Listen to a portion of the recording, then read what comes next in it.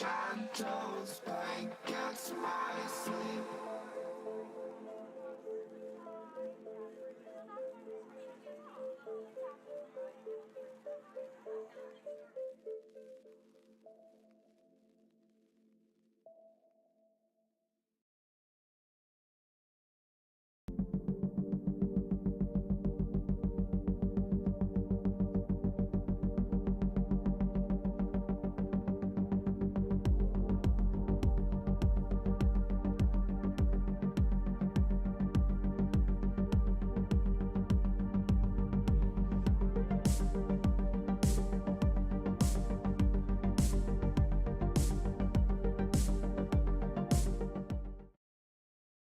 Welcome back, everyone. It is now day 3 of Whizbang's workshop, and we spent the first 2 days, trying a variety of different decks. Tried Warlock, Shaman, Death Knight, Demon Hunter. Tried to play some classes. I haven't really played much, but today, now that the meta is starting to settle a little bit, it seems, or at least it's becoming more obvious which are the stronger and not so strong classes and decks. I wanted to try, what are arguably the best decks of the expansion currently. And right off the bat, the most obvious one from day one was hand buff Paladin.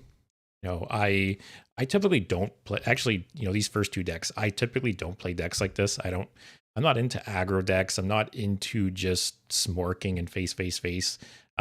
But in the interest of science, I wanted to at least try them because it definitely helps. A lot of people don't realize that they think decks are unbeatable, but then when you play that deck, you actually get to see its weaknesses firsthand, right? So I think it's very important to actually play a variety of decks. And even if you don't want to climb the ladder with that deck, I think it's important to at least play it a bit and understand it, because then you understand how to play against it.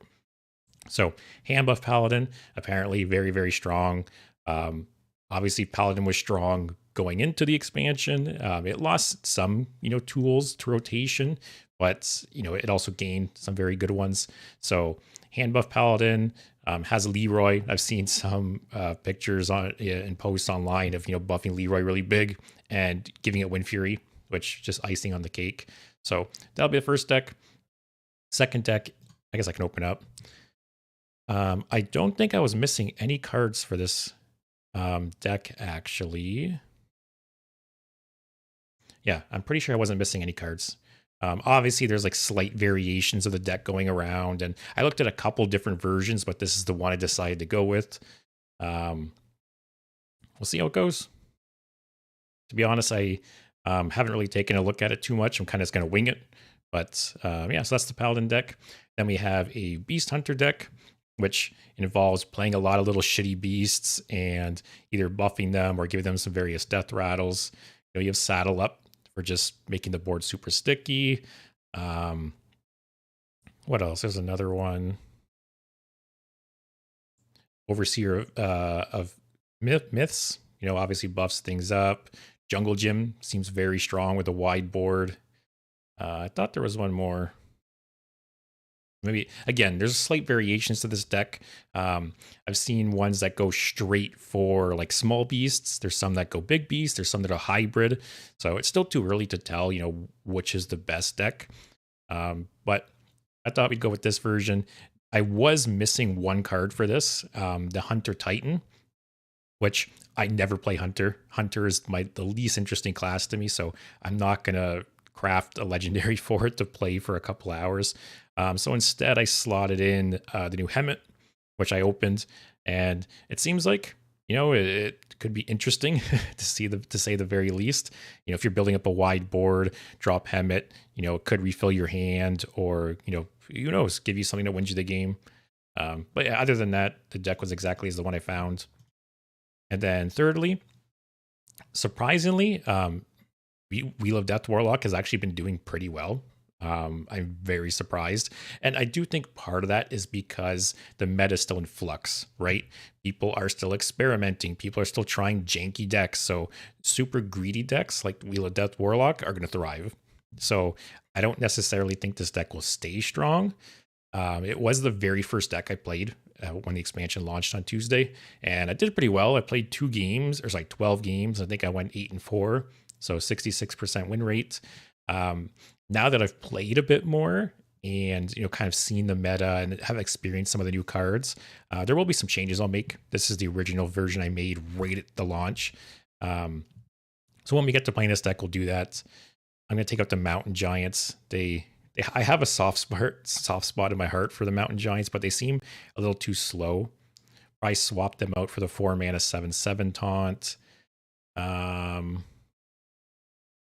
Might drop out the Spellstone too, mainly because I didn't realize at the time that Harp would actually stop the Spellstone from upgrading. So those 2 cards kind of are counterintuitive, and the Harp is obviously way better. So probably going to drop the Spellstone. Yeah, we'll see. Like I said, when we get around to playing that deck, we'll make a couple changes. But Paladin and Beast Hunter are ready to go. I made them off stream, so I wouldn't spend too much time on that. Let's see. I keep Paladin and Hunter are the main 2 I keep hearing about.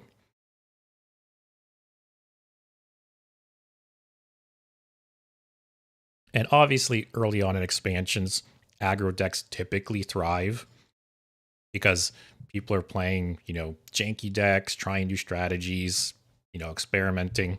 So yeah, if you just play a strong aggro deck, you can just walk all over those people. So I don't really know what to keep. This card seems good. The weapon seems good. But if I keep these 3, I think this is too slow. Like play this on 3, this on 4, this and like the mini on 5, maybe? This deck does have a lot of like 1 and 2 drops, so okay, or we don't get one. This is pretty crazy. You get this buffed up big, have something stick on the board.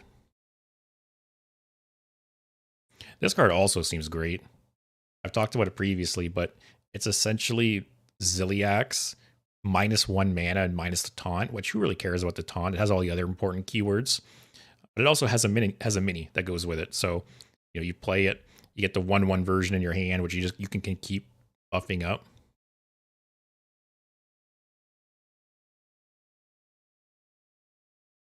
Yeah, maybe I'll play him next turn.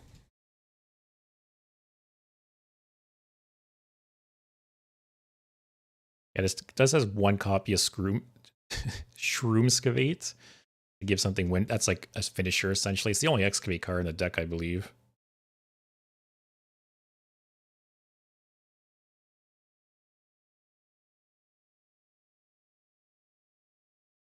So this is okay. We don't know the runes. Rainbow Death Knight.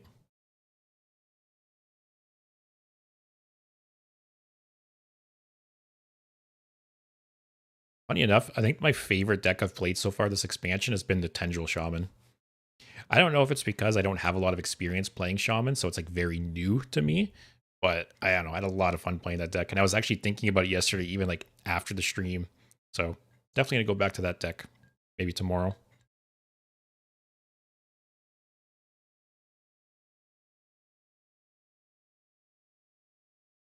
I think I'd do this, get a minion, and then buff that minion instead of playing this guy first. Sure.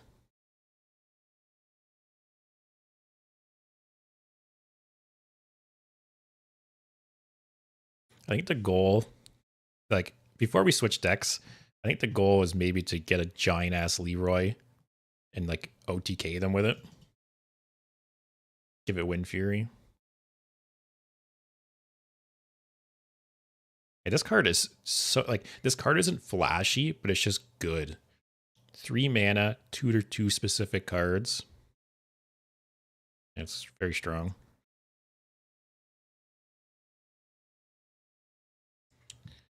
Also, is this hand buff? He just threw that out there with any buffs.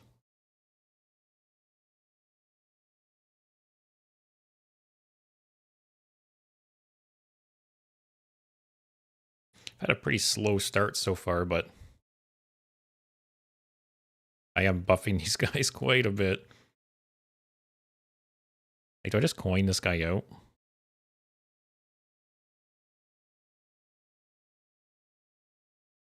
Sure. Get some more stats on the board. He hasn't buffed his things up at all, but... And I guess if I do make something stick on the board, it makes this better too.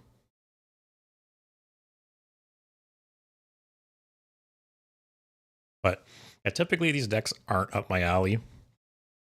I'm not a fan of just, aggro face decks. But each his own. I understand, people do enjoy those decks. But like I said, I think it's important to see decks from like both perspectives, right? So even though I don't plan on playing this deck in the long term, by playing it, I can better understand its strengths and weaknesses. Hey, player. Was thinking why nobody plays Shutterblock and Reno Shutterwalk lists. You talking like in Wild? If that's the case, yeah, I'm definitely going to dive back into Wild at some point. I haven't paid too much attention to it this week.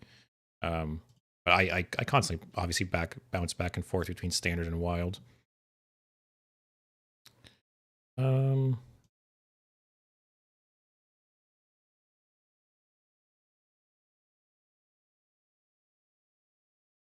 So his things are going to start getting big too.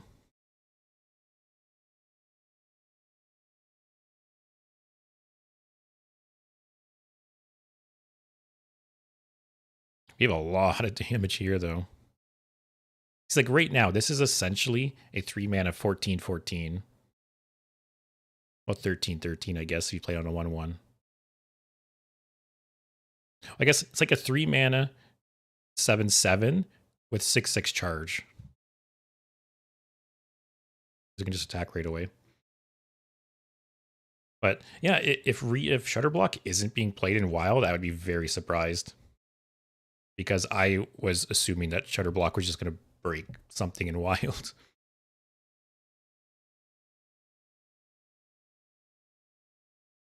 Oh, that's a little rough. Probably clears my board, but if it doesn't, that's nice. Yeah. Well, the fact that the aura gives this lifesteal is really cool. That's like essentially a full heal.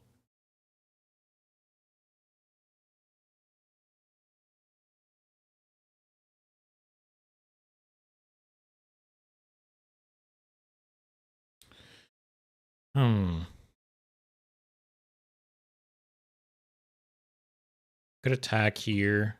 An attack? Like, yeah, I take a lot of damage, but this will just full heal me, right?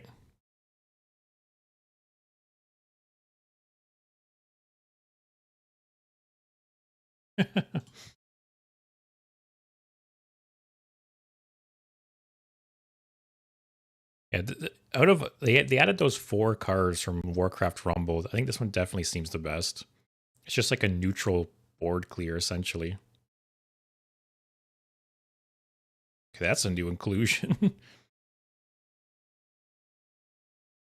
Oh my god.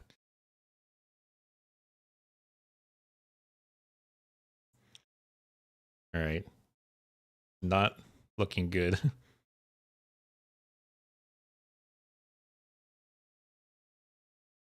Um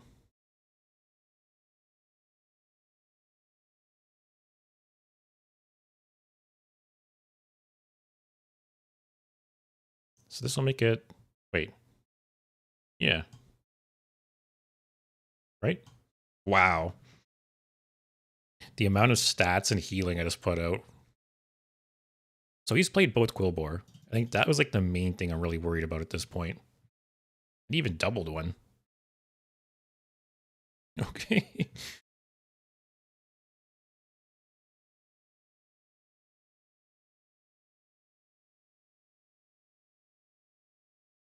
Who can hand buff better?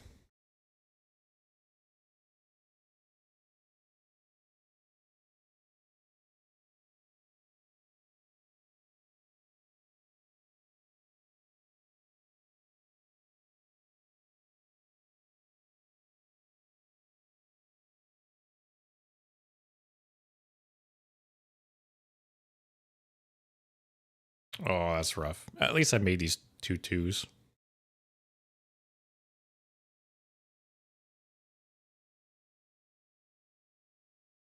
This will draw the other aura. What divine shield guys do I have? Why did the South Sea deckhand seem super greedy?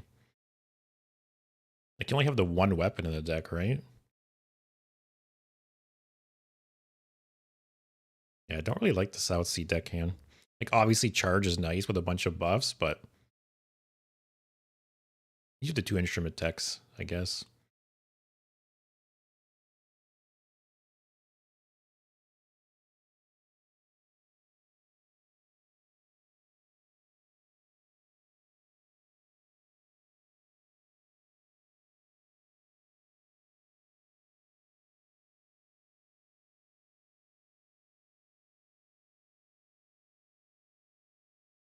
Hmm.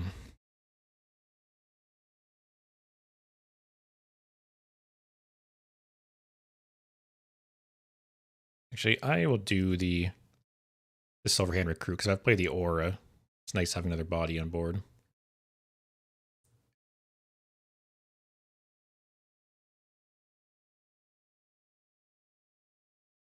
He's probably going to do the taunts here, I'm guessing. Do I have any ways of killing things behind taunts? I don't think I do. No. No, unless it's like discover something. Oh, I'm surprised he didn't taunt there.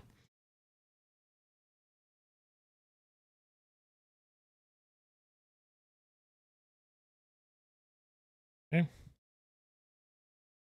The only thing that'd be really annoying is Hollow Hound. Man, these guys are getting big. Okay.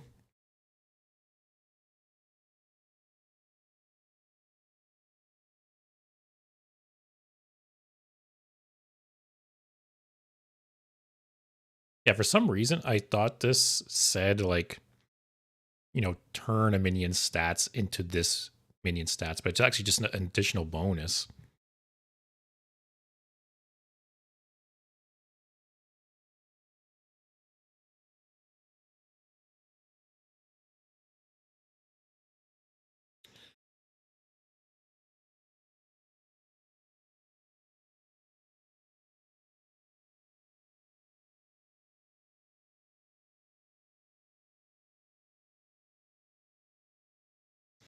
I don't know if we win this.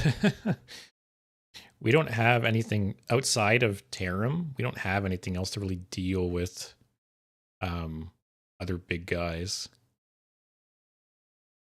And he's just putting these taunts up too.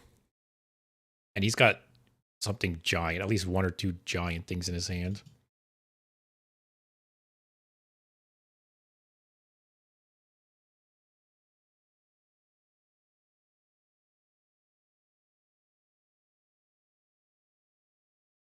Wow.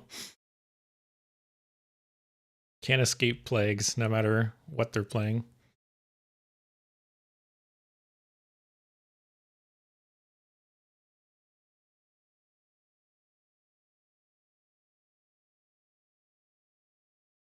Yes, that just does nothing right now. Yeah, there's no way we win this. I think I'm going to take the South Sea deckhand out. I don't really like that.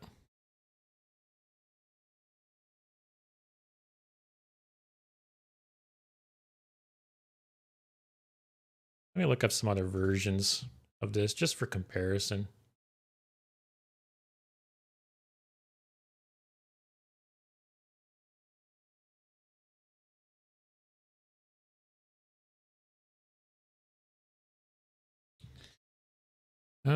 I think this is the deck I used.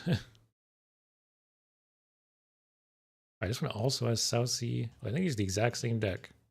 All right, what's another example?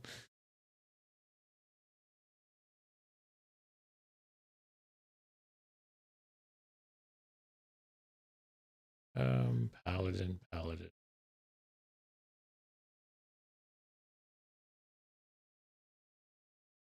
Oh, this one has Excavate in it.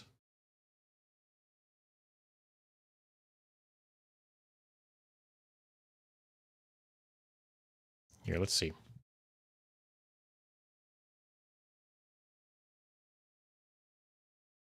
I don't like the South Sea deckhand. Seems too unreliable. I guess the Scarab keychain we can drop to. What does this add in? Excavate package.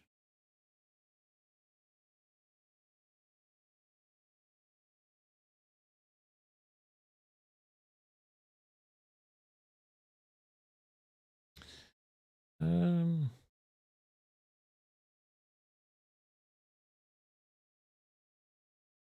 what do we drop for like the Kaleidosaur?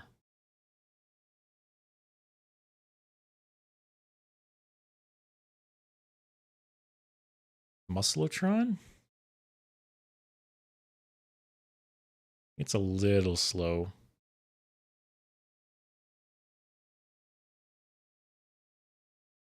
Try that maybe?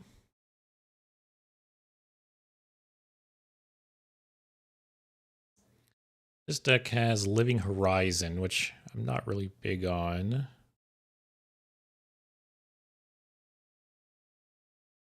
It has Sir Finley, the dual class one, but I don't have that card. Also two Shroomskavates. Oh, it drops a one Trinket Artist. We'll keep the one Shroomskavate. Let's try that.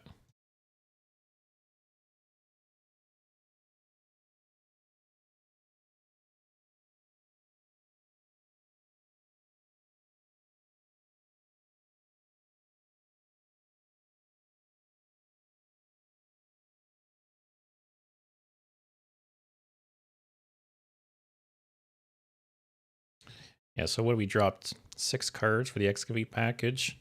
The South Sea deckhand I really wasn't a fan of. The one Forge mech was kind of meh. That might be good. What else? What was the other card I dropped?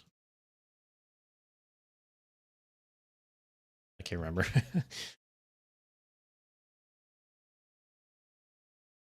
Wow, both instrument decks.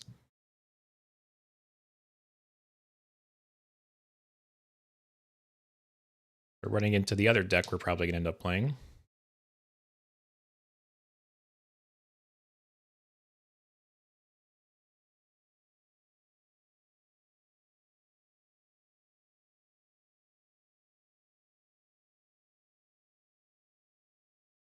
Yeah, what's the other card I dropped that I can't remember?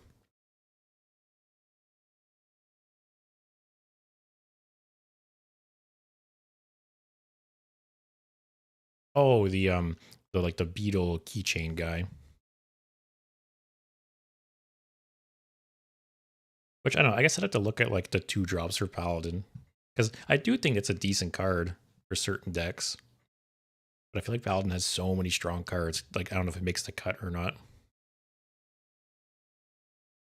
Oh, man. That's a strong start.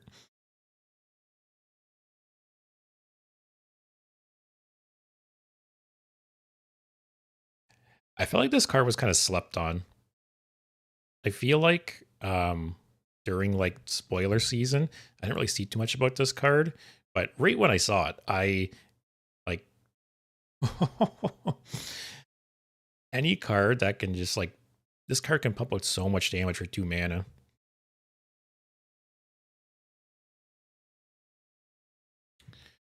Um,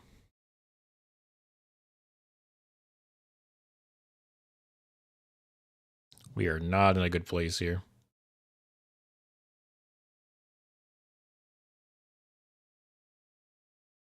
So next turn I can play the mini, and then I can play this guy to buff it up a ton. And it's a big taunt on the board too. The nice thing is this deck does have a lot of healing with lifesteal guys and the aura. Okay. Oh my god. Oh, that's really nice.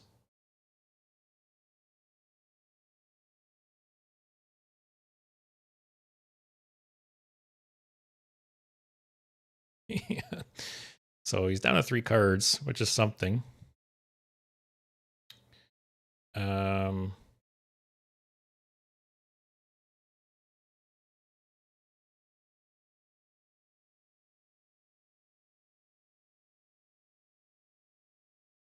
Wow. Wow. And these are mechs too. Oh, man.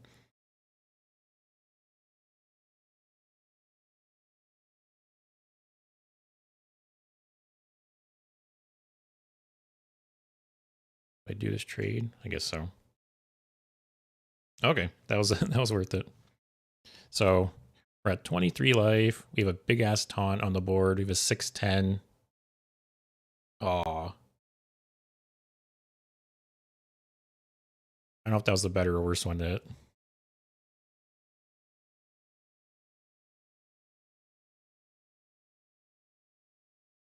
Next turn, I could play this on this and charge into it. Man, the high roll on that.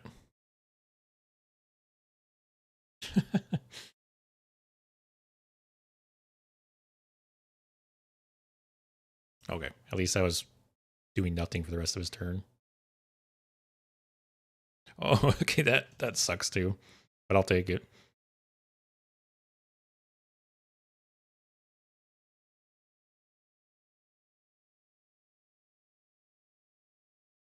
So play this.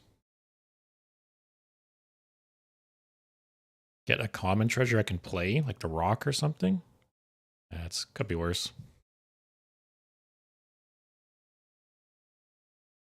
At least these didn't spawn or anything. To 3/5s, yeah.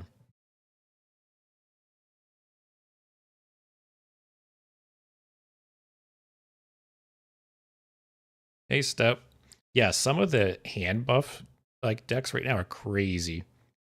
Whether it be hand buff, Death Knight or Paladin. Last game I played against a hand buff Death Knight, and yeah, they outvalued me.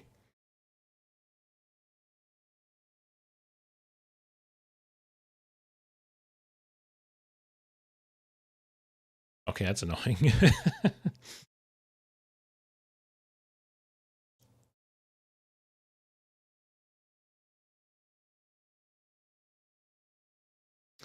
Man, this guy's start was crazy though, with the location and um yeah.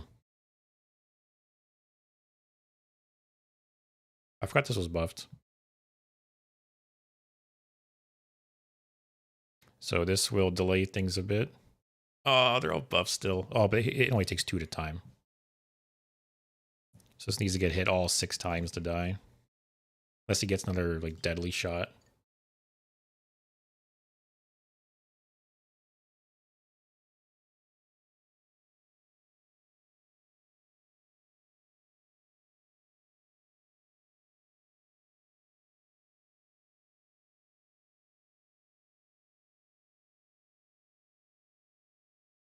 A little annoying that this is going to spawn. Okay. The only thing is I'm at 8 alive. And I don't have any lifesteal effects. I have an aura here, but I won't have anything on the board to attack with. that saddle up card is insane. Like for these wide boards. Oh, and then they have rush too. Oh, at least they don't have rush anymore. That was a weird trade. I don't know.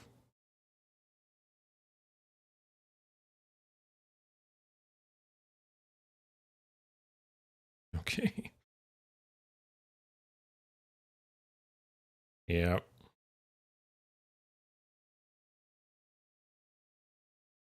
Give me like rush. Rush and Wind Fury. Oh, it's got rush.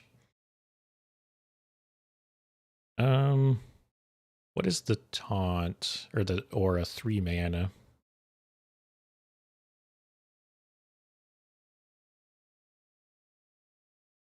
Don't think we stay alive here, unfortunately.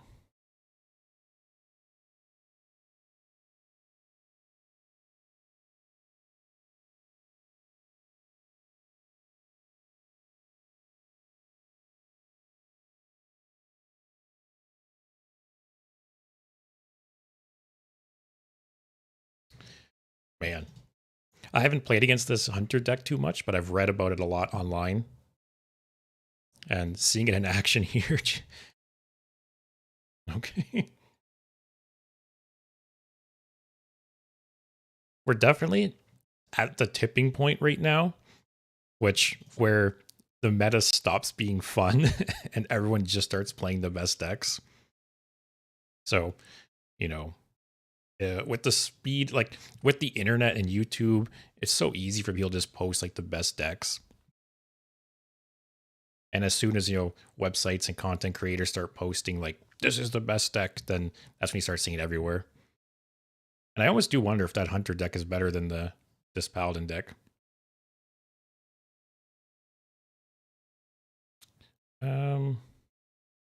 Yeah. Point out this guy.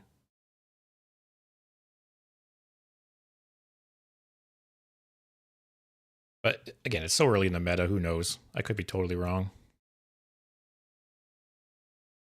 But I'm kind of at the gold banner. I'll do that. Might get 2 draws off.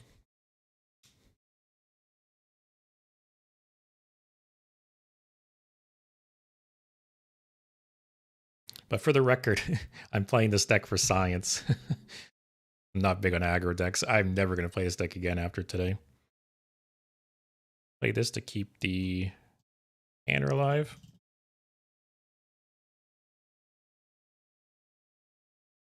Yeah, probably drop this guy. Or I could maybe drop him, then play the weapon on 4. Okay. That's all right. We got 2 draws off him. He paid for himself. And this is a pretty slow board to play that into.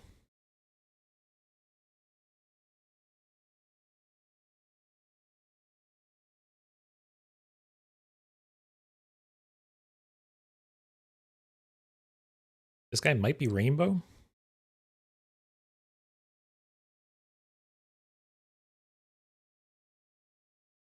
Wow, playing super slow. I'm not really complaining. Lets me buff my stuff up.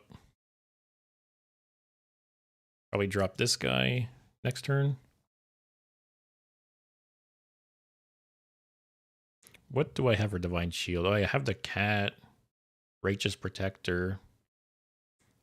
Those are the only ones? Yeah. Okay. So 50-50 to draw one of those. Okay, so it's hand buff, and I'm very surprised he has played that without any buffs. I think I'll play this first, and then buff the Divine Shield minion. That's a better one to get for sure.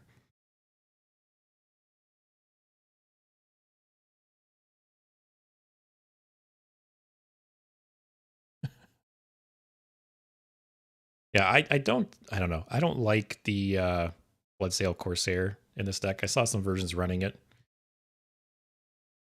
It seems like high risk, high reward. With only 2 weapons in the deck, it could just be a dead card in hand.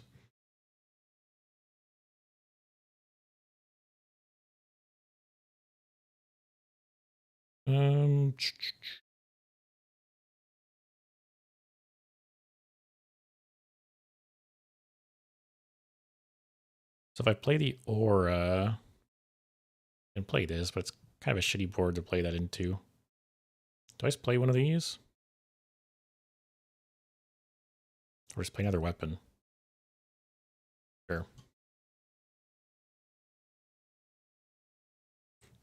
He's playing kind of slow. I'll play a little slow, because especially if this is hand buff and he starts getting some big guys, I want to try and maximize my big guys. Because I played against a hand buff Death Knight the first game with this deck, and yeah, he got value to me, unfortunately.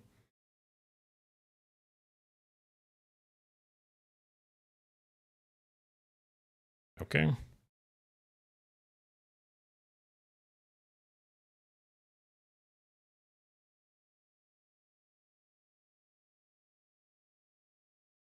That's a great card, especially in this deck.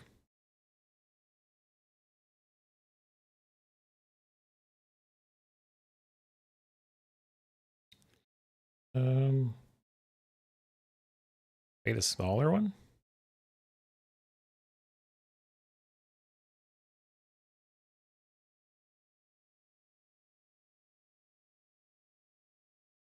Then I don't think I need the aura.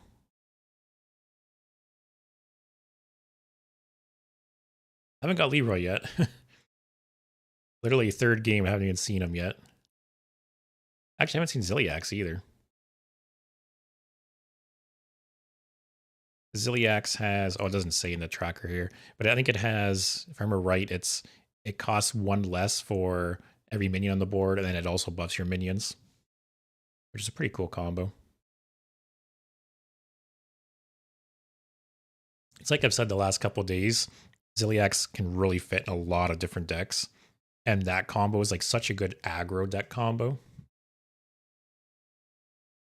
Oh, this is... Did that have Lifesteal too? Is this Rainbow Hand buff? Huh, interesting.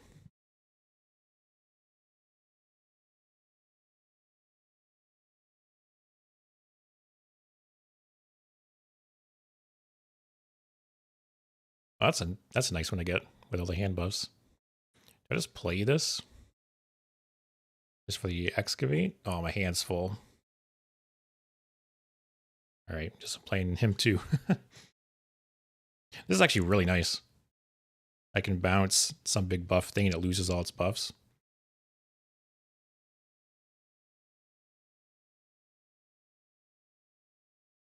Well, that's a cool combo.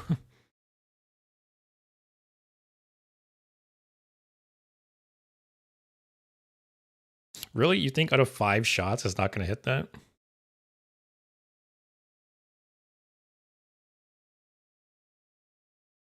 Um...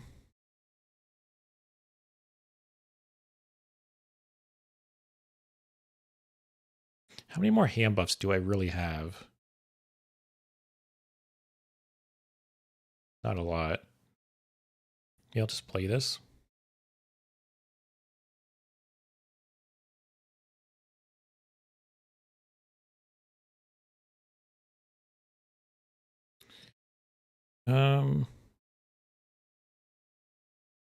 Gold Banner. Like she could be a really nice clear if he plays like the spider that makes 2 copies or something like that. But I have a lot of good cards in hand.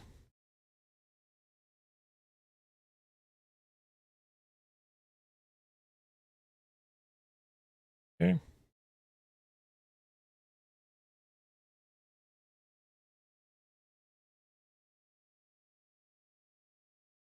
That was a very weird order.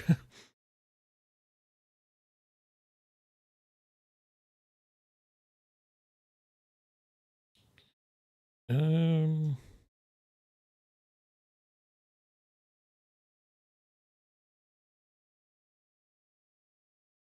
That's kind of nice if it gets buffed at all.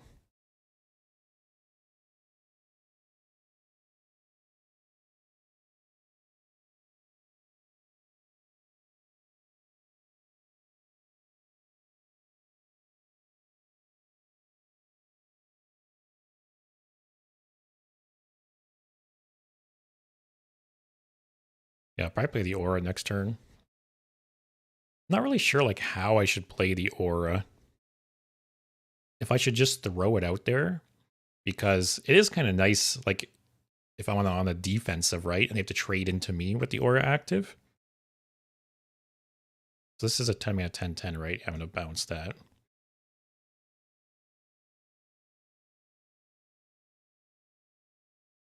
Or could use Amethyst here. Make them all 2/2s.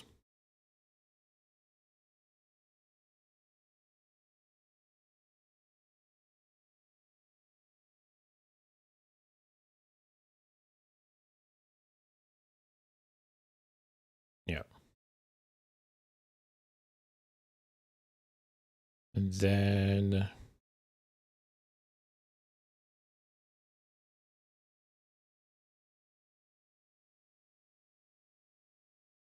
I think I'll still get this going.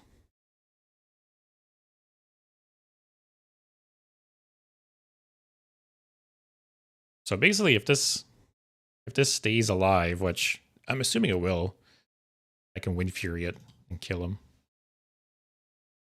Hey, Input, how's it going? Oh, that was rough. Did he top deck that?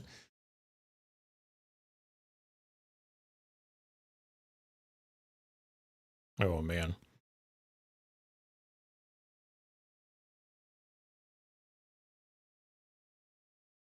I can still kill that with Wind Fury, I guess.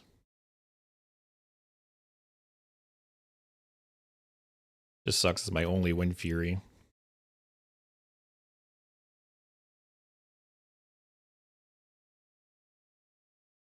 There's Leroy. No hand buffs really left.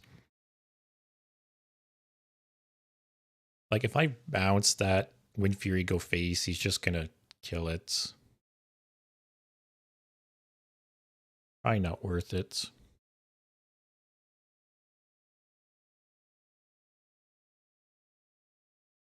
Oh man. Wow. Thank you for saying something. God damn, 45 minutes in. I don't know how that got muted.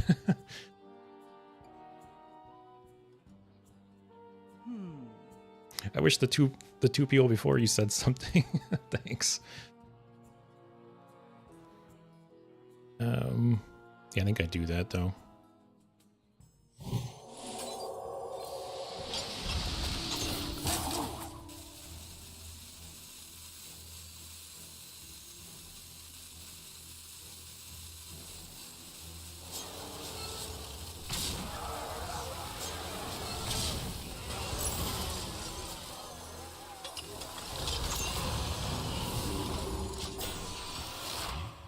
Yeah, I was messing with some settings and stuff before I started streaming, and I must have muted that when I was testing some stuff and not noticed.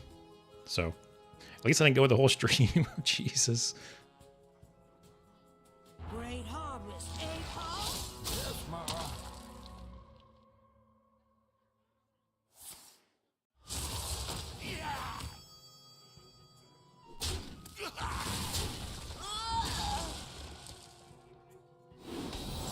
Okay. Let's see what we get here.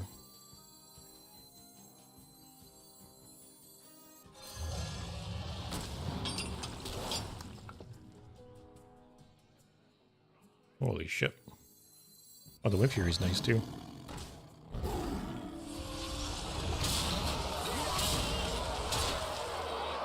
This doesn't even draw anything at this point, right? Nope. Still haven't seen Ziliax yet.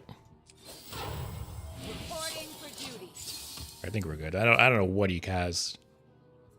He can play some big taunts, but I still think we're okay.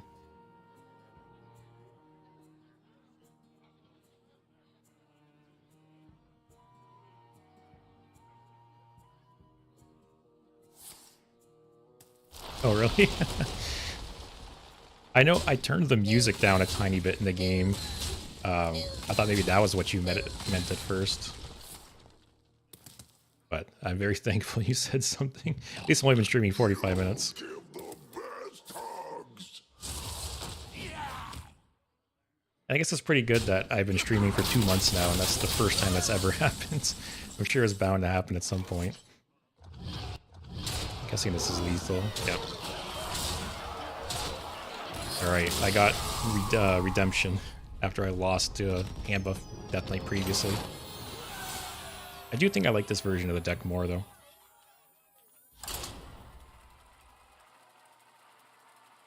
Well, can't use that game for YouTube, considering there's no audio for 75% of it.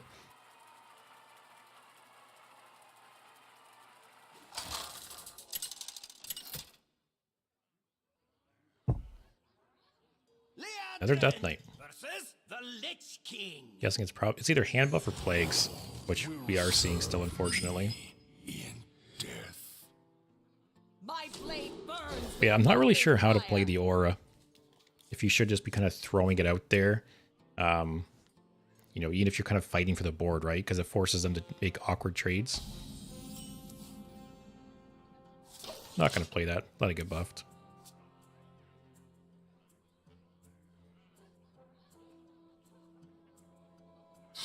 Good old plagues.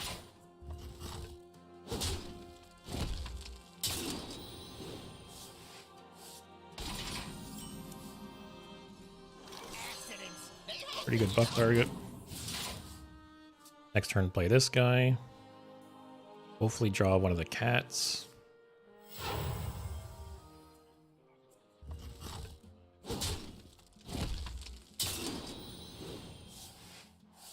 Blightbone is killing it! Okay. Oh, the weapon for 4 is nice.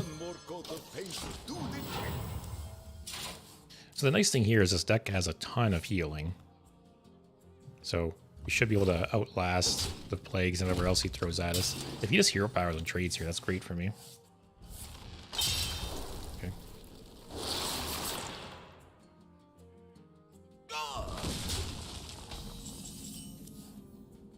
Metis is nice early on. Also, these guys getting buffed is very nice too. Yeah. Next turn, maybe Protector into the Aura. You have earned an eternity. Oh man, hell, you're 8 on 4. Hate to see it.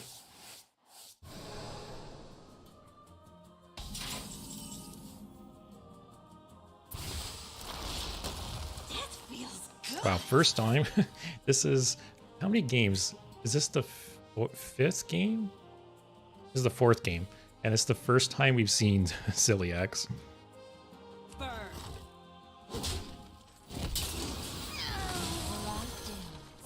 But we fight. Alright. Next turn we could actually swing cat and buff it. It's a lot of stats on the board. Like, what hard removal does Plague Death Knight even have? They don't have much, I don't think. They have, like, the Rush Reborn guy, but... and, like, Rexa.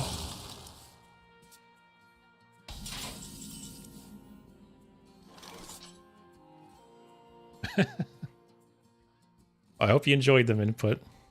It's good to know it's suggesting it to someone. Burn.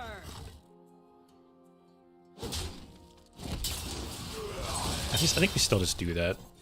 So many stats on the board. You're gonna love the way you look. Job's done. Hey Justin, yeah, this is the sax song, right? I think. All right, that's super. Also, holy shit, just a casual 15-11. Didn't even realize it was so swole. Wow.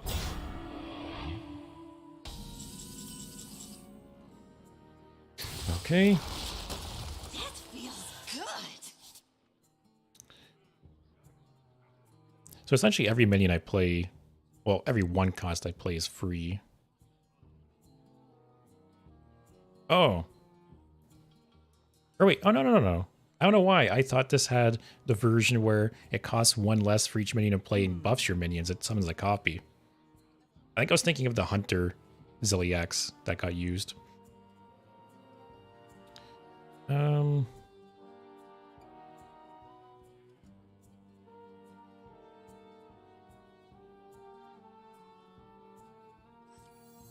Should I? The light dims, but we fight. Hero power for free too. Reporting for duty. I don't really feel like wasting a Divine Shield in that.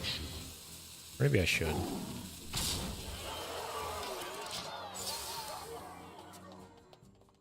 Alright. The 5/6 Rush guy would be annoying. Rexa would be a little annoying. Not bad. Still a ton of stats on board. So if this is not... So we have 18 here. 18 plus 9, 27. Or is it? That's 6. That's the same. So it's not lethal. That's 4. Yeah, it's not lethal. It's very, very close though. I think we just push it anyways though.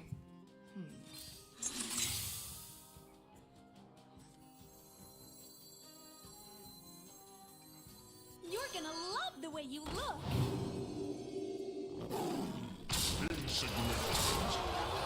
Just play him and trade, get more things on the board. He does have Rexa. Makes it a little bit worse. Yeah, it's funny that for 3 games didn't even draw Ziliax, so I kind of forgot the combination that I picked.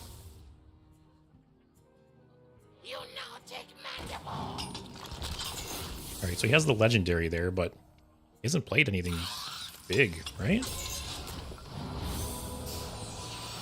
Oh, okay. I think we still win, but helps a bit. Yeah, we do. Yeah, we still win. Jeez, though. Why did he do that trade? That was weird. If you would have traded here, it would have been 2 off lethal. But we have Leroy in hand, so we were fine.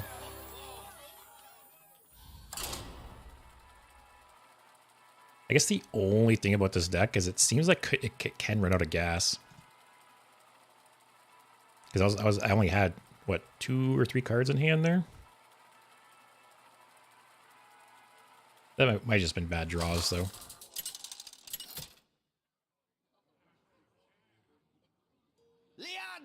I don't think there's any cards in this list that I'm not a fan of. My blade burns with holy fire. Yeah, I'm pretty happy with it. What's Priest playing? Dragons? I'll keep that. I thought about tossing it and being really greedy. My dragons is my guess.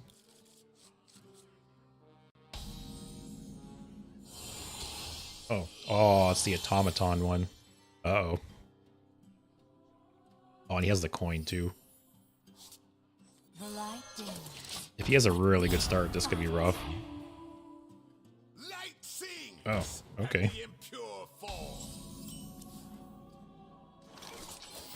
Fighting for duty. So play this guy on 3, this guy on 4. Ziliax has so many cool combos. Like, this is a great one too. Wow. He is starting really slow. That's good for me though. Alright, that was the better Divine Shield minion to draw. Light sings. Wow, what's this guy doing?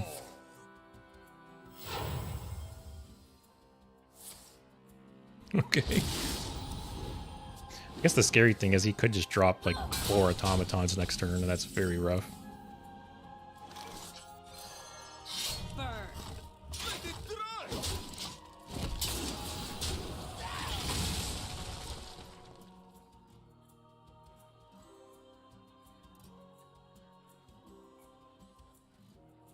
Next turn we could, I guess depending what he does. If I play the instrument tech, then either the artist or the cat. Wow, this guy just not drawing any automatons. Good for me, I guess. Lets me build up some stats.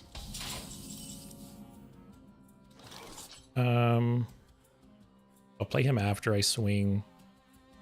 I'll play him before I swing. Because the 3 attack trades into this guy, and I'd rather buff the Divine Shield. One more coat of paint should do the trick. Burn.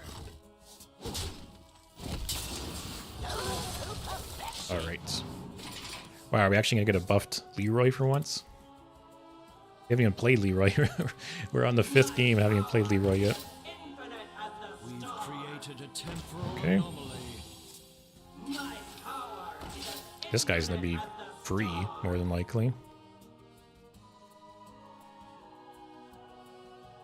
I'll probably swing with the weapon, play the aura, play Ziliax.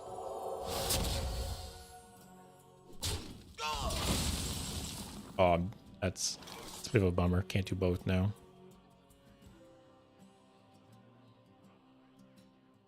He'll swing. The weapon's too slow, I think. What is Ziliax? 2 7/9s? Look very good.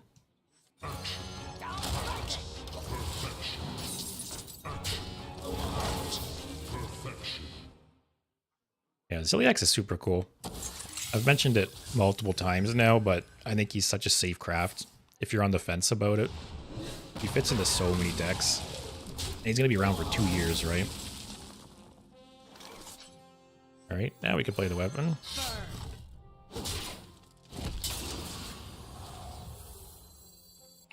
Those are all good buff targets. So, next turn we'll play an Aura, have 5 mana left. You're gonna love the way you look. This guy's had some really piss poor luck with the automatons. What was that order?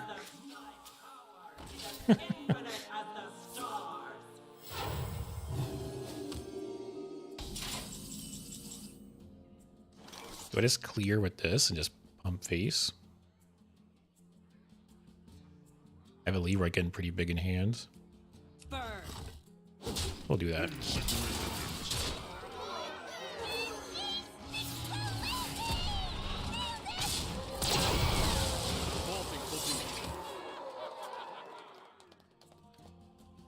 It's kind of funny how they brought out, like they pushed hand buff with 2 different classes this expansion. Like both Paladin and Death Knight. I think it's like they both go about it different ways, I guess. You know, Death Knight is primarily buffing through like the one Death Rattle guy or like the Spellstone. Paladin is buffing with like the weapon and some other things.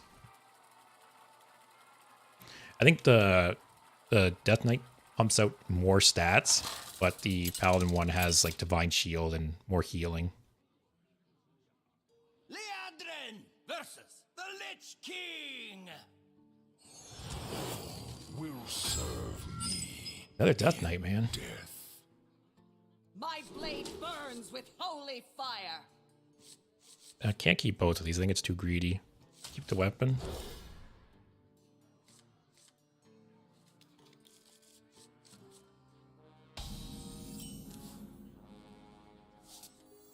I think I can hold that. Yeah, Justin, I don't play Paladin too often. I've played like Control Paladin here and there, but I don't play aggro too much, so I don't play Paladin too much because of that reason. To your plague. But yeah, the first version of this deck I played, it didn't have the Excavate package in it. And then I swapped out some cards, put the Excavate package in it. I think I like that version better. Reporting for duty. But yeah, next deck I'll be playing is the Beast Hunter deck, which I played against earlier in the stream already, and it seems very, very strong.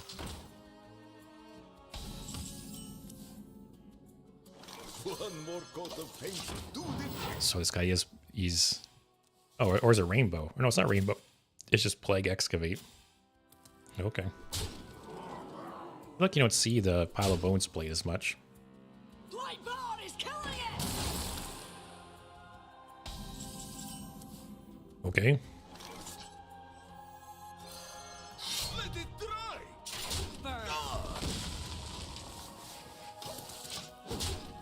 The nice thing here is we do have a lot of healing.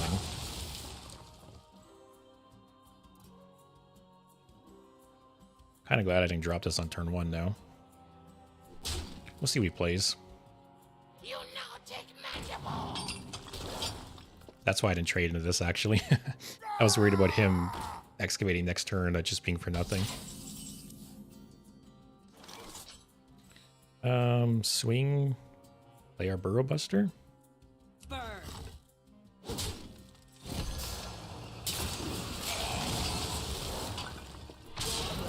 Yeah, the only ways this deck has to deal with big threats is the Primus, the Rush Reborn guy, and Rexa, essentially. That's okay. Super slow turn for him.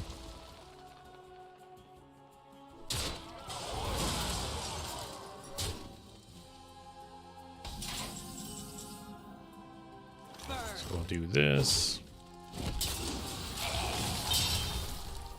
To perfection.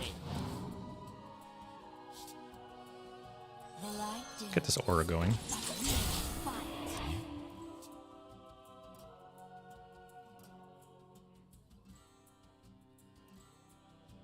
Yeah, I do like the hand buff archetype quite a bit, though. I think this is probably like the best it's ever been. Like they've tried pushing it in the past, but I don't remember it ever being this strong. Yeah, I looked at a couple Beast Hunter lists. I was missing one card. I was missing the Hunter Titan, which Hunter is my least played class by far, so I'm not going to craft a legendary to play it for one day. So I swapped in the new, what was it, new Hemet, I think it was. Basically, every time your beasts die, you get like a beast from the past, and it costs less.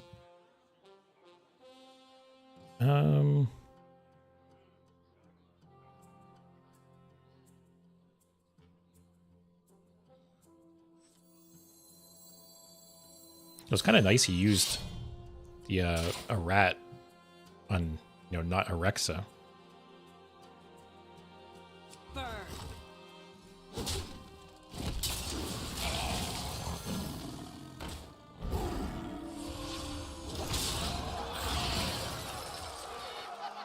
Okay, gonna get Leroy a little big.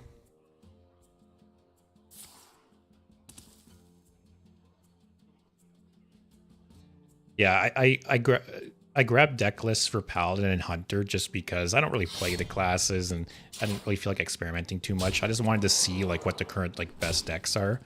But other than that, the last 2 days, yeah, I've been building all my decks and tweaking. It's been fun. It's definitely my favorite part of the expansions. That's actually not that bad. I guess another mini. Yeah, it loses the buffs, but could be worse. Put your soul into it. Okay. Burn.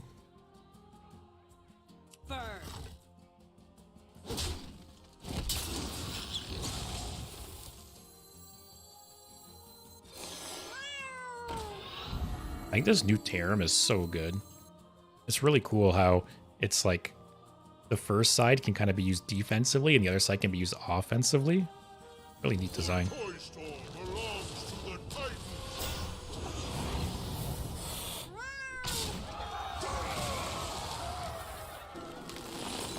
This guy? No.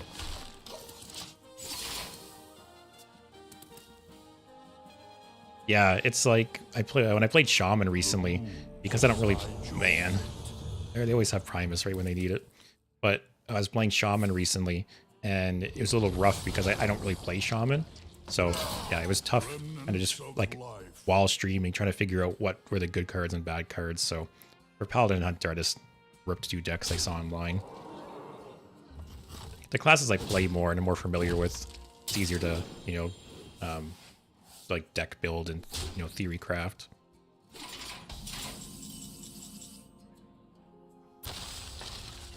I love Frost Plagues.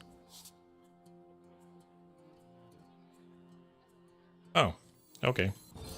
That's dead. I forgot I had that in my hand. I think I play this first. It'll get the other cats, right? Yeah. I think I'd rather buff that. One more coat of paint should do it.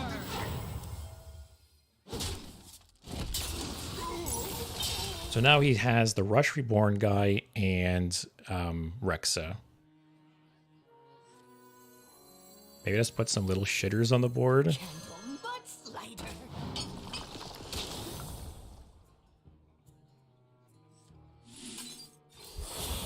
Yeah, I'll do that. Makes it a little worse against Rexa.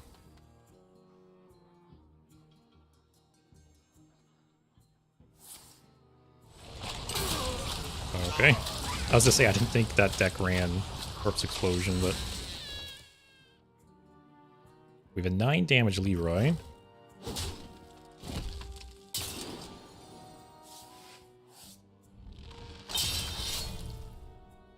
Okay. Oh, he didn't play Helya yet, so... I don't really mind if I draw the plagues right now. He could have double.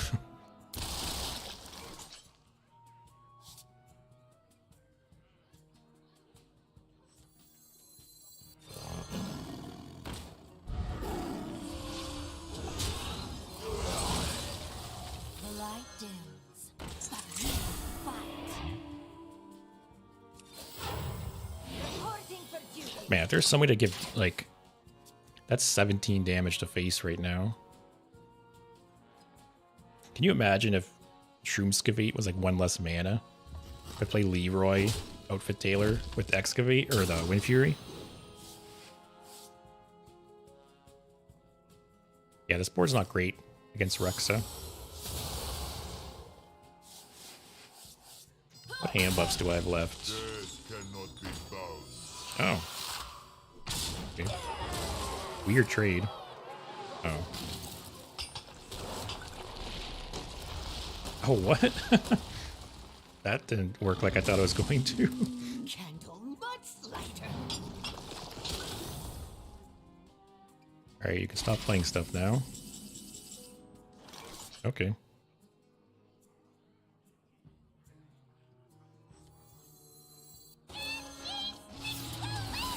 That was a very nice top deck. Cannot be bound.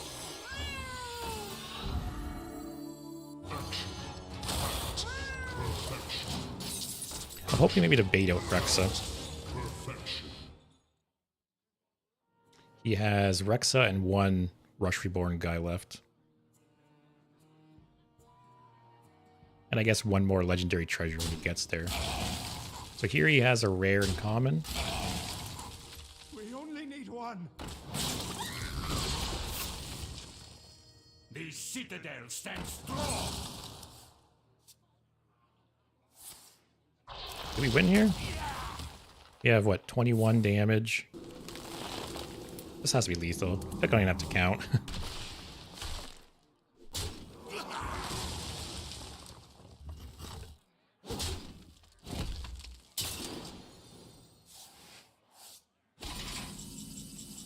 I'm pretty sure Nomelia's free. Unless you just mean you need to add her to the deck. But yeah, I think it's really good card. It's like a neutral board clear. And especially if you have the aura up, you know, it'll heal with the cleave and heal with the death rattle. But yeah, I must win, right?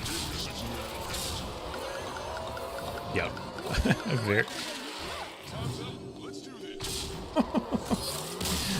Smacking face with a 20 damage Leroy. What year is it?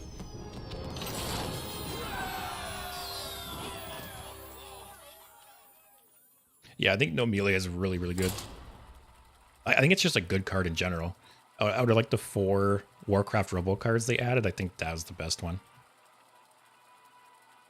Because even without like the lifesteal and stuff, it's still like a neutral board clear essentially, which is kind of nice.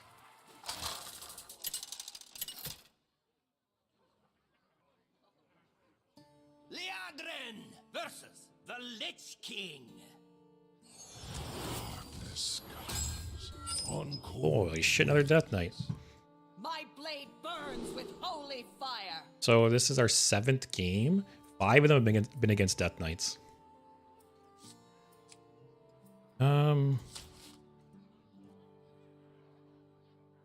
That.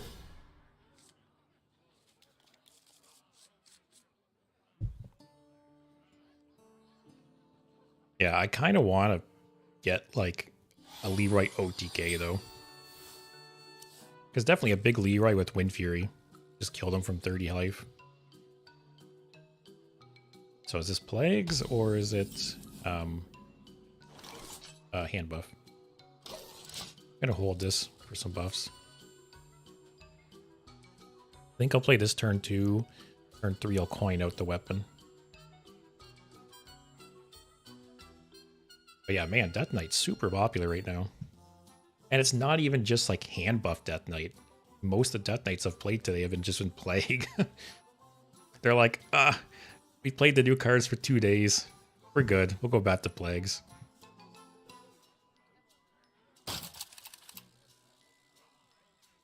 I'm a little bummed that this doesn't let you just like paint yourself. But maybe they knew that would lead to a lot of probably bad situations. Like, how many dicks would you see drawn here on streams?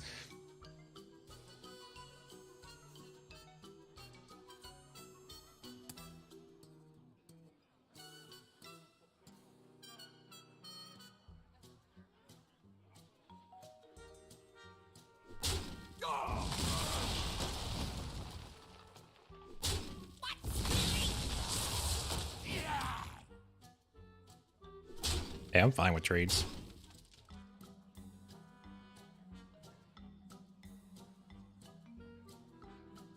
This is probably hand buff, my guess.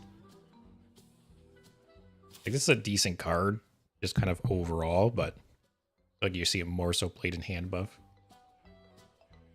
What's happening here? I better not be disconnected or something. Okay. What little time.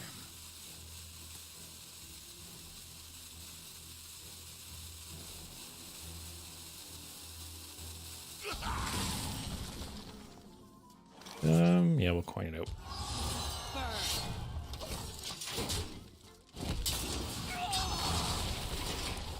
Yeah, funny enough, when I ran hand buff Death Knight the first day of the expansion, I ran double blood when unholy, but I actually ran into a rainbow hand buff earlier today. I'm curious. I just look at the deck lists, like what you're gaining and losing between the two.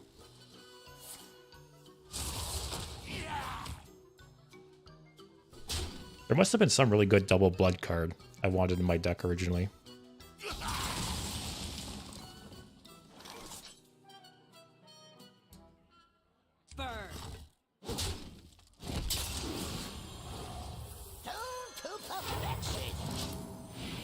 Reporting to duty. Actually, I can look up my deck list in the tracker. Oh, I can't see the runes though, and I can't remember which ones are double blood. I think Soul Stealer's double blood. I only had a one of. I don't know. I'd have to look after this game.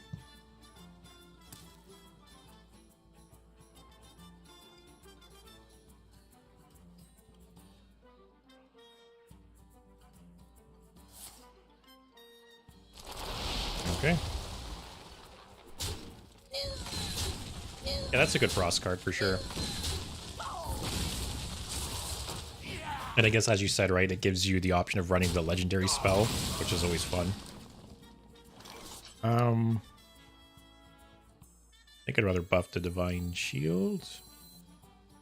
Or he's going so slow. I'm just going to do this, actually.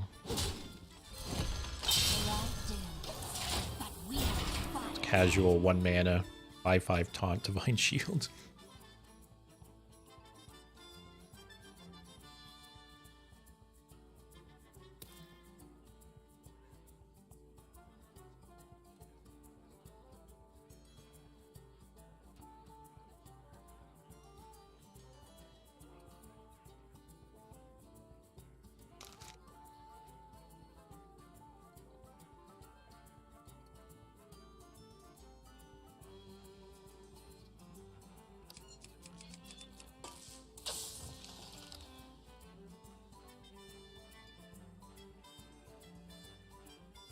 Got 6 mana. What's so hard to think about?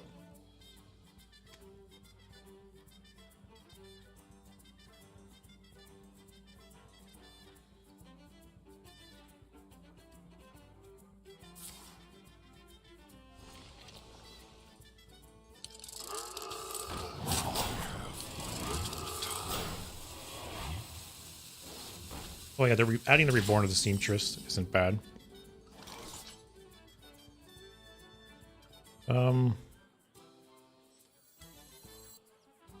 I'll save the bigger one.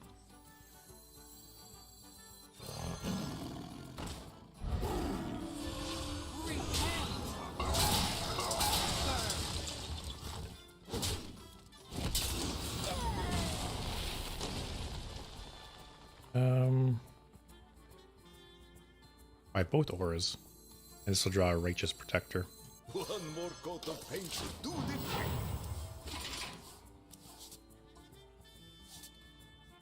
Next turn, maybe draw the aura into the Kaleidosaur.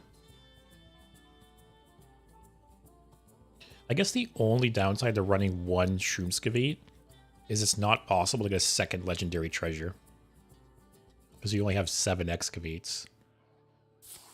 But what would I even drop for another Shroomskavate? Can't this thing dance any faster? I have seen some lists drop 1 Trinket Artists, which that's probably the most obvious thing. Maybe I'll have to try that. I can't dance any faster. Alright, down to 3 cards.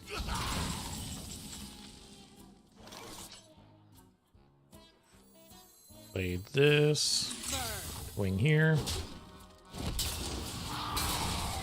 This will trade with the buff.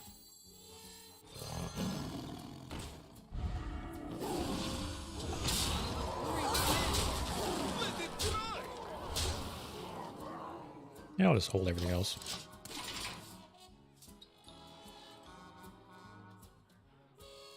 Like that, the hand buff Death Knight, it puts out more stats than the Paladin, but the Paladin makes up for it with Rush, Divine Shield, and Healing. Like this can get just bigger bodies, but like the Rush is huge, has more healing. The Divine Shields are huge too. So it's like pros and cons, I guess. If you want just like bigger stats on the board, I think the Death Knight is the better one. But I think overall this deck is better. Now that I've played both, I guess, and seen them both. Alright, we just win here, right? I will not forsake you. Cease your quarrel at once. Wow. We still had so many cards in hand, so many buffs. I'm gonna try... Yeah, I don't know. I should drop one of those... he was a cover artist. Drop him for a second Shroomskavate. The benefit of the second Shroomskavate is it lets me get a second legendary treasure. But in most matchups, like... Most matchups aren't going to go so long and so grindy that you need that second legendary. My blade At least what it burns with seems. holy fire.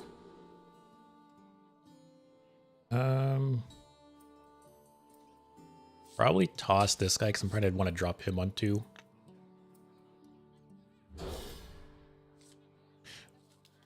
What's Demon Hunter playing? I know they got the big demon package, which I did play the other day. Man, this is like the second I've even seen Shroomskavate. But yeah, they have the big Demon Hunter package, which I did play on Monday, I think it was, and it was fun. There's some cool cards in it. I like the miniaturized one that discovers a demon with stats like equal to its cost. Heads up, drinks sliding your way. Okay. Some kind of outcast Demon Hunter. I smell gold in them there waters. Keep on panning. Yeah, Ziliax is so cool. I know I've mentioned it multiple times now, but all like the different combinations and stuff. What?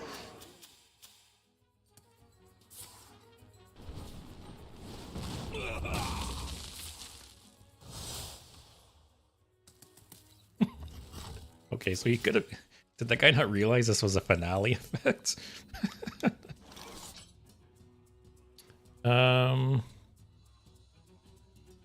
Just play this. Kind of sucks, only buffs 3 things, but it feels so bad just playing this unbuffed to trade into a 3/1. Accidents. They happen, you know? Especially the deck has so much healing, so I'm not really worried about taking damage.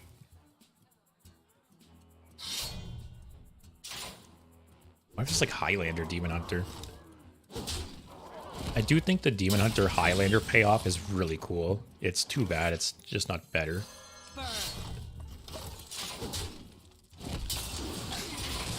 Alright, if it is big demons, yeah, we're pretty well equipped to handle it.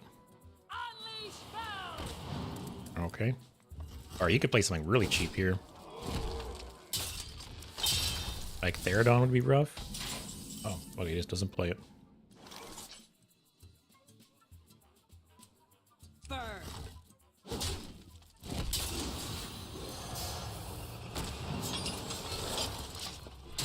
Okay.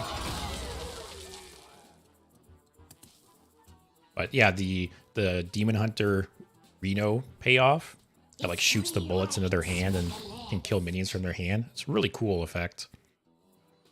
But the rest of the deck just isn't really good enough. Toy was made just for me. Oh, you see this. This is cool. So he's gonna get a 0 mana 5/6 demon. And it's cool. It's cool decisions because there's some demons that are better to pick on the front part, and there's some demons that are better to pick with the mini. And yeah, it just leads to like cool decisions. Neat card. If I had to pick like 3 cards I've really enjoyed this expansion so far, this is in the top 3.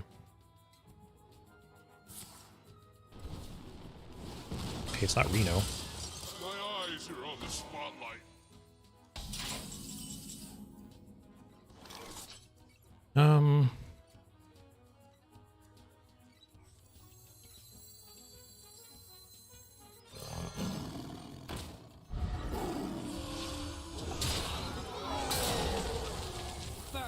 I think I'll Wind Fury it, kill this.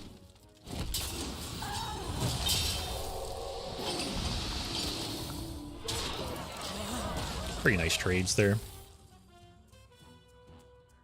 What is this? An outcast card. Could be like Eye Beam? Oh, okay.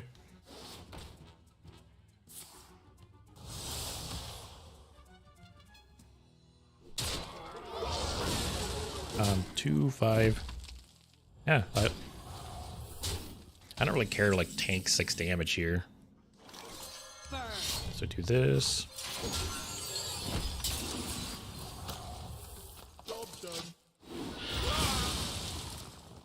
Probably try to play the Kaleidosaur next turn.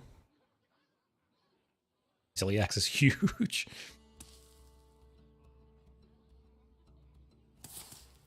I'm sure eventually there's going to be like the best Ziliax combinations, but even then, I think, you know, if you narrow it down to like the best combinations, I feel like there'll still be like 5 or 6 to fit different, you know, circumstances.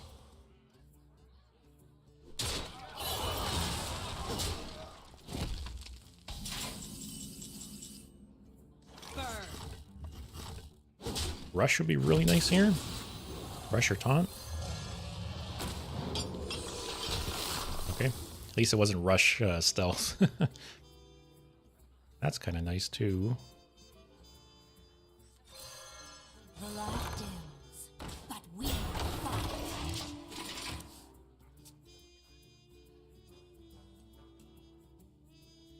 But yeah, I can't remember off the top of my head what other like double blood cards I had in Hand Buff Death Knight when I ran it first.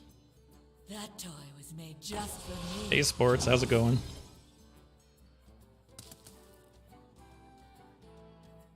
Yeah, like this card alone makes me want to play Demon Hunter again. So, like to me, you know, a card is a slam dunk when like one card makes you want to play a certain class. Hey, he used that correctly this time. Time for you. Although he might have missed the finale. My eyes are Yep. on the spotlight. Does he know what finale means? I'm not too bad. Today I'm going to be playing like the best decks right now. So playing Paladin right now. Then we're going to try Beast Hunter after this, which seems very, very strong. Oh, funny enough, I was just thinking the aura would be really nice here. Just full heal.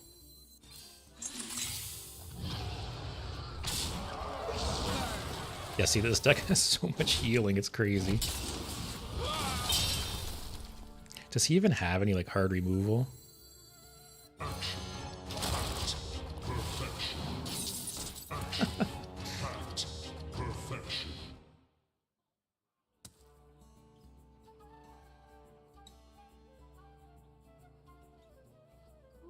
Oh yeah, which road deck have you been playing? I know there's kind of like a few there going around right now. Yeah, he's just dead. Solves any problem. Yeah, the Sonya feature. I did have to craft Sonya, but it felt fine to craft because Sonya seems so strong. It's probably going to enable so many decks and strategies, and it's around for 2 years, so it's going to get used, so I didn't mind crafting it. I kind of want to play Wishing Well Rogue. Wishing Well Rogue with Sonya. You can like double up in the legendaries. Oh yeah, I have seen some people playing Tendril Rogue. I played Tendril Shaman yesterday, and I honestly think that's my favorite deck of the expansion so far. So yeah, Tendril Rogue might be looking into. Also, we are now 6-2 with this deck. We've won the last 6 games in a row. We'll play 1 or 2 more till 5 o'clock and then switch to Hunter. And yeah, I really like Spectral Cutlass too. I love Thief Rogue and that whole archetype.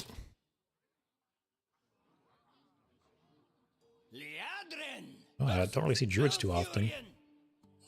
I must protect the Fire Lord. My blade Literally burns 5 of the with last holy fire. 5 of the last 9 games have been against Death Knights. Which, funny enough, most of them are just playing Plagues. This hand's a little bad, though. Okay, that's a little better. Instrument Tech on 2. This guy on 3. Weapon on 4. Those solves any problem. Yeah, Spectral Cutlass is great. Thief Rogue is like a deck I've played off and on in Wild for years now. It's just one of those decks, like, if you just want to hop on and just play a couple of casual fun games, like Thief Rogue is great, because like every game is always different.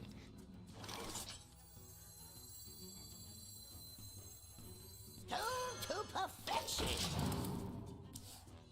Yeah, it's so weird how many people have gone back to Plagues already. Like I said, it's like day 3 of the expansion. I've had my fun going back to my old decks.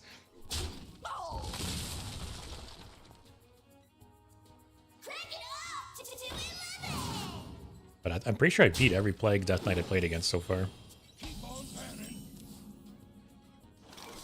We'll coin out the weapon.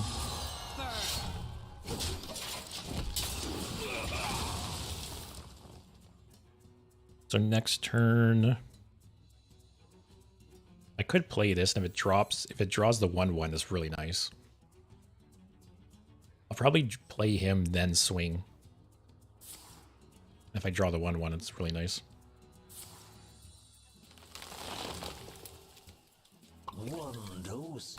Oh wait, Quest Mages are the worst. Quest Mage is one of those decks I just want to like auto-concede to most of the time. Yeah, let's cross our fingers here. We get the 1/1. Nope. That's okay.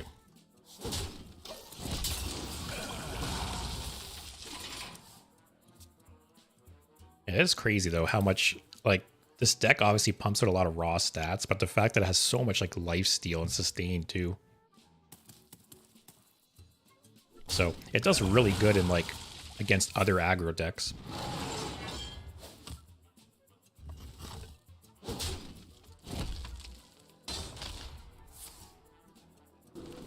I wonder if Quest Mage got any new good cards in the new set. I hope not.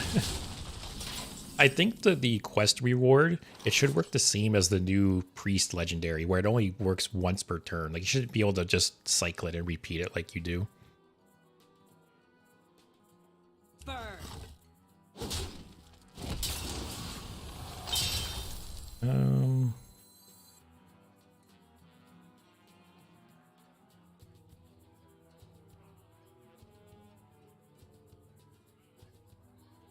I played this and this actually.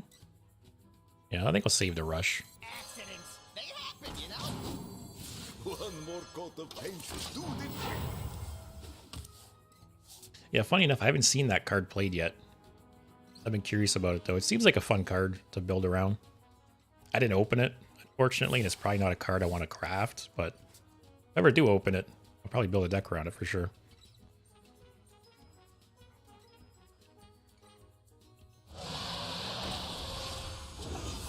Oh, Justin, an aggro priest killed you on turn 6.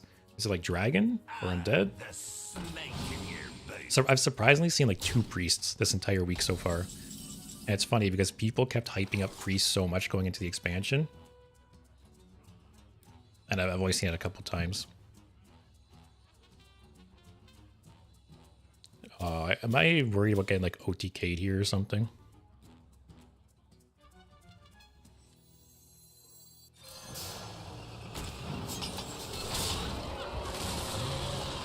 Just go face.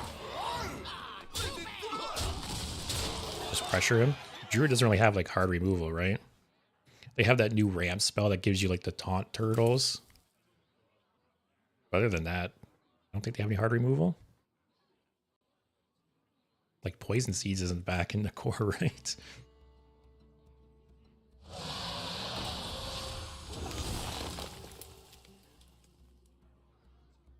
I have been very curious about like spell damage Druid though. Got some cool cards.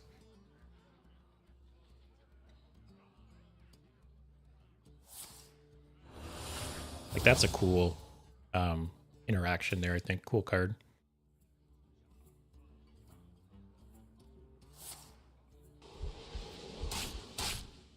Okay.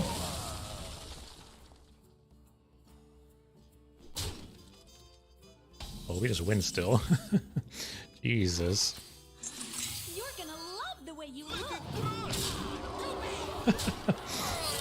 I'm sorry, Mr. Druid. You're just trying to have some fun.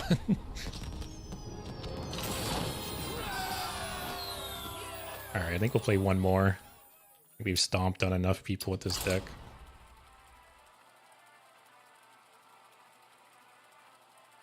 That is 7 wins in a row now.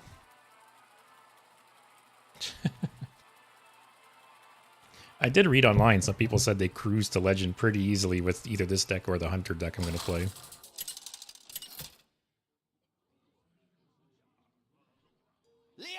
Oh, there's a rogue. I make my own. My blade burns with holy fire.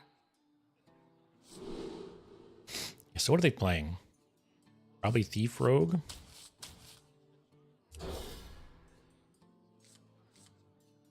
Kind of like this deck, I'm not gonna lie. It doesn't really feel like your traditional like aggro deck. Like usually you're not winning, like it goes a little longer, right? And there is turns where you kind of just take it slower and hold back to build up more buffs. So I do like that aspect. But yeah, I do think either this deck or the Hunter deck are probably the best decks to climb right now if you want to hit Legend while everyone's... It's probably a good time to hit Legend too, with everyone experimenting and trying different decks. Accidents. They happen, you know? What did he play? Oh, this is Mech Rogue. Okay. I think we could do okay. This hand is a little rough though. That's not what I want to see either. Give me some draw. No. Yeah, if we can draw Instrument Tech, Trinket Artist, the weapon. Want to hear my playlist? Here we go. Oh, what? I'm not actually sure what they lost to rotation. Hopefully they lost a lot. Because Mech Rogue was very, very strong at one point. Okay. He did a whole lot of... So... Okay, so... they played 2 pit stops and then shuffled them both in their deck.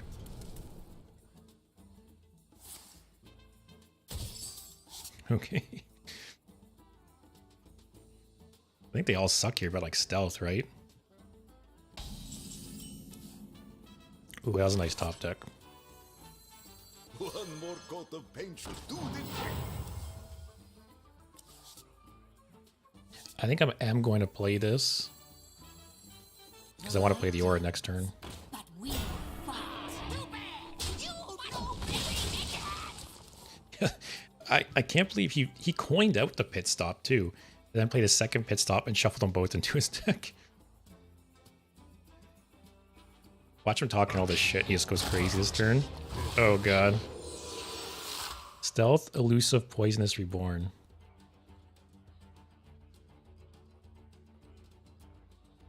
At least if I play the Aura, I might trade into it. Okay, he has Spark Bots in hand too. Yeah, I think I have to play the Aura. And maybe play the other Taunt, just to be safe. In case he does some shenanigans.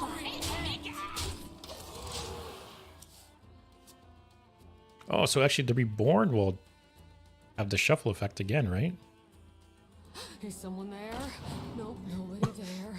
Oh, he must have those new 8/8 giants. Aren't they mechs? This is kind of an interesting combo, though. Very sticky. Stealth, elusive, poisonous, reborn. And when it dies, it has the stealth and elusive again. Hey, you! Install these for me, watches!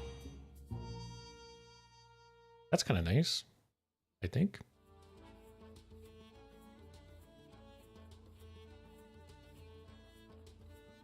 I smell gold in them Okay. there waters.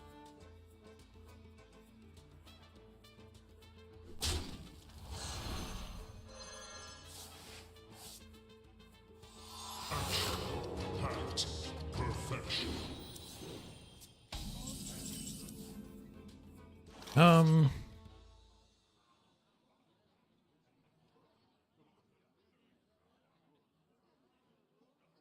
Repent.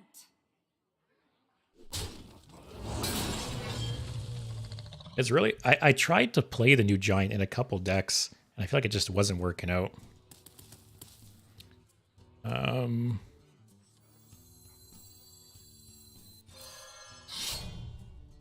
don't take pick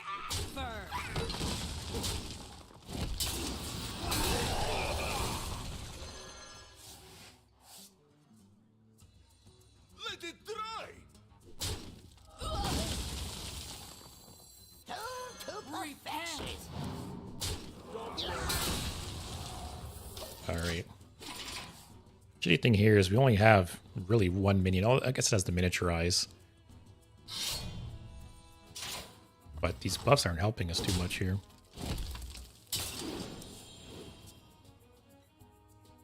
Although I did get wrecked one game where I played against Dragon Priest, and they dropped a bunch of the 8/8s for 0, and then did the extra turn and just killed you the next turn. I didn't even think of that combo.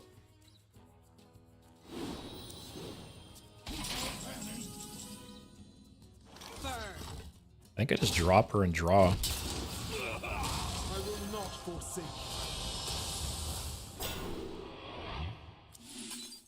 Job done.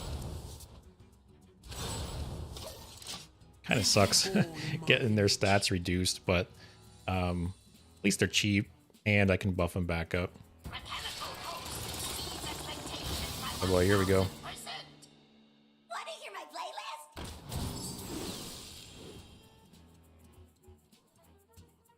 Don't give this stealth, please. That's fine. Reborn I can deal with. Stealth I can't. That's annoying. Oh my god. Toys are much more fun to bring.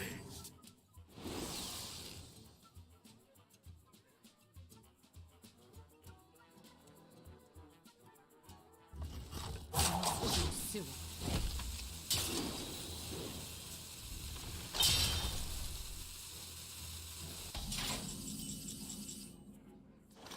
Okay. Burn.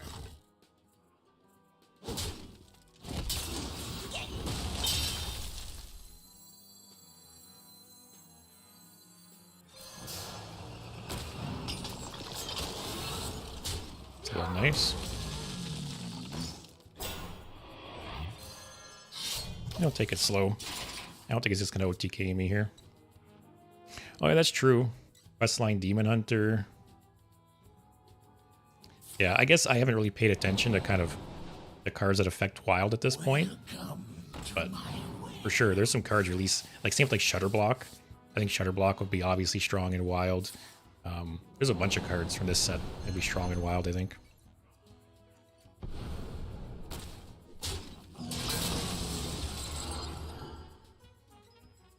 It's not the worst, not the best.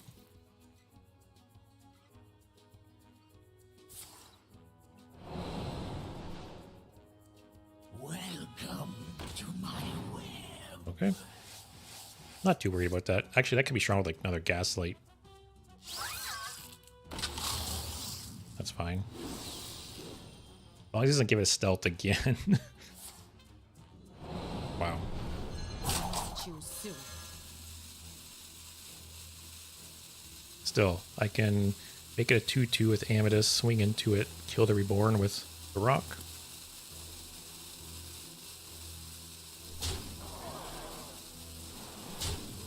Don't give a stealth again. Don't give a stealth again. Okay.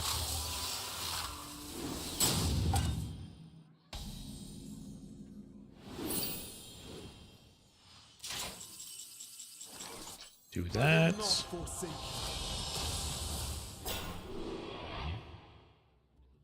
Cease your quarrel at once. Kind of sucks our Ziliax isn't that big, but I guess it's a 0 mana. 8/8.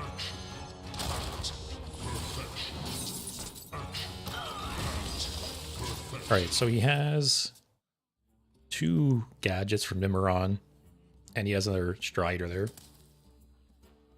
Welcome to my web. He has another buff, or another bounce. That's super annoying.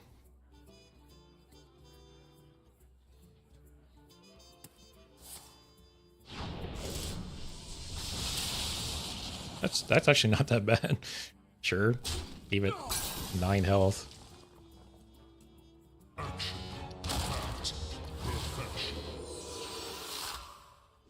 This is a little annoying against my big dudes.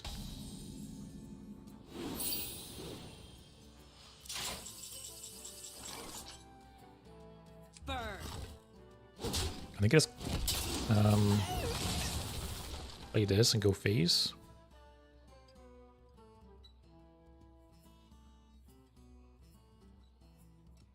Actually, is there a world where I win here? This will give it 10, then Shrooms give 8. Oh, okay, I just win. You're gonna love the way you look. Wow.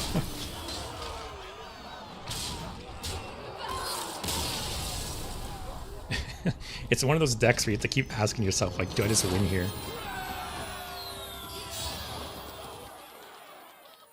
Alright, I think we've shit on enough people with this deck. We won 8 games in a row. Let's switch over to the Hunter deck now.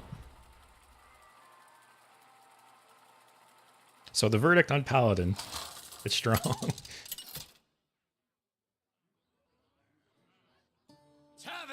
Oh, here's a priest. Yeah, I think this Hunter deck is also going to be very strong. Has like a lot of stickiness. Like Jungle Gym Jungle Gym into Coin RC Rampage. And then if there's nothing, if they survive Saddle Up, such a strong start.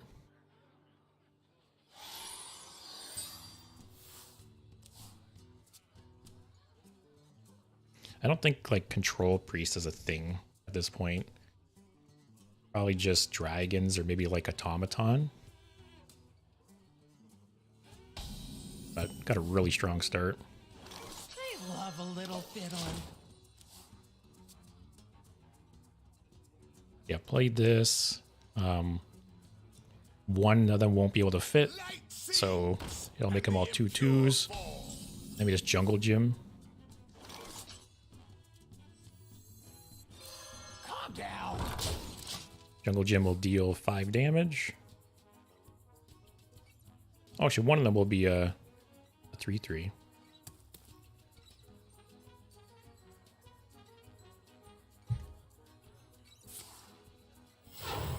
All right.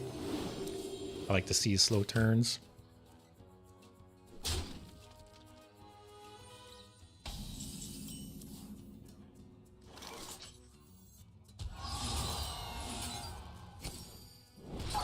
Like, assuming he doesn't have like Holy Nova here, we're just popping off next turn. What was the odds of that?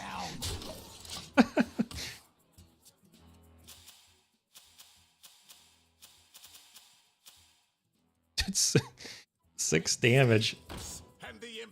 So it's 50-50 6 times, right? 50, 25, 12, 6, 3. That's a 1.5% chance of happening. Yeah, see, now we're just go to town. Play this, and he's just not gonna get rid of our board.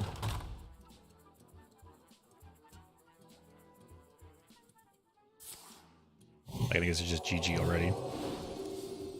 I don't want to jinx it.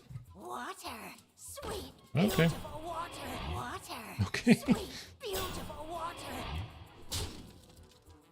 Still, play this. Get random beasts off these.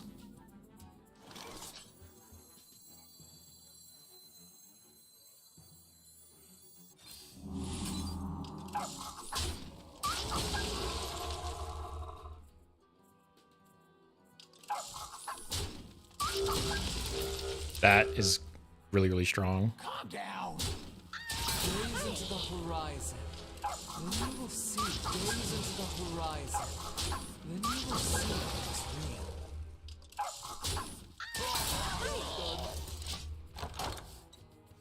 Oh yeah, I heard about that interaction in Wild with Wheel of Death. I wonder if that's actually like worth a deck slot in Wild.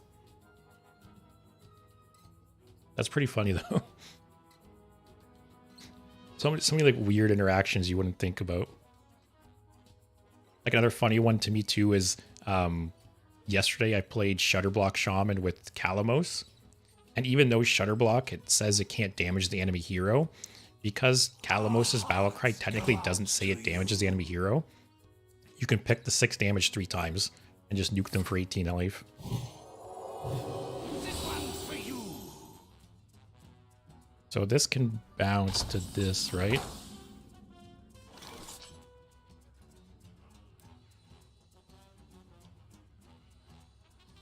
Just go face. Right, we're a hunter. Just go face. Do not, Face is the place. do not be deceived. And if he clears our board, we got Huffer.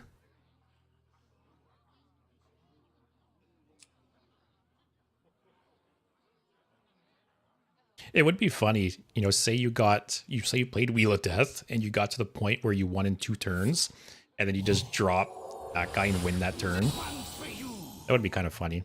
Throw someone off like that. Like they think they're safe and have 1 more turn.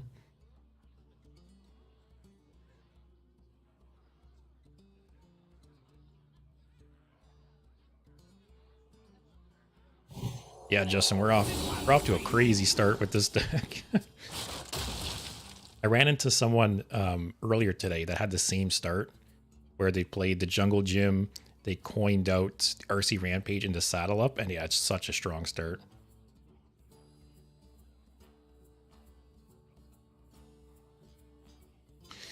It's funny, I've never really played Mechathune. I really should. I love like funny combo decks. This spawns a 3/3, right? Oh no, does nothing. He's still just dead, right?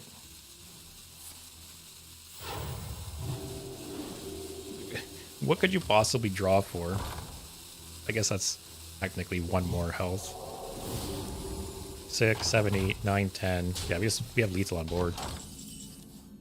Without even playing anything. That was disgusting. I do not want to play against that deck.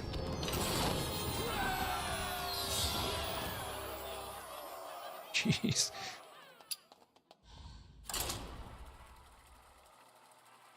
Yeah, I'll have to look into Mechathune. Like, obviously I'm going to be playing Standard for, you know, the next couple weeks, but when I do start easing back into Wild, Mechathune is definitely a deck I'll have to check out. Tavish versus Gul'dan. Alright, this is Wheel of Death. Can we rush them down? I'll make my own fortune. I actually don't think I have Mechathune. That's probably one reason why I haven't played it. I just never felt the need to craft it. Man, I feel like I have to take a shower after that last game. My blood boils for war.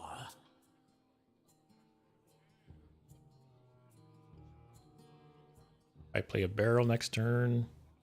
I think I'd rather save saddle up when I have a bigger board.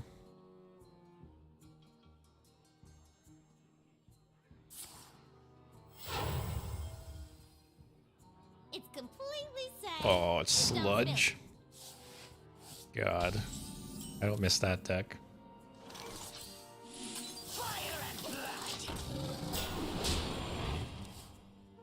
Next turn, play another barrel into this guy. Probably what we do.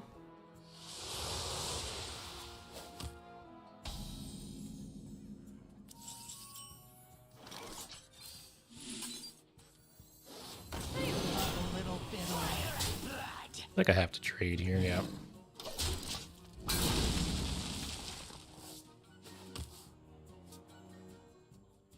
Yeah, sludge scares me a bit. They can have some explosive turns. Ooh, I do not want to play Jungle Gym into that.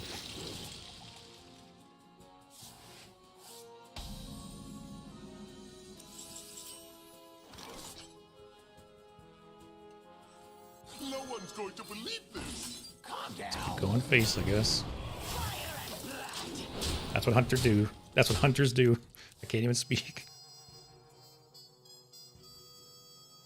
Next turn, I can weapon into saddle up.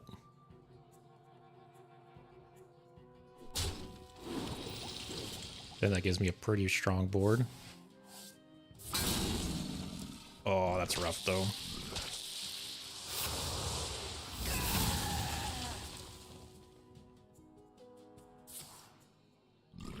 Oh man. I think this game's just over.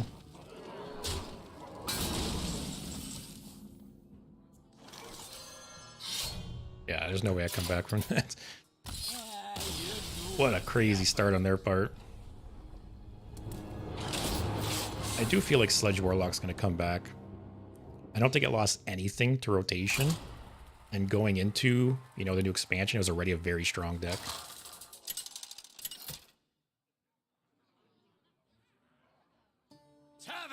There's another Warlock. Your soul shall be mine. I'll make my own fortune.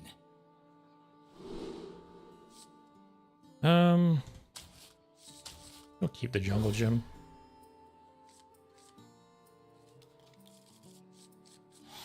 I greet you. Yeah, I don't think it gained anything, but it just, yeah, it has such a strong base, right? You.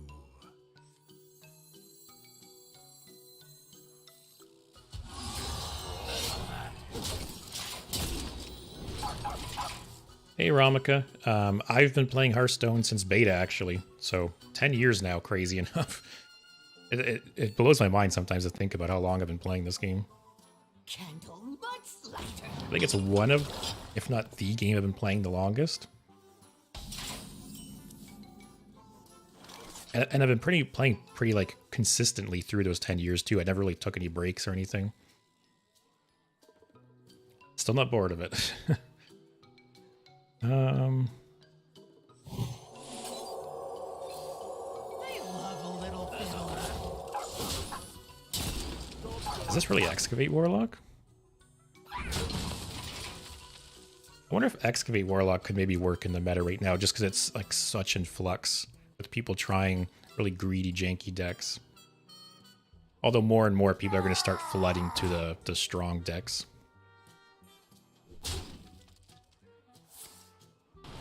Oh, it is Excavate. Okay.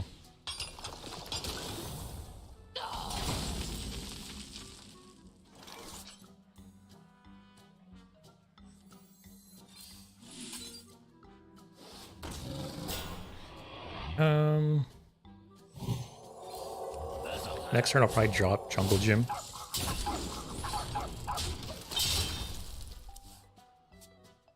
If I could draw like Saddle Up, that'd be great. So we could... That's a little annoying.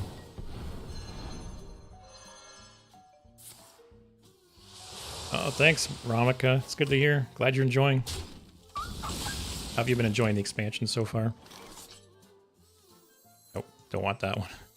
Look, it's so funny seeing like the power creep. Do I want to play the 3 mana 1/4 or the 2 mana 1/4?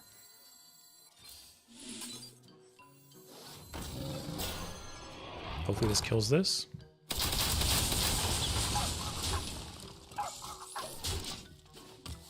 I still can't believe that priest game where that jungle gym, like I said, I'm pretty sure I'm doing the math right, where it's literally like a 1.5% chance for them all to hit his face like that.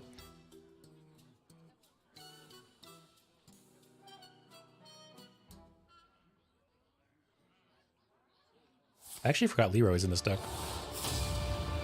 Alright, he has a lot of good options here. Taunt, board clear. At least we have double Awakening Tremors here. But he probably does have, like, Defile. Oh. I think I want a Hero Power. I want a Hero Power, like, every turn if possible. Let's play 2. Yeah, Wheel of Death Warlock was the card I was most excited for going to this expansion. It was the first deck I played, actually. And actually that's the deck I'm going to play next today. I'm going to tweak it a bit, and yeah, we'll play it again. I love Warlock. I love, like, win the game conditions.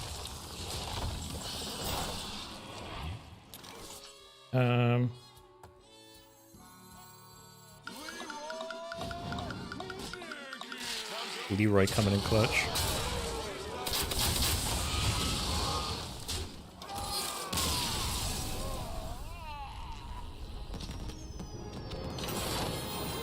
Yeah, I'm bummed too. I'm a huge control player. Like, I like slow value-based decks. And yeah, triple blood control was right up my alley. So it sucks they lost a bunch. But it is opening up a lot of new, like, Death Knight combinations too, so we'll have to see. I could foresee there being a new control Death Knight that uses 2 blood and 1 unholy. And then basically uses the Headless Horseman as the new win condition. We'll have to see. I want to try it at some point. Yeah, more over Saturday maybe. So, Blood Death Knight just lost a lot of cards to rotation. They lost Mograine, which was a win condition. They lost Patchwork, which was just an amazing card. I think there's some other card. They lost Blood Boil, very good, like, anti-aggro card.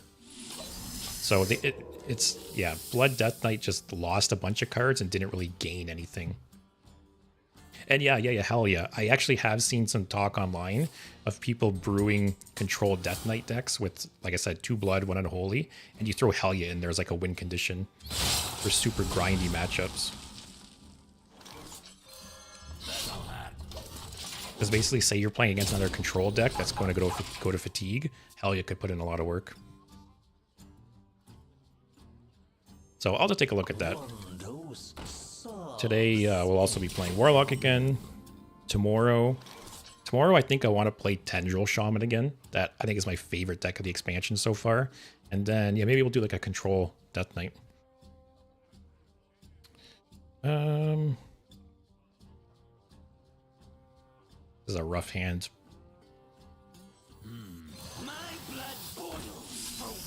These don't have another board clear.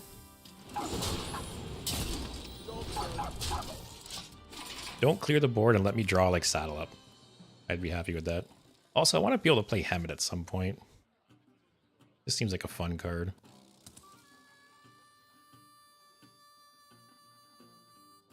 Yeah, let me look. Let me look what I can see what else Death Knight lost. Here's a list of what. Yeah, cards leaving core.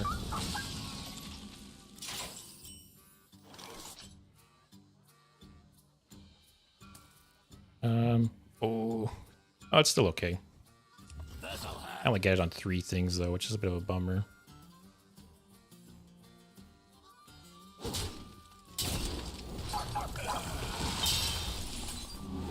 I get his trade here.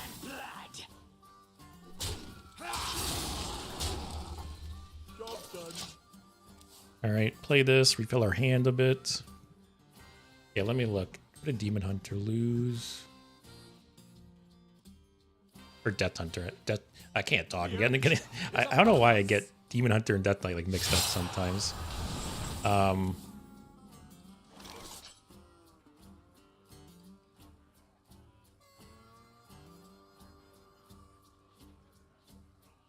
Did Vampiric Blood get changed at all? I don't know why it's listed here under new to core. Oh, because it wasn't part of the core set before. That's why. Aces the place. So yeah, basically triple blood control Death Knight. They lost Patchwork and Mograine, which are the biggest ones. They lost Obliterate, which Davey was played sometimes. Heart Strike, which was okay. And then whatever cards they lost from the first Death Knight expansion as well.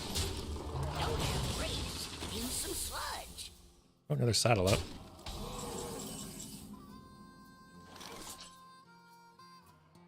Oh, there's Hemet.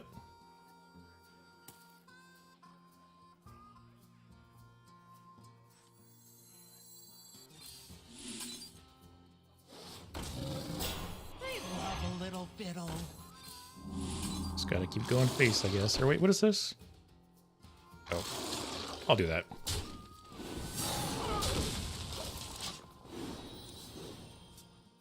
So yeah, this is just Sludge Warlock again. Why am I running into all these Sludge Warlocks now? Yeah, let me look up, what was it, March of the Lich King? Let's see what they lose from that set. Oh, they lost Corpse Explosion. Unless, was that added to core?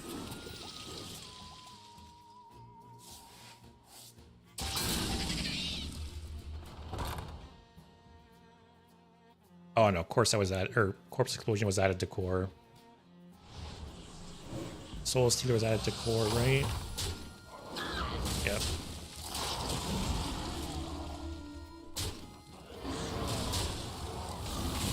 And past to Arthas, what did they lose?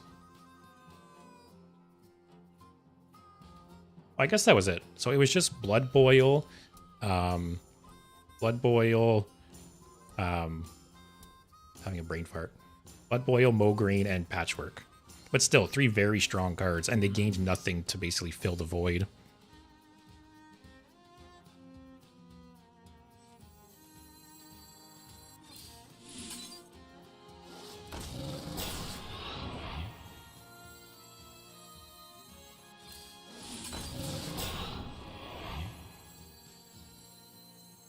No one's going to believe this.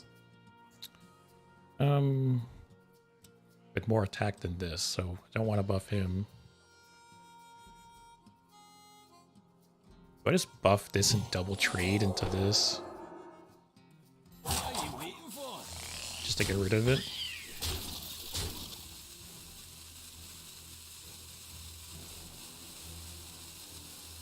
I don't think I do. I don't want to give him any more sludges than is absolutely necessary.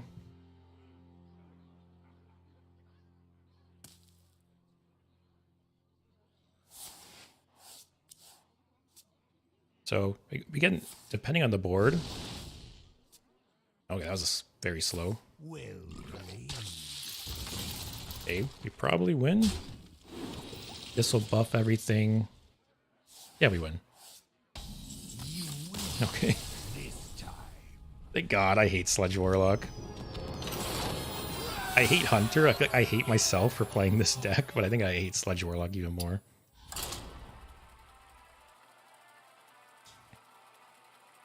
Hey, Emrahan. Yeah, Warlock and Shaman, definitely those are my 2 favorite decks this expansion so far. Like, Wheel of Death Warlock was obvious. I was super looking forward to that card, and it's exactly the kind of card and deck I like. But the, Tendril Shaman really kind of caught me off guard. Well, first I'm seeing Ziliax. I don't think this is worth keeping with this hand. Also, this might not be worth keeping with this hand either. But yeah, I think part of the reason is I've never really played Shaman. Like I've been playing for 10 years and Shaman is my second least played class.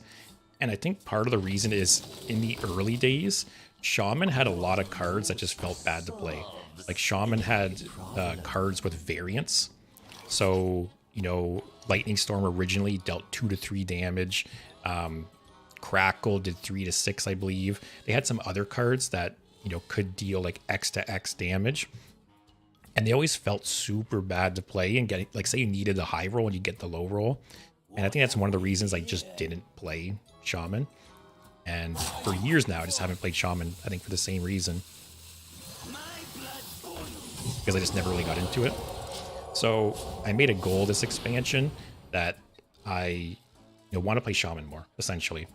And so I think the fact that Tendril Shaman has like been so enjoyable is it's felt very fresh and new because I haven't played Shaman at all, really.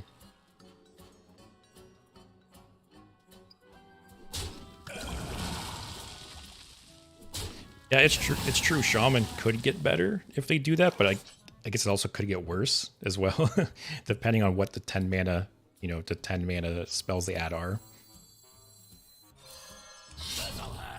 So this is like Treant. What would he forge here? The 1 mana, draw, choose one.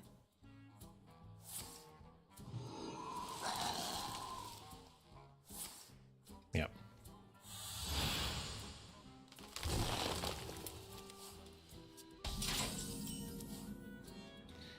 Okay. Well, this is pretty nice. Let's hope this probably won't clear, but okay, it will clear. So assuming he doesn't clear my board, if I can drop Hammett on 5, that'll be really nice.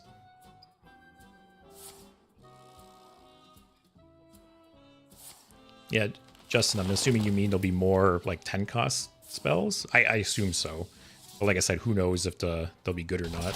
Sometimes they add some like really, janky high cost spells just for like meme cards, right? Just buff a bunch of stuff.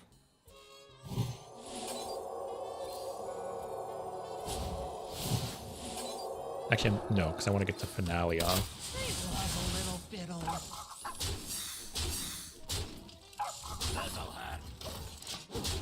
The next turn, drop Hammett, maybe? Do some trades? Or just win this Jungle Gym?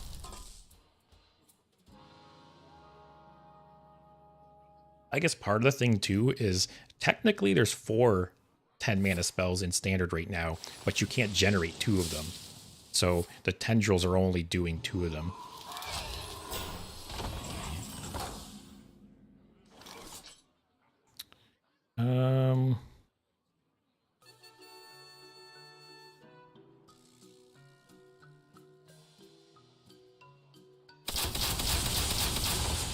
None of them hit face.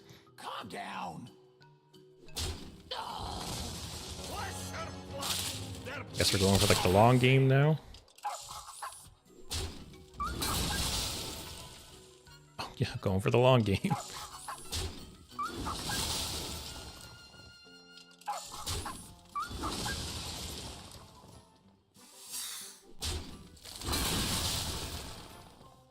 Ooh, that's potentially nice.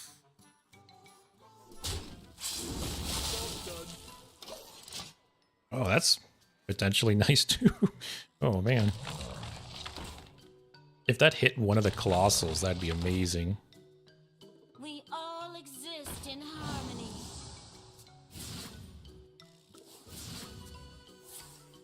Oh no.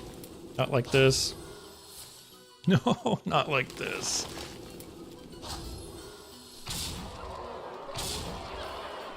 Really, man?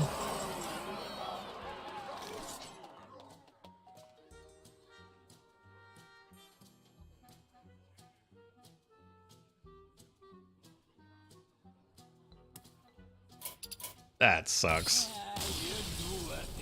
Tree and Druid to me is like everything wrong with modern aggro decks.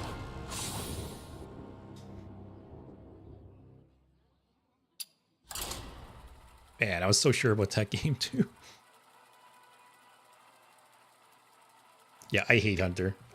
Part of me hates myself for playing it right now, but yeah.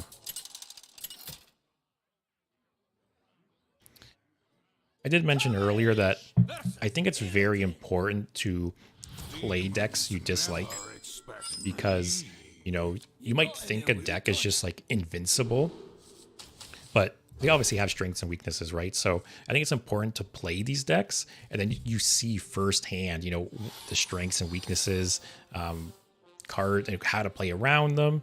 So yeah, it's good to play the things you hate sometimes to learn more about them. I love a little fiddle. Next turn I can play Tremors and then play a 5/2 Worm. Drink sliding your way.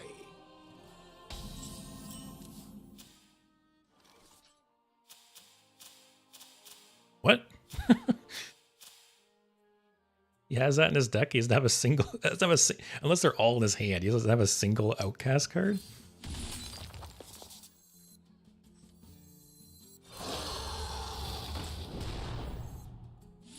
I love a little fiddle. Unless, yeah, he's super unlucky and he has them in his hand. Yeah, the only card I was missing for this deck is the Titan, which I don't have and didn't feel like crafting for like a couple hours, so I put Hemet in instead. Which, last game was the first time we got to play him, and we got some cool cards, but still just lost, unfortunately. No one's going to believe this. Calm down.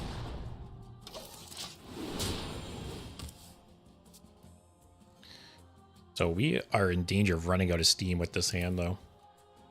One dose serves. We need Barak, need Saddle Up. They haven't really drawn Patchwork Pals at all.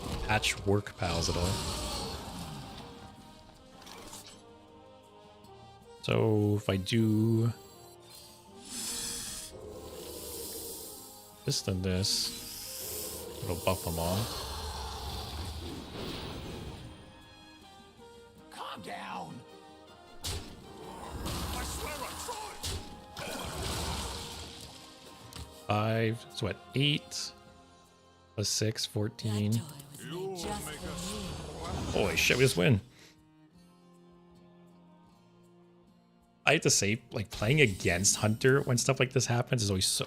Oh man, this is just icing on the cake. Yeah, playing against Hunter and this happening is always so frustrating. So I'm sorry, man. I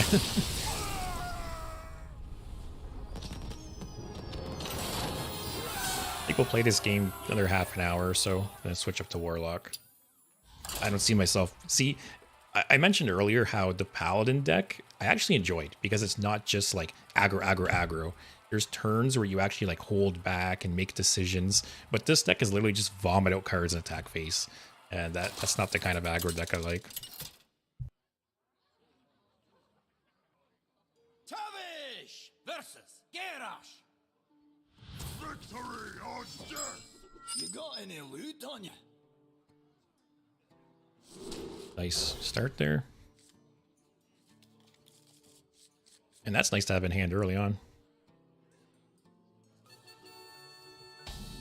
But yeah, I enjoy decks and cards that actually like make you think, you know, make you think about your choices and decisions. And this deck is literally just vomit out your hand and attack face. And that is why, you know, Hunter is my least played class by far. Oh. It's like Odin Warrior? Haven't seen that yet. I don't think it gained anything except for safety goggles, and I'm not sure what it lost.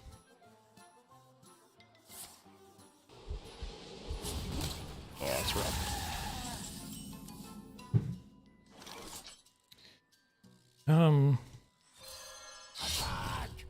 The problem here is Warrior has so much board clear. They clear my board like 2 times and I'm just done.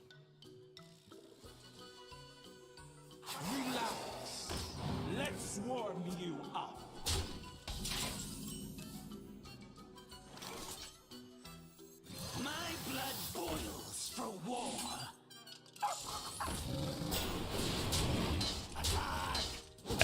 really need like saddle up here. If he draws even half decent, this match is unwinnable without saddle up. Or Hammett maybe could transition to slower game. Man, we haven't. I don't think we've got to play Ziliax once. I think I've drawn him once, but didn't get to play him.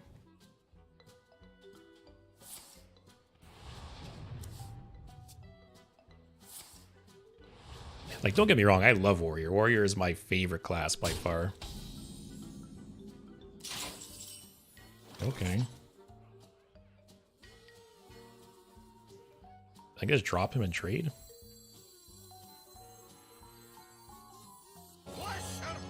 This guy's so much armor. I need to get some things. That's bad. That's okay.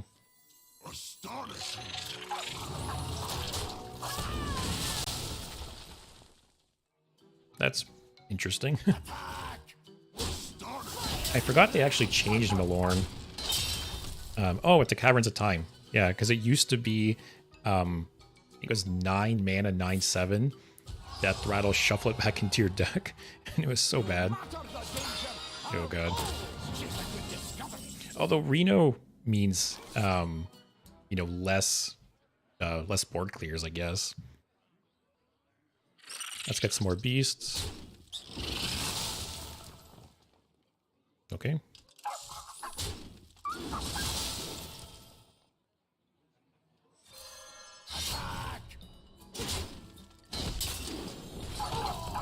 I don't think we have any fire spells.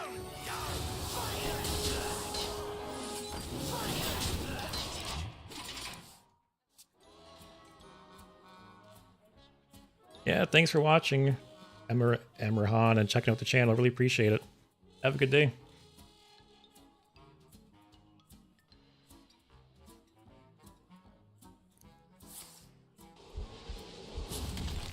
No, my helmet. My... Oh, it has... Okay.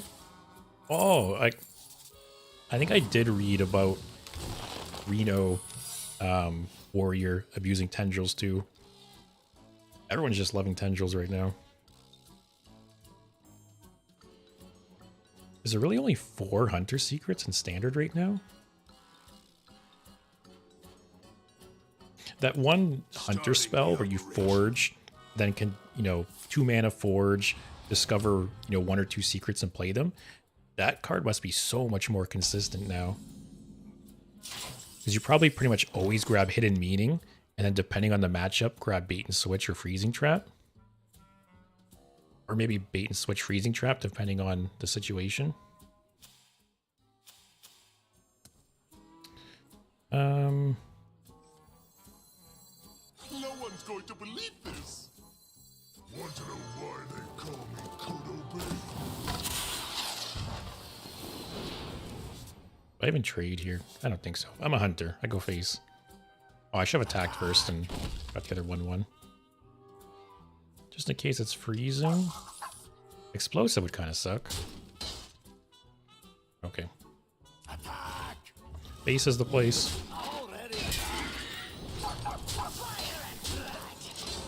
So if he doesn't wipe my board, this is such a nice saddle up situation.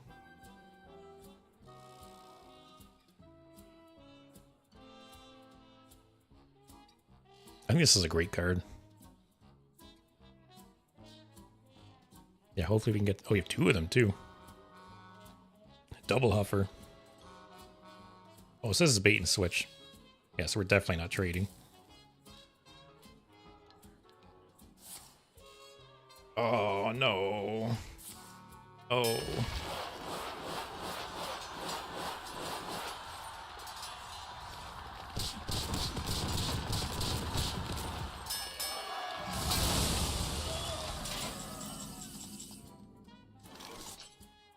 I get him out.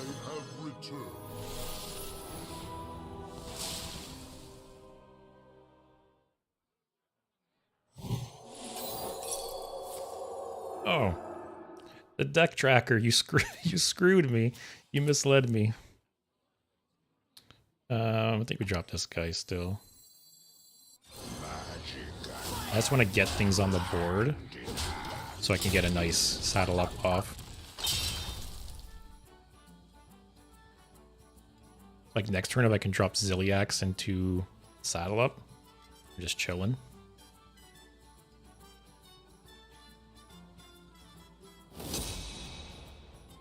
Bellowing Fire? Sanitize maybe? Okay.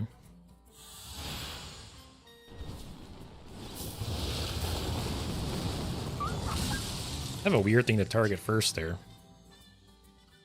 Because I have a lot of beast die.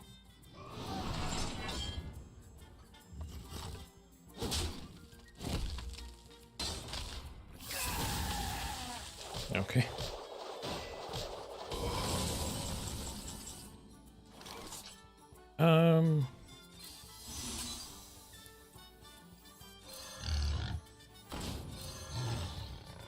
Oh, it sucks this banana's 2 mana.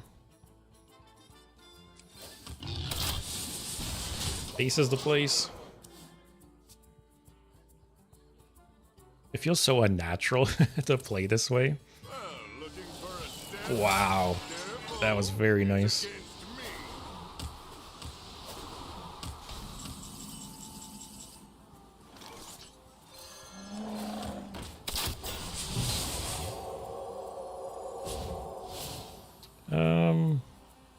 Yeah, just get this out of my hand. Discounts Shrivala.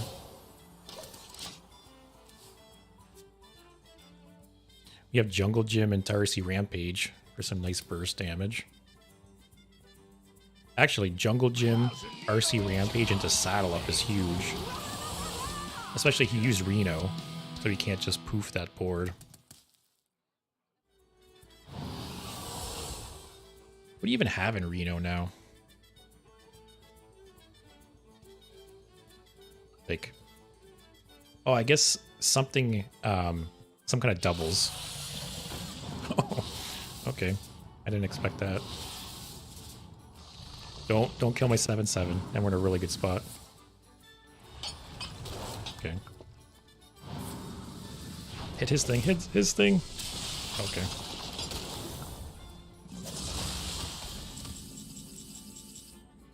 So yeah, now we do this.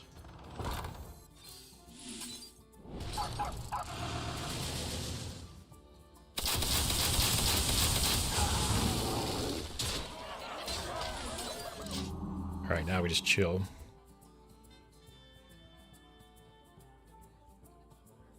We have some more buffer damage here. I guess it's gonna come down to like RNG at this point. Oh, that's very strong.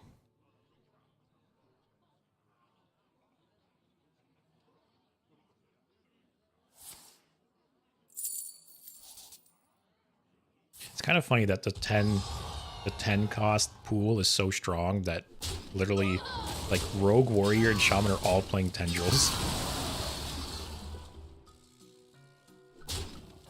Give me some good shit. That's not good. Okay. Who's ready for another round? Okay.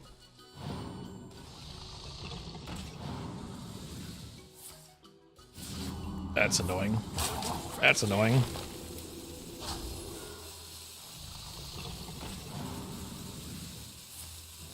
Okay. Oh, man.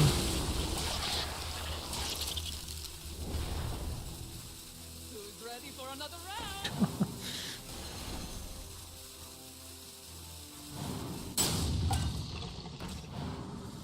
Yeah, we lost this. There's no way you can come back from that. Man, I didn't think we were going to win that game.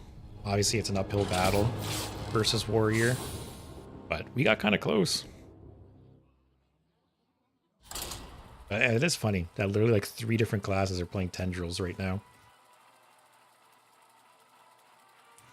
Play one or two more games with this, then switch over to Warlock.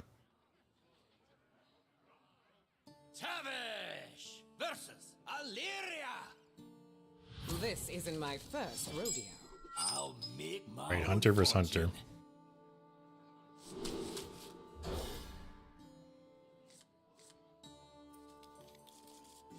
Okay.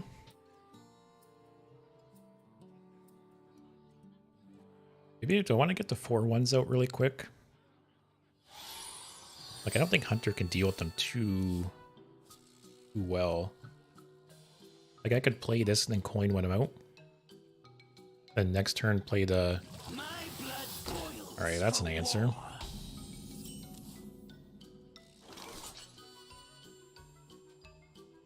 I think I hold the coin then. Coin out RC Rampage. Which, if I have a few things on the board, actually, it'll make the guys pretty big.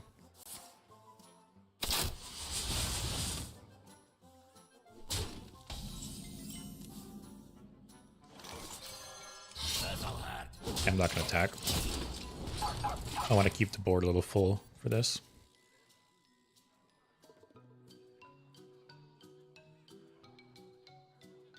So if this spawns 3, it'll be 3 4/4s? Oh, that's... Love a little. Oh, it's only do 1 damage. He shoots that. Oh, he doesn't. Okay. This'll hurt.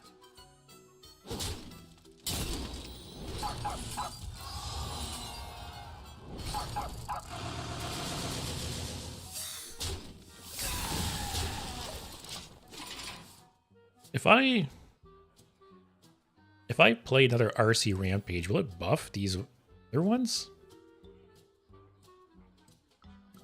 I don't know. That'd be kind of crazy if it does.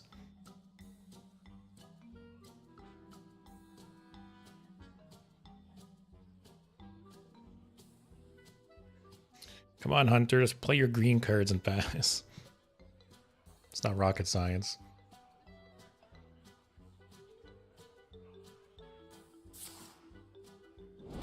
Okay.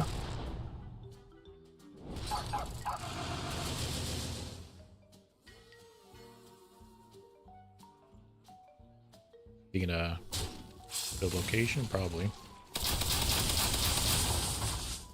Okay. Oh man, that's big.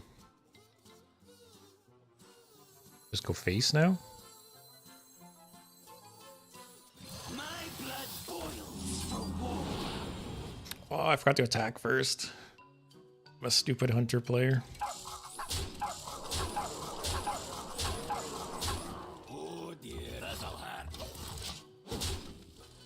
Man, so you start playing Hunter and your IQ just drops by the minute.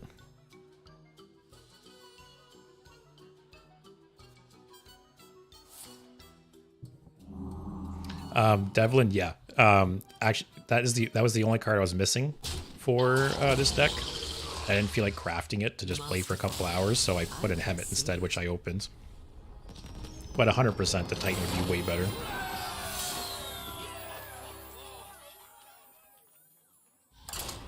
Alright, play 1 or 2 more.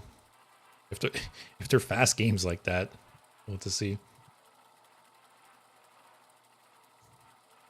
So far, comparing this to the Paladin deck, I like the Paladin deck way more. And I think the Paladin deck might be stronger, actually. Like, compared to Paladin, this deck is more explosive. Like, certain starts with this deck are just crazy. But the Paladin has much more resilience. Like, this deck can run out of gas if you don't draw Saddle Up or draw kind of bad. I'll keep those. Yeah, the Titan is for sure great. But like I said, I don't play Hunter at all. And I'm not gonna, if I craft it, it'll be for an hour or two today and I would never play it ever again, so it's just not worth it. But I did open Hemet, and there was a couple games where I got to play it, and it was kind of fun. But yeah, I played Paladin for the first couple hours, and that deck was very, very strong. I went on a 9-game win streak before I stopped. Felt kind of bad, just stomping on people. All right. Let's do this too.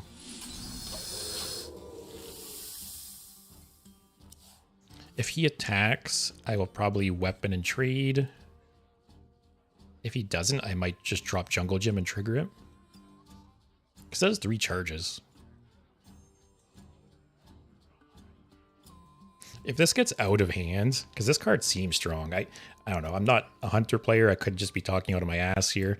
But if this card ends up being really strong, I could totally see them either shifting it to 3 mana or dropping the durability to 2. Because it seems very strong so far. Kill all this shit. Alright, got 2 of them.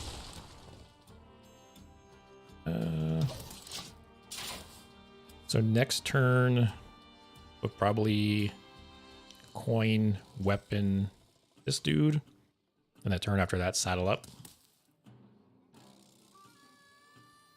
Yeah, it really feels like this deck like rides or dies based on saddle up.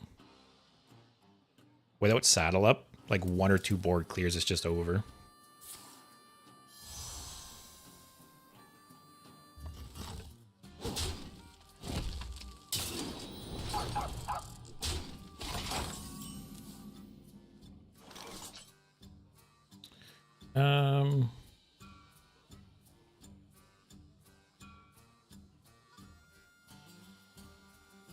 So playing this for sure. I guess I'll do this. It'll buff the... They love a little bit of And do I trade and leave the other one stealthed? Or just leave both? I'll leave both, because then I can trigger this next turn. Man, I'm actually having to make decisions with a Hunter deck. What is this?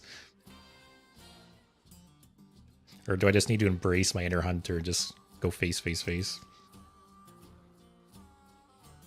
But yeah, I was just saying, without Saddle Up, this deck, like, I think Saddle Up might be the strongest card in the deck. And RC Rampage.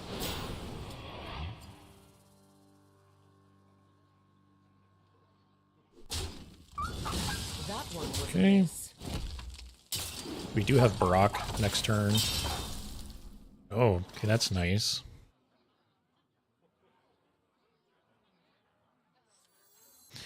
Like, what are the best options here? Like, if I summon 3, make some 4/4s, right? Or do I attack first? I could attack after I trade.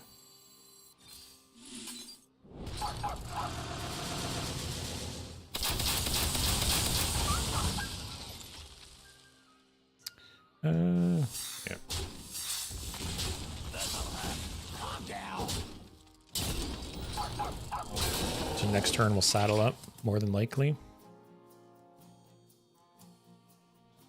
Yeah, like you said, it doesn't feel natural playing Hunter and like trading. But I guess in these mirror matchups, sometimes you need to make choices like that. No one's going to Like if you just blindly go face, I think it's not the right choice in these matchups.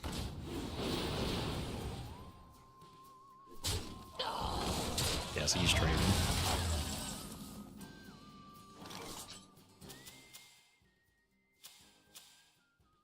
That was a really weird trade, though.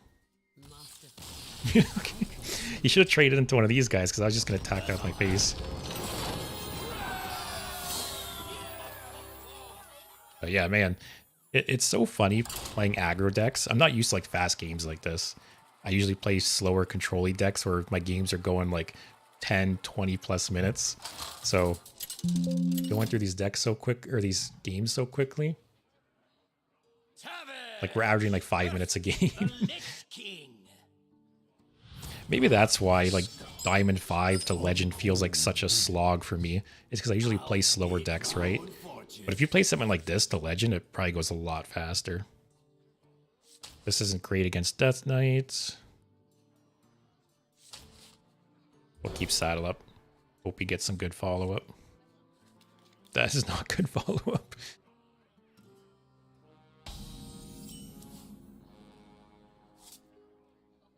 Okay, that was very, very good top deck. Yeah, see, sometimes, yeah, trading, especially in like aggro mirror matches, if you make smart trades, I think it's important. Some people, like, they just have like the bloodlust in their eyes and they just go face, face, face. But if you set up some favorable trades, yeah, it's better in the long run. But for some players, they only know the face is the place. Just double buff this guy. Don't really have anything else to do.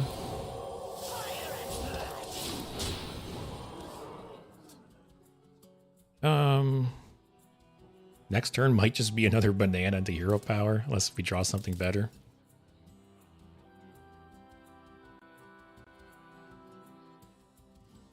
What is this guy? Rainbow, maybe?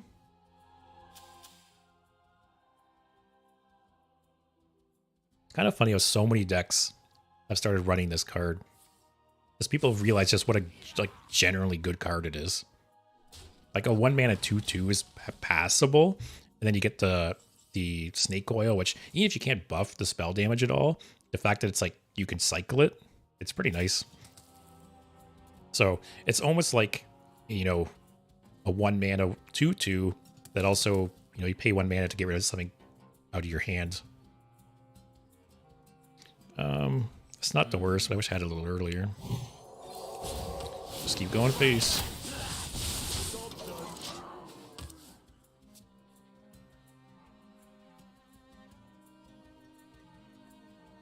Yeah, I will say, I do like that they've kind of pulled back the rune restrictions on Death Knight, because when they first announced Death Knight, like say like Magic the Gathering, for anyone that's familiar, there's 5 different colors in Magic, and they all have like different themes, kind of like the classes in Hearthstone, and you can mix and match them in your decks, right? So you can make a deck that has 1 color, 2 color, 3 colors, like all 5 colors if you want, right?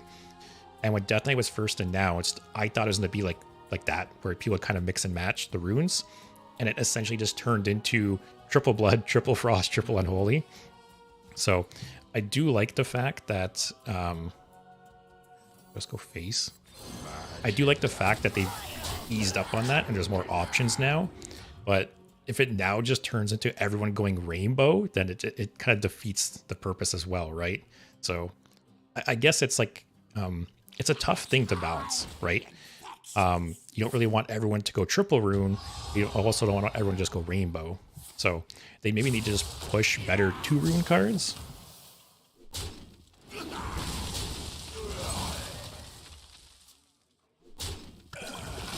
Those are some weird trades.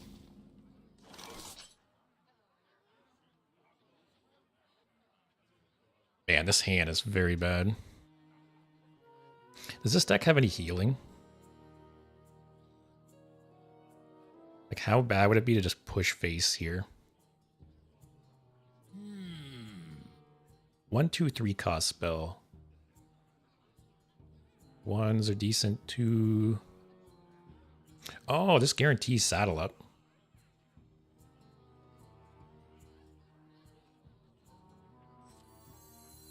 Man, but leaving this alive is very rough.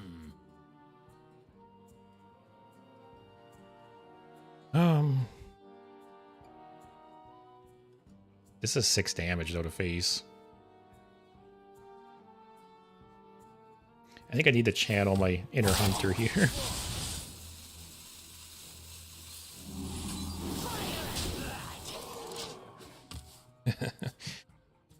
We traded last game. Now it's just face.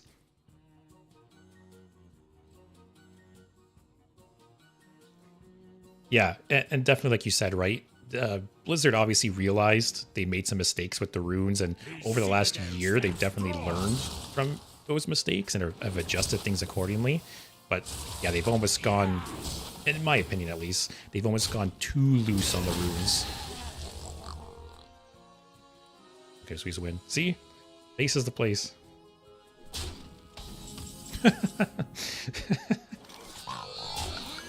Winning with Leroy in 2024.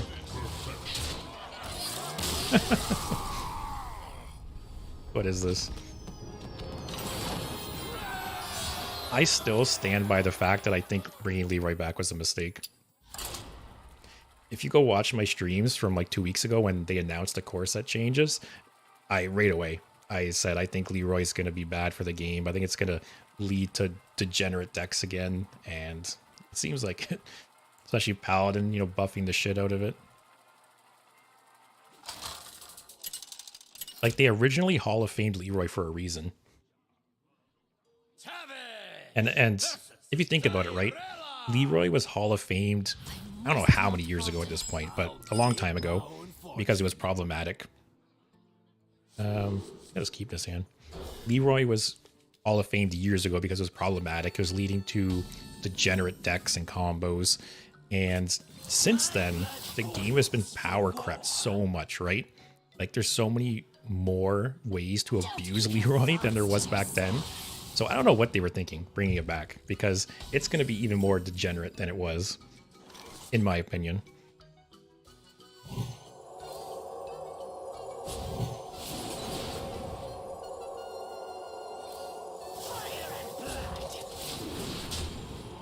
Yeah, Leroy was fun.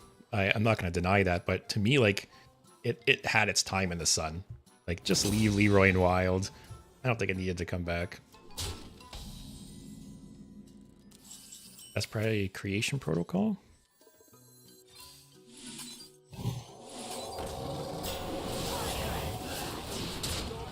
This is just disgusting. This guy's 1 mana now, too.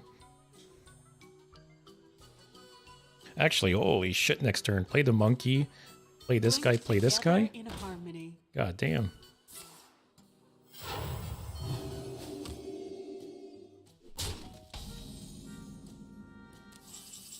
Oh my god.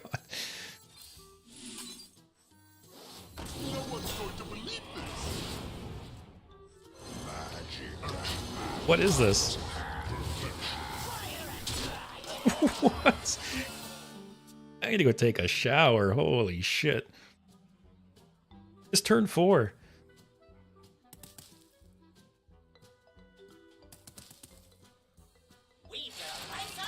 Yeah, I don't know what zero cost spell you're going to discover that helps you here. God damn.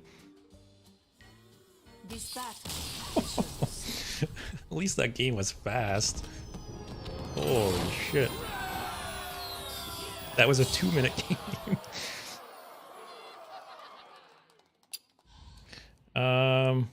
So what do we play? 11. So yeah, Paladin, we played 10 games. We went 10-2. Actually, we lost 2 games at the start and then went on an 8-game win streak. East Hunter, we played 11 games, went 8-3. Just crazy.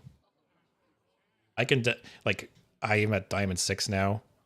I feel like I just hit Diamond 10 not that long ago. Obviously, it slows down when you hit Diamond 5, but I think you could very easily climb the legend with one of those 2 decks. But enough of the aggro bullshit. Let's go back to Warlock. So yeah, I'm going to make some changes because I made this deck right when the expansion launched on Tuesday. And since seeing like the meta and seeing some of the cards that do and don't work, I don't think Mountain Giant is good enough. I have like a soft spot in my heart because I love Handlock and I've always loved Handlock, but I don't think it's good right now. I think, they spell it. I think this is the safer pick. Like, yes, Mountain Giant can be 3 mana, but it could also be 5 mana or more. So you're basically getting a more consistent card. Yeah, it can't attack, but it has the taunt, which is nice. It still combos nice with Forge of Will, so I think that's a swap there. Also, I'm going to take the Spellstone out. When I built the deck, I didn't realize that if you have the Harp out, it'll actually stop the Spellstone from progressing. So those cards kind of counter each other there, which is too bad. So we'll be removing that. Might remove Armor Vendor too. You know, it makes Loken a little worse. Like what I want to add, let's look what I want to add first. I didn't think about fracking at the time. Fracking is very, very good here because it's essentially like a 1 mana discover and draw a card.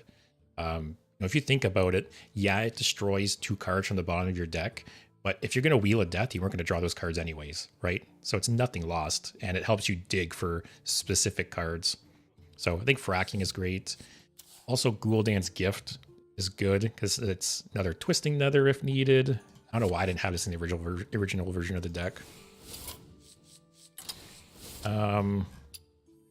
Paladin we keep, Table Flips, Argaris, keep all these, keep Celiax, keep a single Reverberation.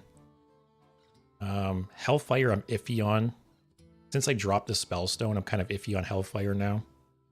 Forge we keep. I think we keep the Geode. I partly had it in the deck because of the Spellstone, but it's a pretty nice draw engine. Yeah, I think we drop Armor Vendor. The only other card I can think about adding maybe is, what, Twisting Nether? Oh, I have seen some people running Doomkin. I don't know if I like it or not. I feel like every time I've ever tried Doomkin, it just, I don't know, it feels bad. Like, I'm sure playing it raid on 6 or coining out on 5 is great, but getting it late game just does nothing. Let's try it. Anything else? Harp is good. I guess if we don't need the draw, I guess we need to draw less with Mountain Giants out. I could drop the Geodes for Twisting Nether. What else is there?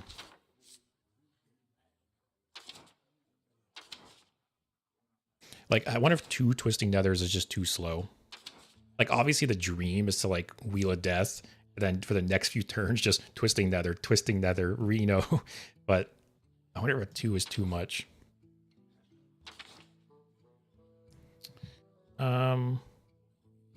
I'll leave the Geodes in for now. We'll play a couple games. We'll see if they seem like a hindrance. And then, yeah, if it seems like I have too much draw, or I don't need that much draw, I'll drop them for Twisting Nether. Obviously, it depends on the meta, too. Like, we have been running into a lot of Death Knights running Plagues, which, you know, we could be more greedy against. All eyes shall be open. I'll toss Fanatum back. I can hit it off Loken, maybe.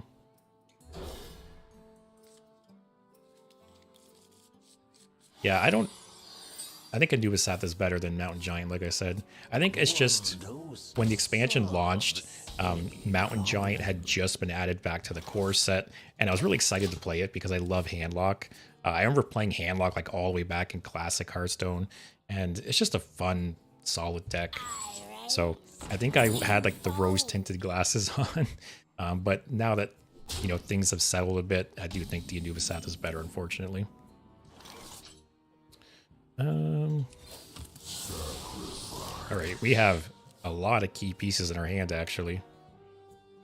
So if we draw it, this could be a game where we play Wheel of Death on 7 or 8, depending where we're at.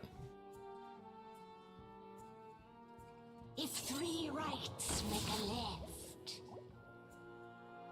Who's ready for another round? What is this? What? One of the cards you discounted was the coin. The -1 mana now? Turn to perfection.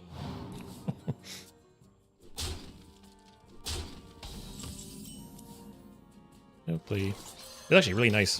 Play Dark Alley Pact into Forge next turn. Turn 5, maybe I'll coin Loken. We also have Table Flip. Depending what he does here, I guess. If 3 rights make a left. Oh yeah, Devlin, I just saw your comment about like 2014. Yeah, Handlock is just a classic deck. And it was just, I don't know.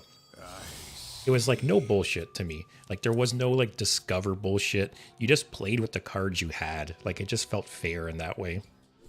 Like modern Hearthstone decks, they're not like that, right? You're constantly discovering and generating value. But Handlock is just pretty much like you played with the cards you had. And I do miss that era of Hearthstone sometimes. Yeah, we'll do this. This we're at 14 life already. This will be a little safe. You can Dark Alley Pact next turn if you play something bigger medium. Yeah, Warlock and Warrior are my two favorite classes by far. So yeah, I had a lot of these legendaries already. I had Symphony already. Reno obviously had. Sargeras I had. I got Wheel of Death as my pre-order legendary, so that was nice. I actually did craft Loken. I never really felt the need to craft him up until this point, but he's so good in this deck. There's so many juicy targets. So this is essentially the same as Anubisath right now. It can attack.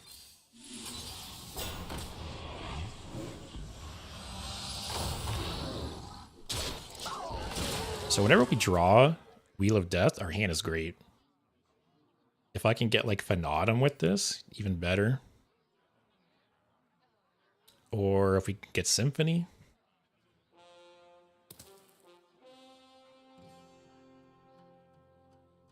Yeah, I'm going to wait a few games before I decide on the Geodes. I'm very on the fence with them right now. I think that's the only card I would drop at this point. That toy was made just for me. And I'm iffy on Doomkin, obviously, too. Like, I could see myself dropping Doomkin for Twisting Nether, or Geode for Twisting Nether. Maybe even dropping Doomkin for something else. I don't know.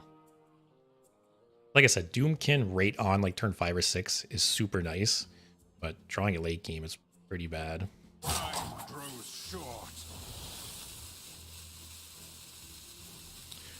Alright, nice slow turn for us. Drop Loken this turn.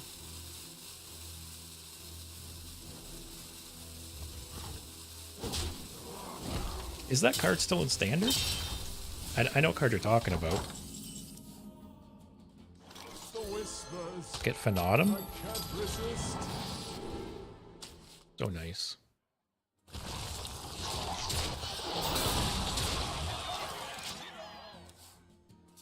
I have to say, dropping Wheel of Death into a 0-cost Phenatum into Forge of Wills feels so nice.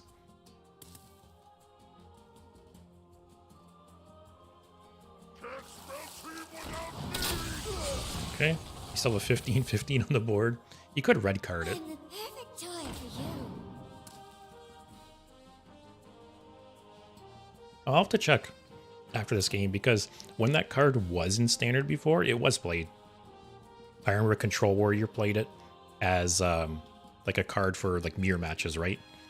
Because if you played any mirror match against another control deck and it went to fatigue, you could play that card and you'll get 10 more cards in your deck. So it definitely was played before. I can definitely see that being like an ETC inclusion. And picking it for control matchups. If it isn't standard. I have to check. Actually, I guess I can look right now. Okay, we just win anyways. I have to say, on Tuesday, this was the very first deck I played. I played 12 games. I went 8-4. And of those 8 wins, only 3 of them were from Wheel of Death. So five games we just won from like that, like big stats on the board.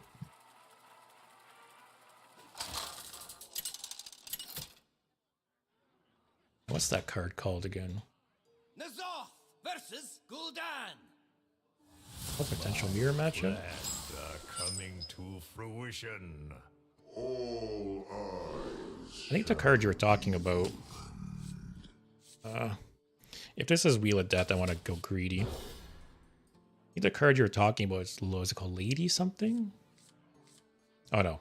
Archivist Elysiana? Is it in standard right now?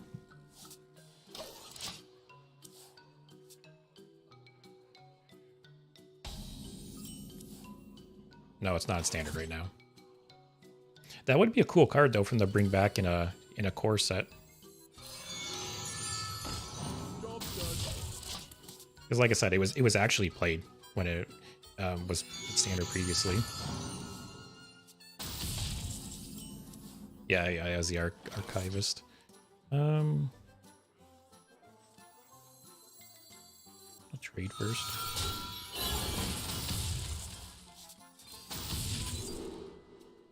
Oh, that's kind of rough. Like, obviously, I'm going to take Sargeras, but it's a little bit... Sucks losing Loken. Although I have Paladin in hand already. Alright, so there we go. Doomkin on 6. Great.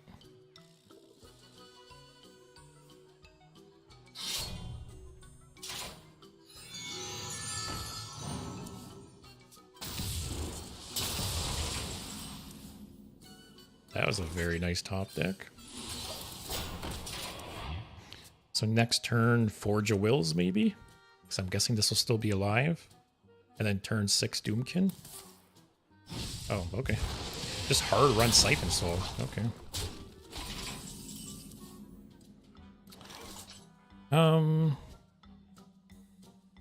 Let's keep drawing.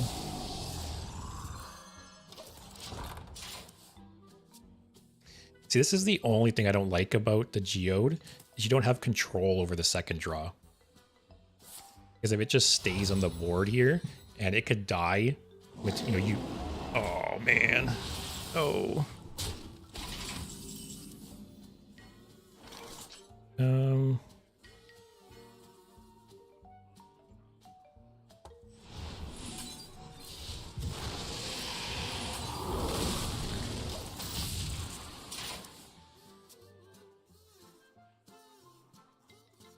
Oh, did Archivist used to be 7?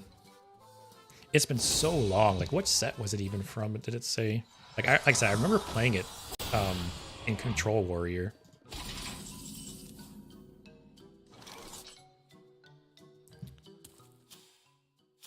Oh, that's an interesting inclusion.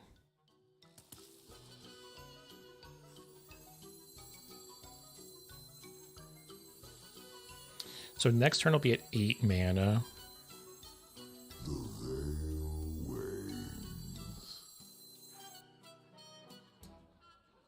Or I could do this.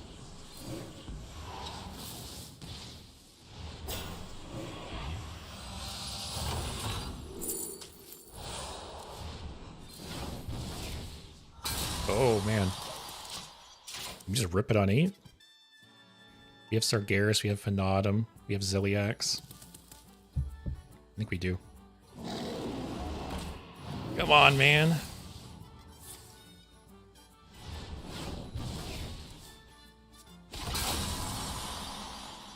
Oh, we have movement. Alright, we're ripping Wheel of Death next turn.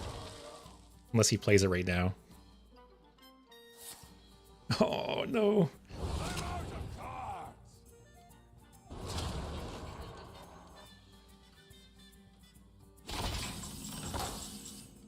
So... I think I almost just do it anyways. Because I get Paladin out and copy it.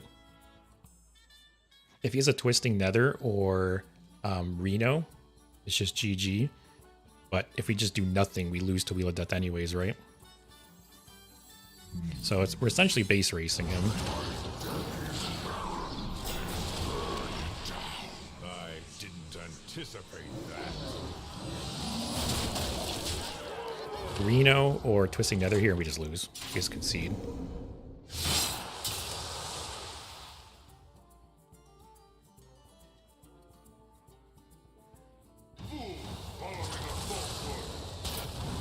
Yep. That was, man. Those Doomkins. I could have played Wheel of Death the turn before him. But if he didn't play 2 Doomkins. That was an interesting game.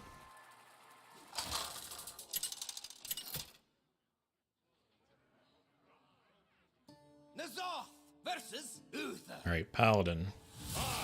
This is probably a matchup where I'll wish I had more Twisting Nethers.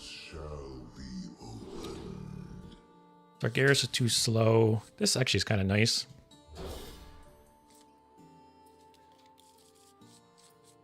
Why did I concede? He played Wheel of Death before me. So the only way I could beat him at that point is getting his health to 0. But with him wiping the board with Sargeras, yeah, there's no way I could win that game. I played my Wheel of Death the turn after him. which is it's a very interesting mirror match because it is potentially just whoever plays Wheel of Death first wins.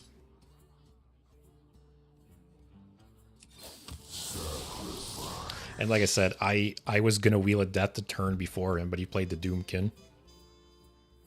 So maybe that was an example of Doomkin being worth it in the deck. Come in here.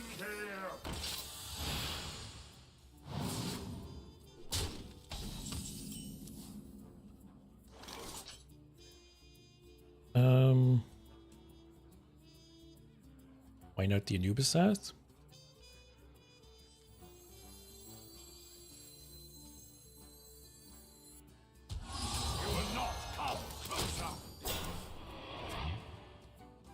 Yeah, he played Sargeras. So I didn't wait for him to do it, but he was going to just wipe the board. He was going to suck everything into the portal. And then, like I said, there wasn't enough time to kill him at that point. And I dumped so many... Actually, my deck was gone anyways, right? So I didn't have the resources to kill him first. So, super interesting mirror match, though, I think.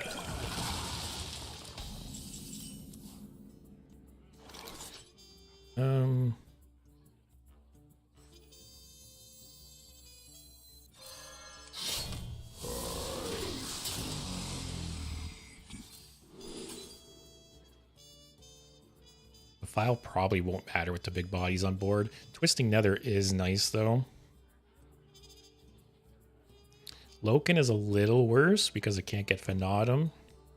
I have Sargeras, Ziliax, Doomkin in the deck, opposing Anubisat, Geode. See, Geode might be worth dropping, like I said, to make Loken more consistent. This is tough, though. I think I want the Twisting Nether.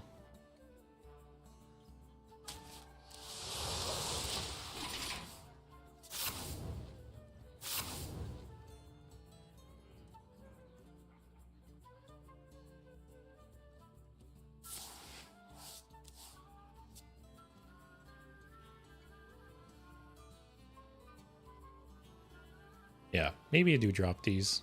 I worry. Although Ghoul-Dance, like, I guess in my mind, I keep thinking that Ghoul-Dance Gift is another copy of Twisting Nether. And in a way it is, but it can also be Mortal Coil or Siphon Soul if needed. So, in my head, I keep thinking that I have 4 copies of Twisting Nether in the deck, and it's just a little slow. But this can be early game cards, too.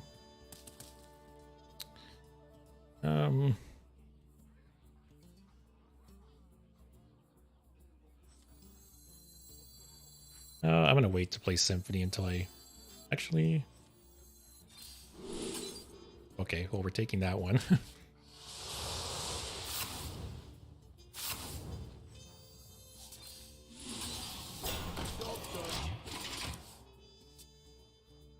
Is there any way to reduce the cost of wheel? There probably is, because it's a shadow spell. And I feel like let me look on the card library. I feel like there's all kinds of ways to manipulate shadow spells. Let's check Warlock. You could possibly tutor it out with Dark Bomb. Oh, there's this guy. Reduce the cost of the highest cost shadow spell in your hand by 3. That's pretty big. That'd reduce the cost of Wheel of Death by 3. Other than that, there's no Warlock ways. What about neutral? Oh, that is the main way, I guess. Actually, this is kind of funny. There's a chance this card could give you Wheel of Death. That could be some funny clips. Oh,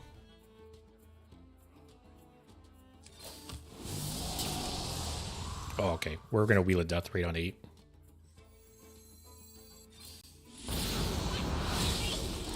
We have Reno to follow it up with. We have Twisting Nether. We have Phenatum. Yep. No, I think that was a wild card. I don't, like, let me check.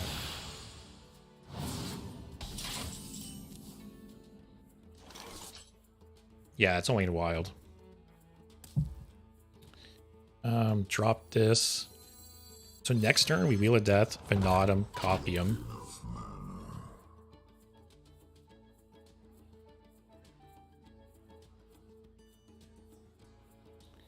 I draw one more card. Not the worst card.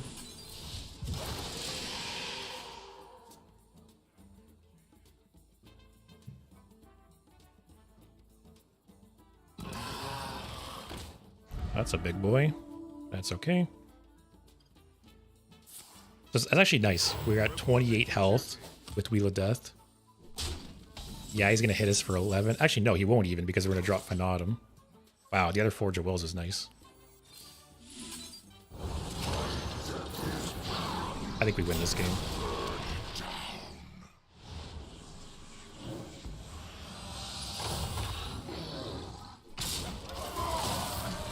Like, essentially, Reno is 2 board clears, another Twisting Nether. We have Symphony to put cards back in our deck. We have Ziliax. We're in a great spot.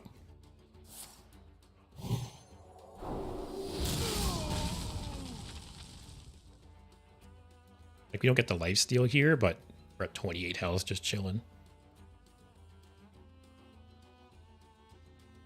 Oh yeah, that is true, actually. That, yeah, there is ways to make spells cost health.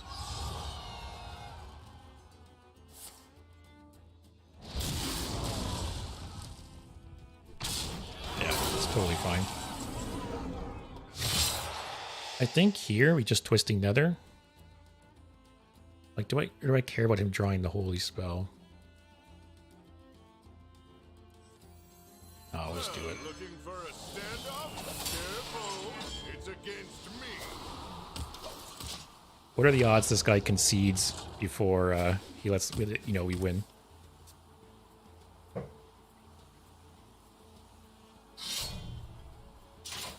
Funny enough, I actually crafted Venatum for this deck too. I never had him leading up to this point, but he combos so well.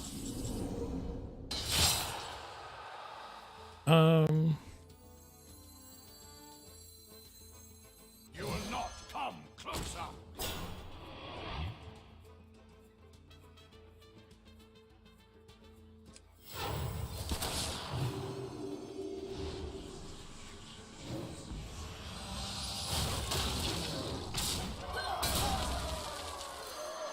I guess just another one.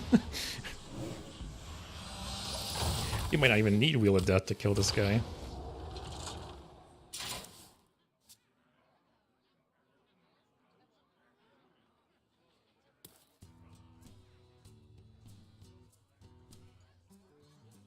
Oh yeah, I forgot.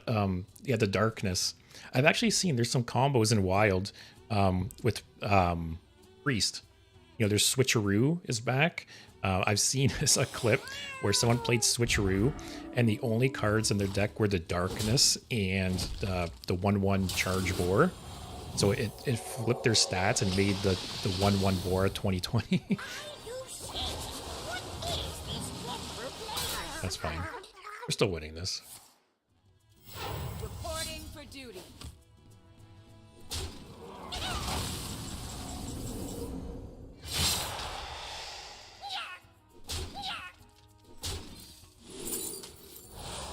Oh, it destroys my location too. Whatever.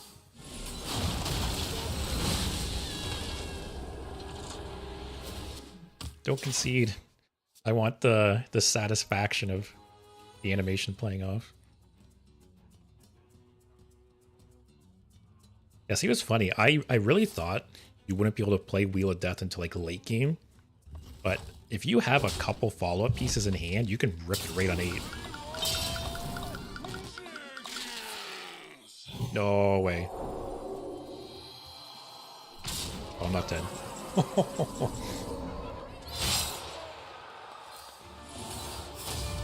I thought he was gonna win period.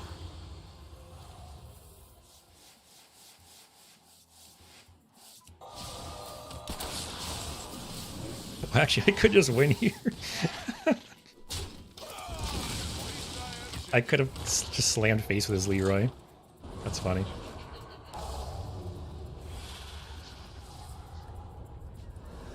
Cheers, Mr. Paladin. Thank you for not conceding.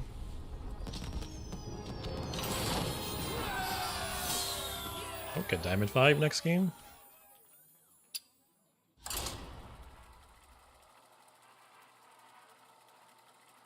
I'll be honest, I think up until Diamonds, Wild is pretty like all over the place.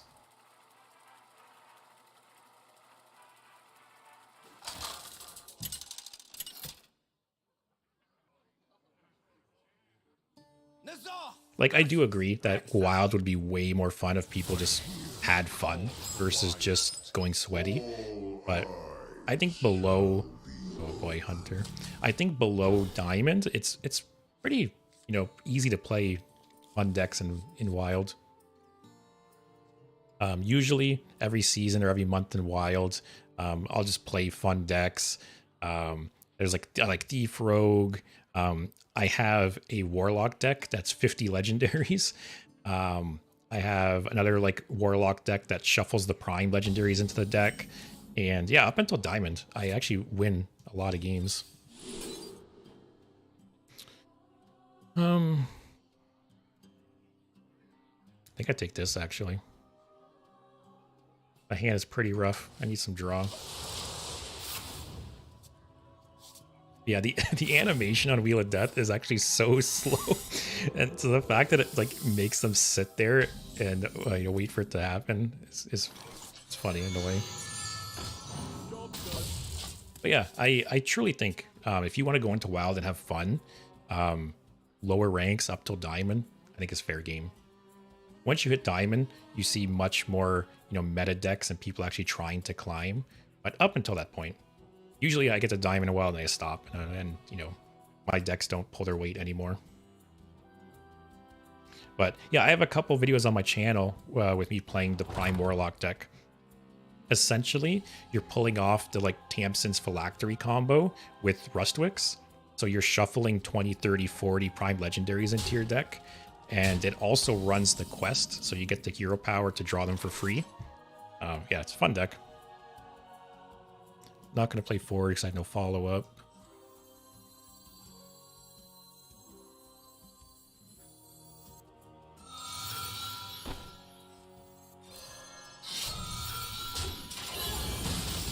Okay, that's a nice draw.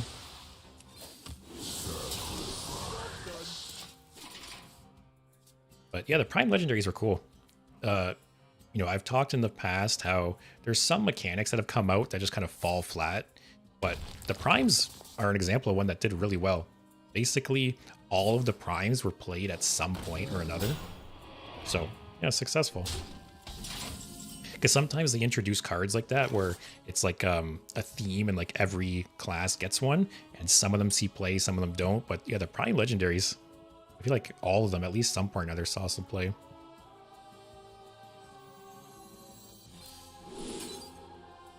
Dark Alley backed.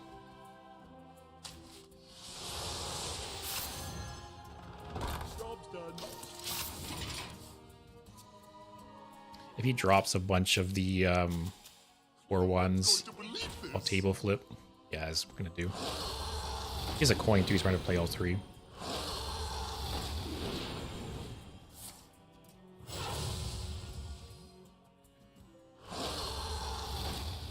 Which, man, if I didn't have table flip here, that'd be rough. Actually, even so, oh man, even so, it's gonna leave 2 4/1s up.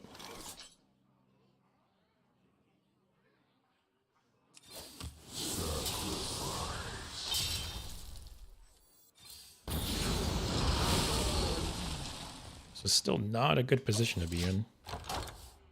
Although next turn I can table flip for 2 Dark Alley Pact to copy it. So we'll see. Not feeling great about this game though.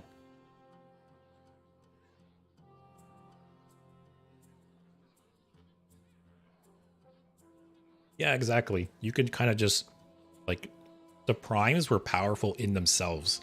They didn't require any kind of like build around or follow up, which, don't get me wrong, I love build around cards, but it's also important to have cards that can just stand on their own, right?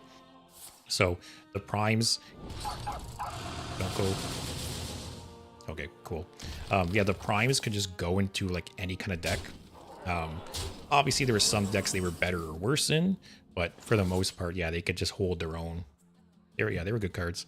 I think the primes are like a perfect candidate to bring back into the core set one time.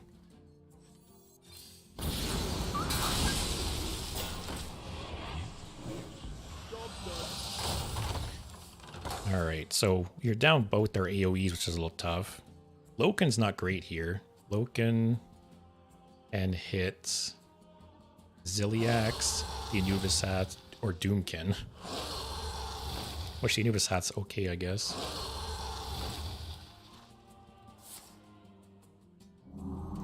Okay.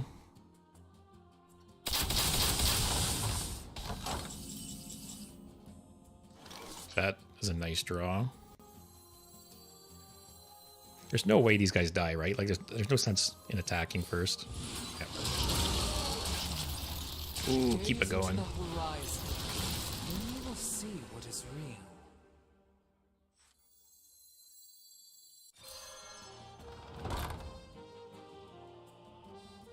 I think I need more stats on the board.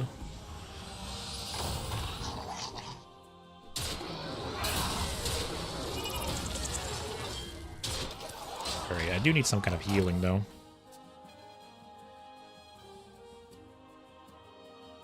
The worst, what do I think is the worst card to bring back to standard? Leroy. But too late. Other than that, let me look up like wild legendaries.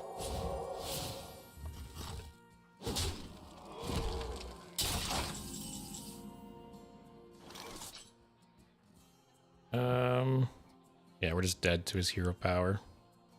That's rough. We were close to hanging on there. Yeah, Mage Quest, for sure. What else comes to mind?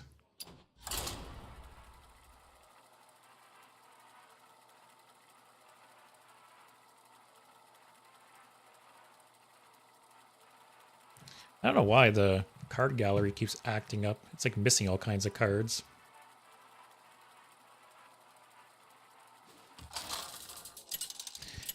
I don't know. I could kind of see Gen and Baku coming back at some point. Obviously, them coming back for 2 years would be too long, but just for 1 year? I think if we can have Reno for 2 years, we can have Gen and Baku for 1 year.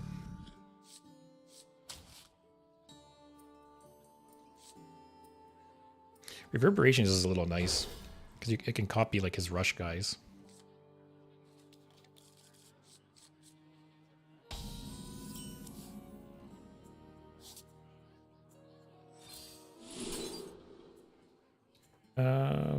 Like the Anubis Hat, I guess.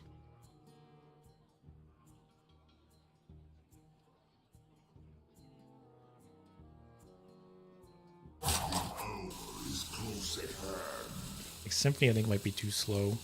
Spectacular. I do really like fracking. I don't know why I didn't think about it in like the initial version of the deck. Hey Axel. Yeah, it's really funny that and like me included, right? I'm not gonna say like I predicted Wheel of Death being a good card. I straight up said I thought it was gonna be a bad card, but a fun card. I love like win the deck conditions, and I was very much looking forward to playing this deck. But it's definitely been stronger than I expected it to be. And part of the reason could be that, you know, the meta is still in flux. People are still trying new decks, trying jank, and, you know, control decks can capitalize on that. So once the meta settles, like if everyone was playing Paladin and Hunter, I don't think the deck would be nearly as good as it is. So time will tell. Time will tell if the deck will actually stay good or if it's just like a flash in the pan due to the meta.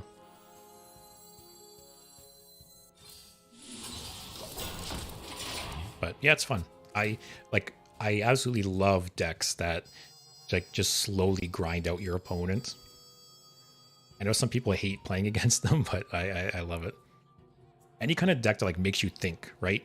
Makes you plan out future turns, makes you think about your resources. That's the best to me.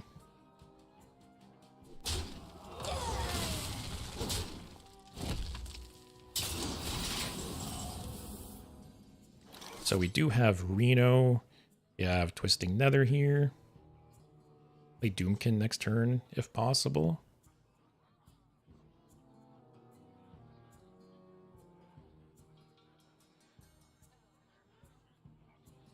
Do I tap? Infinite truths.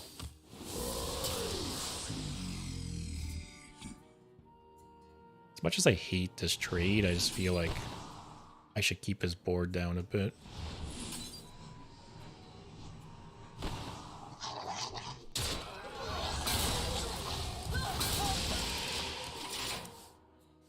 Yeah, the first couple hours of my stream today, I played hand buff Paladin for the first 2 hours, and the deck was just ridiculous.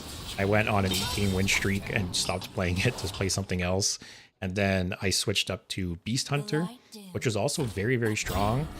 I don't think it was as strong as the hand buff Paladin, but it was very good. My record, I went 8-3, so played 11 games, 73% win rate. It had some absolutely nutty starts. There was games where I won on turn 4. It's just crazy. I think I could take the damage.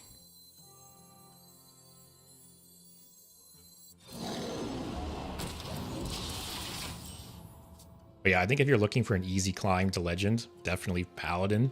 Probably the best one, with Hunter being close second.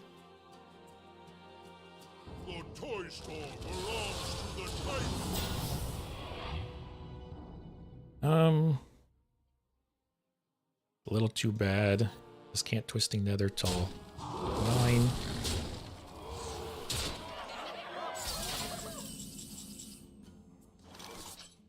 Although that's not bad.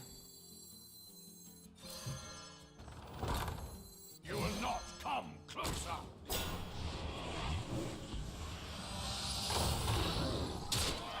Next turn will probably be a Twisting Nether.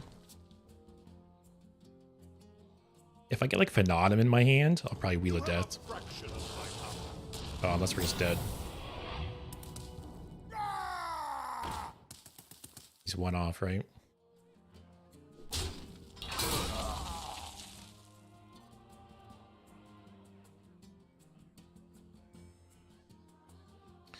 Yeah, Devlin, I do miss that side of Warrior sometimes too, but I do think Odin is like an interesting card.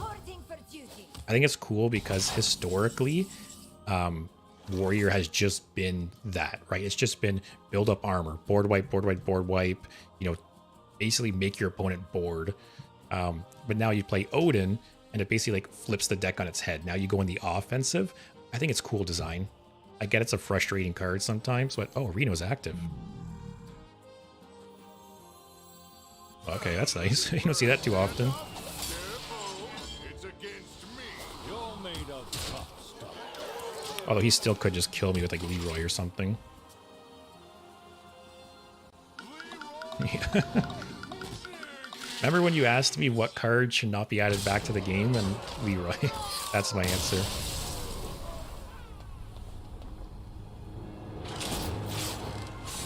I don't think... Like, I very much understand their decision of removing charge, you know, for the most part. And I still don't know why they brought it back. Maybe the people at Blizzard who made this decision weren't around, you know, weren't involved with the game back in the day when charge was problematic. I don't know. Nazarth versus Illidan. But Leroy results in too many feel bad moments. I just don't think it's healthy for the game. I'll keep this just in case they're playing some kind of aggro. And yeah, Devlin, I do think that oh, Whizbang. Okay. It's funny. I was gonna play Whizbang all day today, because I was very excited for the card and I did open him, but I've heard a lot of reports that apparently it's not a very good deck or like a good card. Apparently a lot of the decks just aren't great, and it doesn't, like, it's not as strong as the original Whizbang. So I didn't really want to stream it all day and just lose most of my games. But yeah, Devlin, as you said, I think the Archbishop would be a cool card to rotate back into core.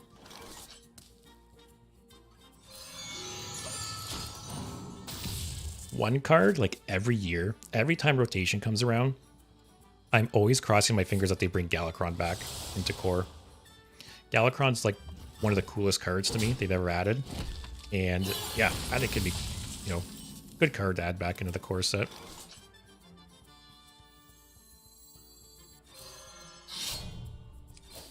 Also, I don't know what's going on with my deck tracker. It keeps crashing.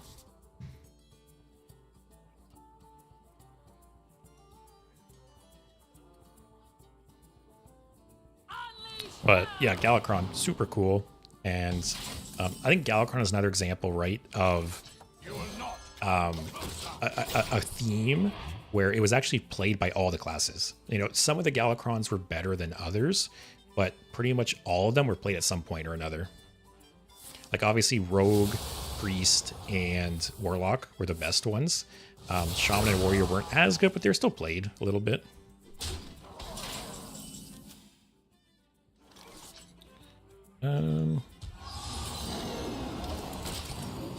So yeah, every year I always pray that they bring back Galakrond. At some point, you know, after a couple weeks when I start getting back into Wild a bit more, I'm gonna do it where I'm gonna dedicate a stream to each Galakrond. So I'll probably do 5 streams in a row and then do a different Galakrond each time. I basically did that with the old gods right before the expansion launched. I had a stream dedicated to each of the old gods, and that was fun. You will not come closer.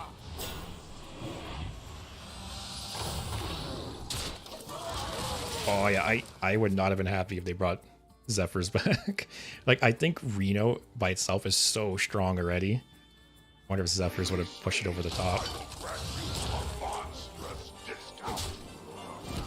That's a nice clear frame. Double fracking.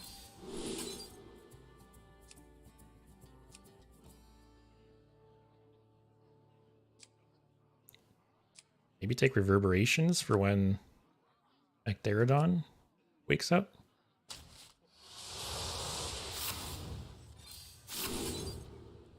Oh, we have to lose Reno. But is this a game where we win with Wheel of Death? That's the question. Like, Reno's active now. If I take Reno, it's just active.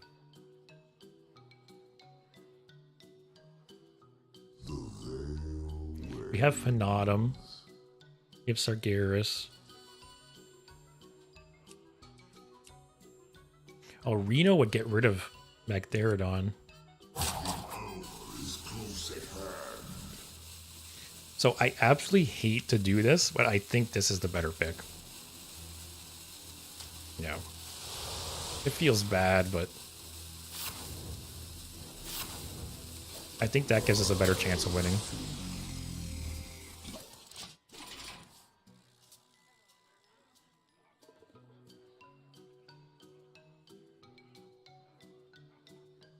That toy was made just for me. Yeah, this is a great card. I said it earlier, but if I had to pick like my top 3 cards of the expansion, or maybe not even like best, but like my top 3 most fun cards of the expansion or enjoyable cards, this is one of them. Am I not glad I grabbed Reno?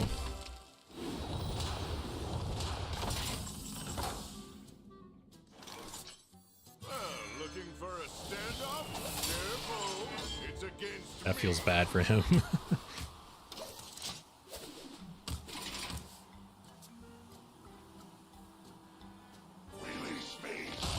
Got another one. Actually, we're down to 8 cards. Fracking really thinned out the deck for Fanatum. Do I just play Fanatum, actually? He has no hard removal outside of, like, maybe red card. Even then, it's two 15/15s.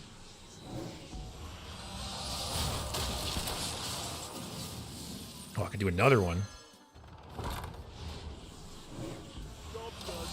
Just a casual 45/45.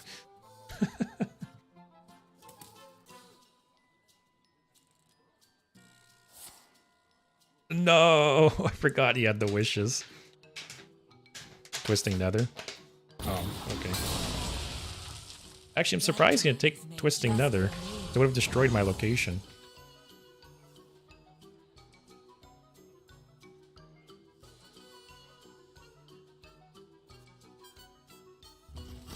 I better not lose this.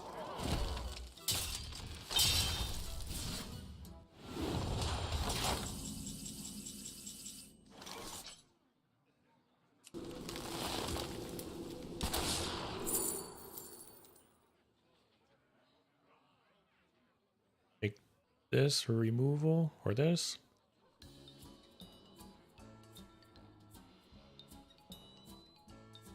I think they're all good picks.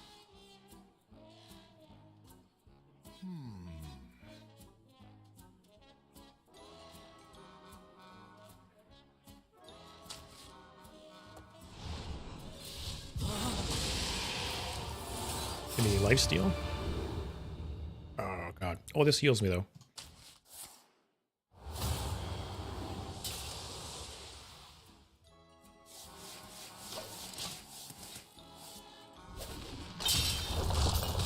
I forgot he had the wishes.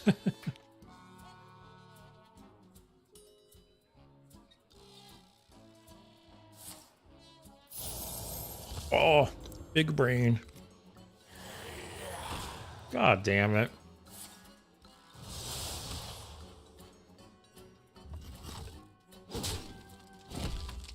That's a bummer.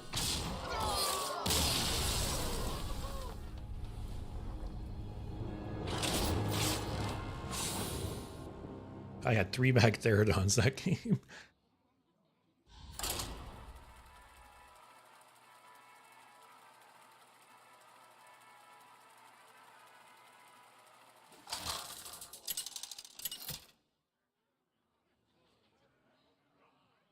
Nazoth versus Garrosh. Warrior. I haven't been seeing too many of them.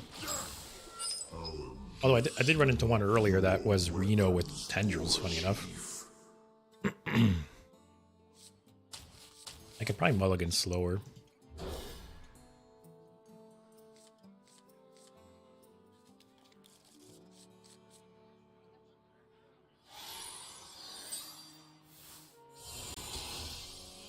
Oh, it's Whizbang again.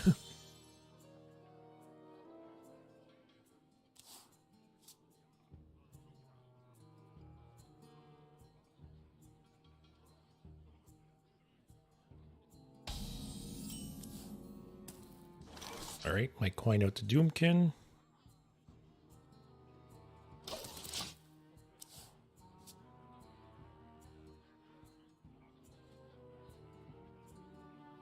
We're playing against all the tryhards trying to get into Diamond 5.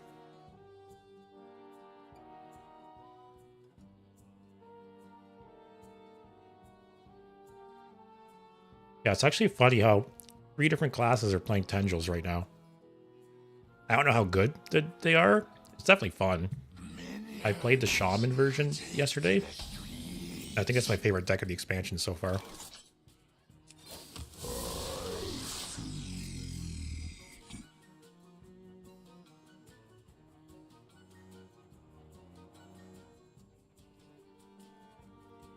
Yeah, I think tomorrow I'll play Tendril Shaman again. I think there's something else I wanted to play.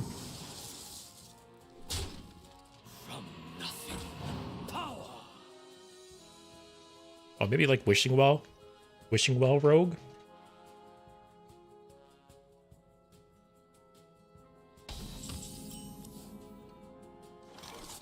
Alright, we have a pretty strong hand if we draw Wheel of Death.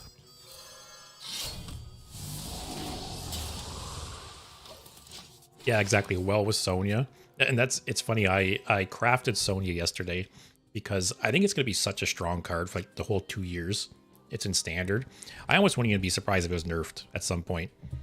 It's got so many cool combos, and they almost like back themselves into a corner with cards like that sometimes. Because now, for the next 2 years, they have to think about every 1-cost rogue card they print.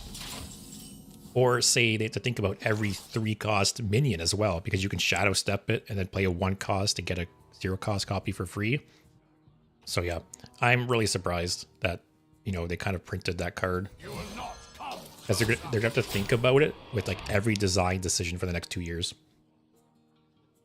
Once it gets to wild, like they don't care. But yeah, it's gonna be relevant, I think, for the entire time it's in standard.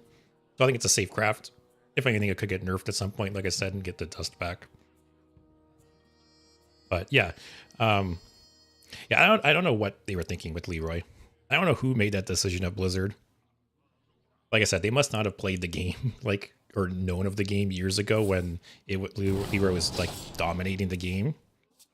Or did no one tell them like, hey, we removed Leroy because it was problematic, and the game has only got stronger since then. Like, yeah, I don't know.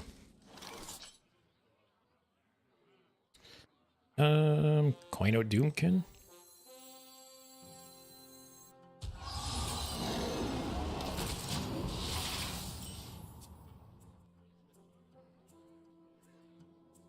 Like, I feel like people are going to get very sick of Leroy within the year.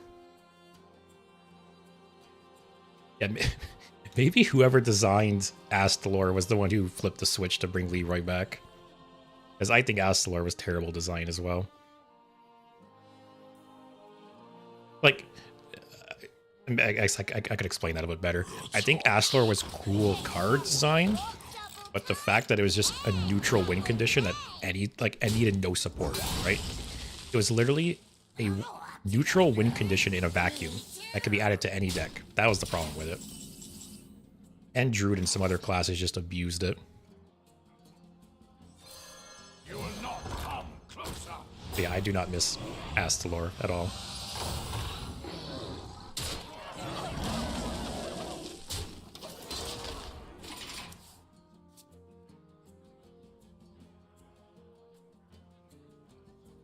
I can still hear that voice line in my head, and I hate it.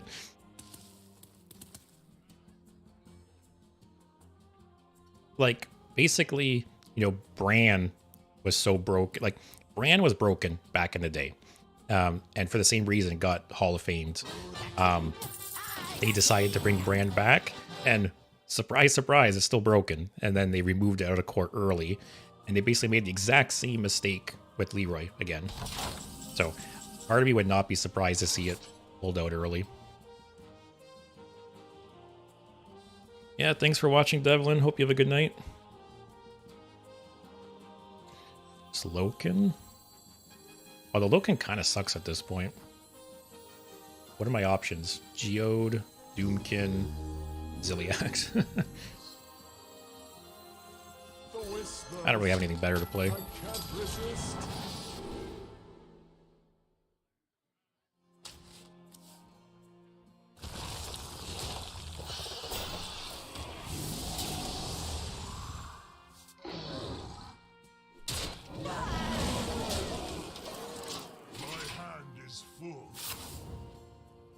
Yeah, I don't know. I think at least the new brand is just limited to Warrior, right? If the new brand was a neutral, that'd be like the worst card ever designed in the game. So, thank God. That's a cool card. Okay. I didn't even have that much damage on the board, but yeah, that's basically why I didn't want to play Whizbang today. It seems like a lot of the deck recipes aren't that great, unfortunately. Because original Whizbang was pretty good. Like, the deck recipes that the original Whizbang used were actually, like, fine. Like, you know, there's people who got to Legend with it. It's not reliable, but, you know, you weren't just going to lose most of your games. Shall This is a pretty nice hand. And yeah, I actually crafted the original Whizbang in gold, and it was my go-to card that I would just like, if I wanted to hop on and just play a few games, like for fun, it was perfect. If you didn't want to play like a specific class or deck. Oh, that's rough.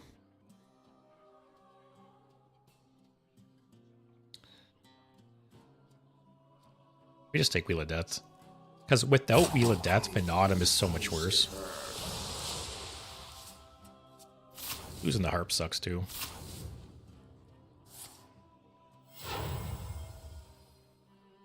My pain doesn't compare So to many your Plague Death Knights, man.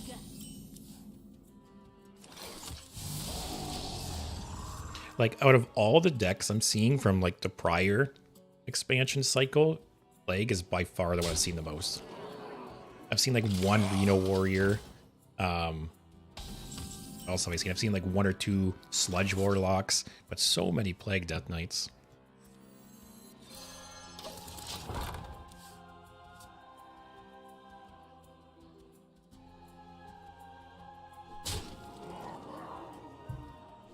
So depending what he does here, I might Anubis at their table flip. Compare to your plague. I think we table flip.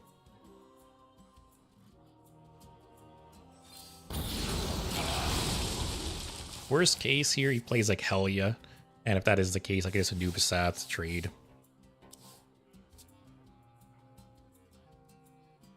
The nice thing is Wheel of Death will destroy the plagues. Obviously, if he has Helya, any new ones will still repeat, but...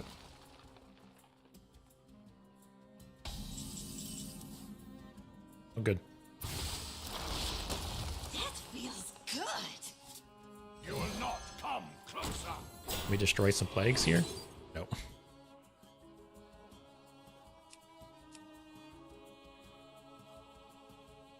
Man, I feel like there's an argument for all 3 of these. This deck plays a lot of small shitty minions that Defile is good against.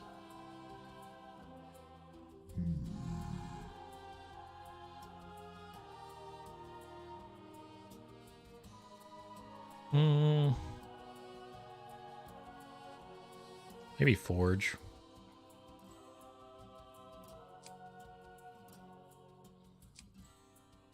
Damn, this is rough. I think I might take Defile. I have 1 gift in hand already. Yeah, I have a full Forge here. I'm actually not going to Forge the Anubisath, because next turn I want to Loken. Hopefully hit Sargeras and Forge that.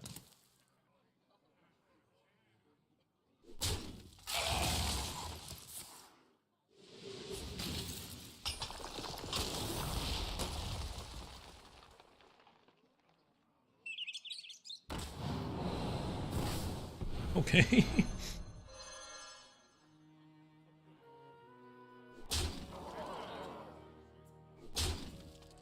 All right, hopefully we hit Sargeras here. You have Sargeras, Ciliax, Doomkin, Anubisath, Geode. So, not the best odds, not the worst odds.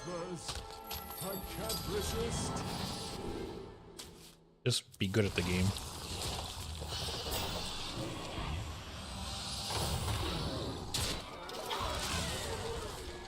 So, if we draw Reno in the next 2 turns, I'll probably just rip Wheel of Death. Rexa here would be a little annoying.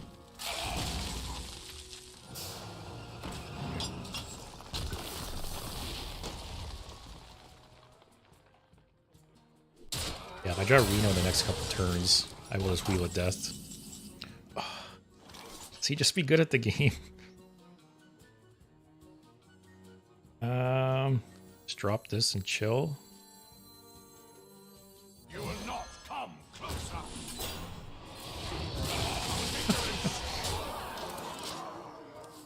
Alright, so I'm more than likely gonna Wheel of Death next turn.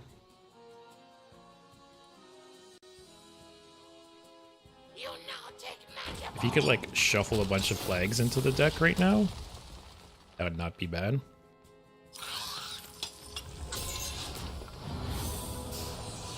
It's a little annoying, but Lightborn is killing it! yeah, just full trades. Actually, I can't Wheel of Death now. Oh, never mind. Oh, that's rough. That feels good. Okay, I copy this. Trade, trade, trade is 5 damage. It's 4 damage to kill me. He has 1 3 damage excavate spell left. He has the 2 spells that deal 3 damage and shuffle the plagues. Oh, I'm taking 1 fatigue. So he'd only need to deal 3 damage to kill me.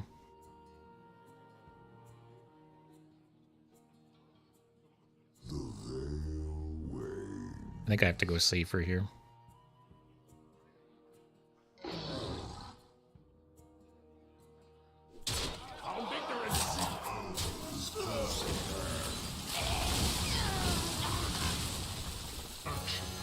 Yeah, it's too risky. He'd only have to deal 3 damage to kill me, and yeah, 3 damage to kill me, and he has multiple ways to deal 3 damage. Lightborn is killing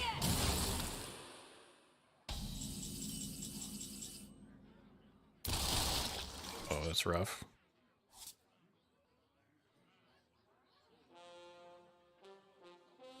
So if I trade him at 9,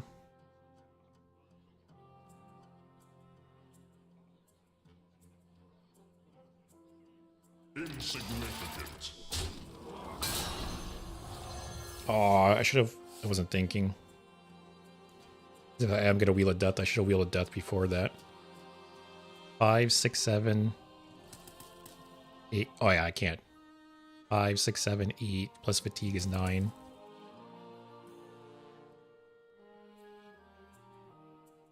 What is Reno? Or not Reno, Sargeras and clear the board?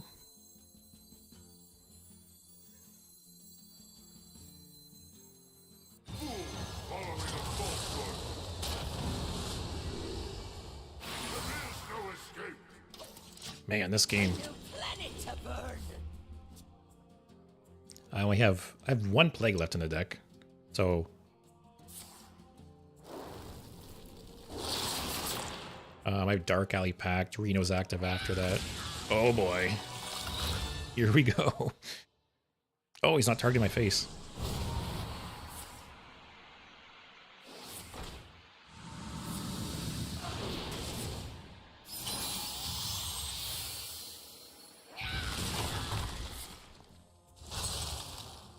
Okay, what's he got? Okay, cool. Oh, Harp is big.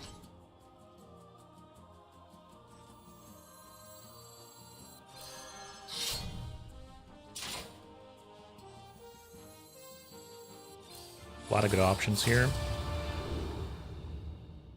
Yep, want healing. Heal some more. I think we got this, even without Wheel of Death. Yeah, we just like never had the opportune time to play it. If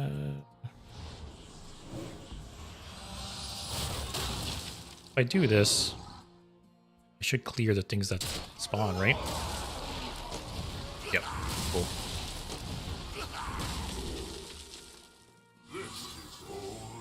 Alright, I think we're good. We only have 1 plague in the deck.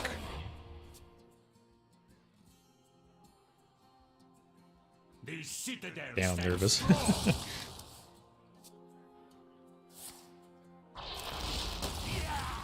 Okay, do I Wheel of Death here now? The citadel stands strong.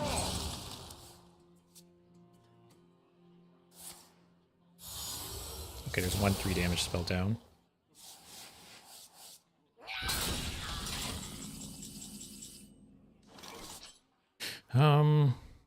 At first.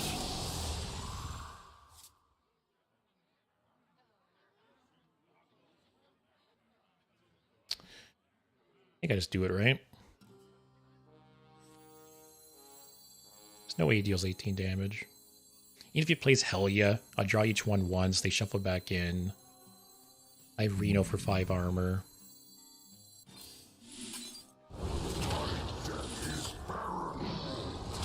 I honestly think we'll win before the 5 turns anyways.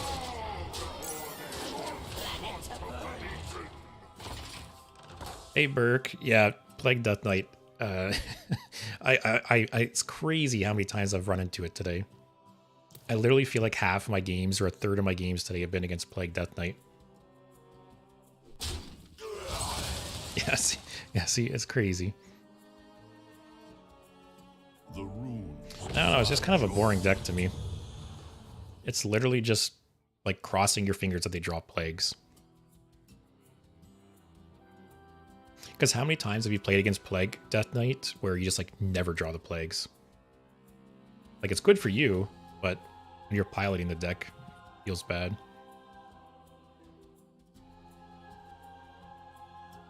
But people play it obviously to counter Reno decks as well. But I do think Reno decks are less popular right now, at least for the time being, while people are still trying to do things. Man, just do it. This guy keeps targeting this. Just do it and pass. Hey Daver, thanks for the follow, man. Really appreciate it. Hope you're enjoying the stream and the expansion.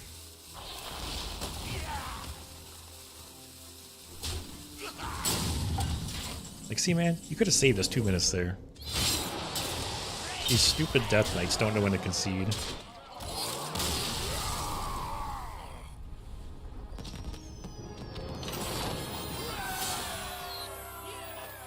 But yeah, 100% Axel.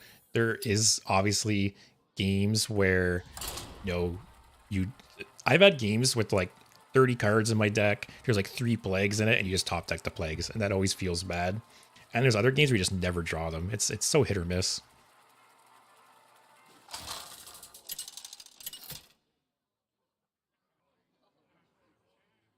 Nazar versus Malfurion. I must protect the wild. Spell damage, Druid maybe? Roots in the deep, awakening the nightmare. Hey Daver, thanks for the kind words, man. I really appreciate it. Glad you're enjoying, and that's cool. You started off playing the game. It's honestly a great time to jump into the game, I think, for new players. I have a friend of mine I've been trying to get to play too, because rotation is honestly the best time to jump in. There's the least amount of cards available, so it's like the least amount of, things to catch up on. The meta's all over the place.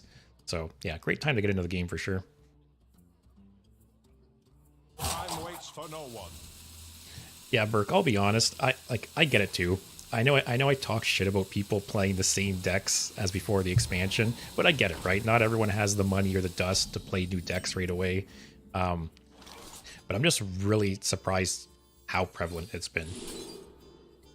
I'll take Fanatum. Like every expansion, right? Every expansion, you'll see people playing the old deck still. It's just the way of the world. But I feel like this expansion especially, I've seen it so much. Like, I don't remember a single deck being so prevalent still, like day 1, 2, 3 of the expansion. Maybe I'm just bitter. I don't know.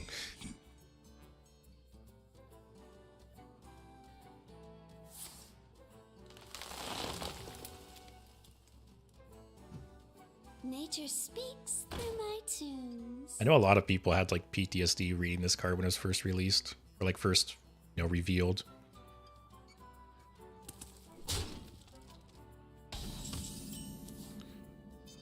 Harp and tap. Do I have any recommendations for good cheap decks for Paladin or Warlock? A Warlock, probably not. Like, as you can see, I have quite a bit of legendaries in this deck. Some of them aren't really needed, I guess. Loken you can do without. Obviously, you need Wheel of Death. I think Sargeras is very important. Reno is very important.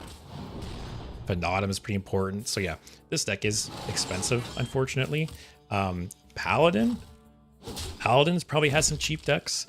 I remember at least before rotation, or maybe even now, there's usually Paladin decks that have like 0 to 1 legendaries that are very strong. Paladin has like just a lot of good, like common, rare, and epics. So yeah, I look into Paladin. Like, let me look at the Paladin deck I played earlier. Three legendaries were in it. So there was 5 legendaries in the Paladin deck. There was Leroy, which you have for free. There was Tarim. There was Nomelia, which you have for free. So 2 of the 5 you had for free. Tarim is good, but you could probably do without.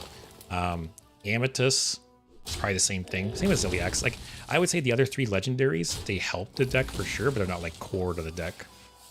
And other than that, there's actually no epics in the deck. It was all commons and rares. So you can definitely build a, you know, decent Paladin deck on a budget.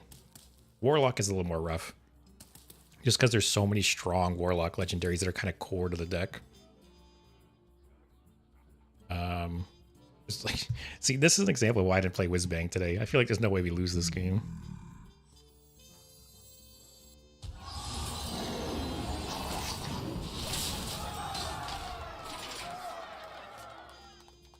Hey, sorry if I say your name wrong.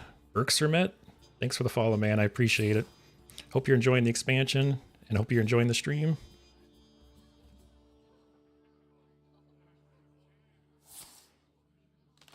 Paladin card that starts off as a 2/2 Sand Golem. Oh yeah, the what do they call, like Earthen Elementals, I think. There's a few cards that support that archetype actually.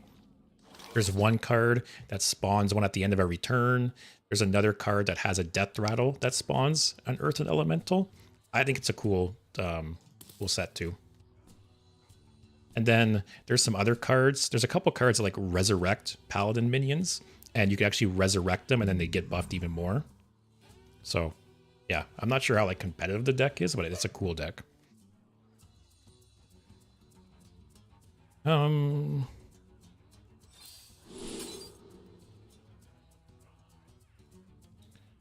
Forge.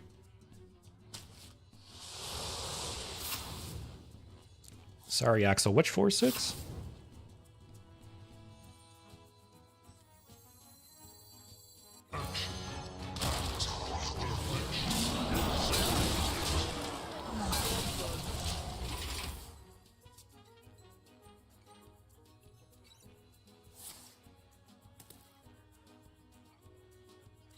Yeah, Warlock has a lot of really cool legendaries, though. Like, oh, yeah. If you want to play, like, Earthen Paladin, it does have some epics. But if you just want to play, like, hand buff Paladin, it has no epics. It's just commons, rares, and legendaries. And of the 5 legendaries I had in my deck, 2 of them are core, so they're just free. And the other 3, like, you could probably do without. You might even have some of them, I don't know. But yeah, you can typically build aggro decks on the cheap. You will not come closer. Can this guy just concede so we can move on to the next game? Like, we know we won this. He's just dragging it out.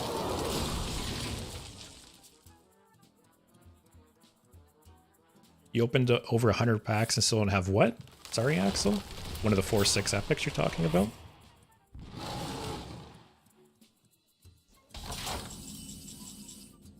Urksermet, you tried Kangor Paladin with the new Paladin Legendary Pipsy. I feel like I opened Pipsy. I could be wrong, but Pipsy seems like one of those cards that, like, there's got to be some decks for it. You know, there's got to be some combos and some decks that exist for it. There's Rip Sargeras.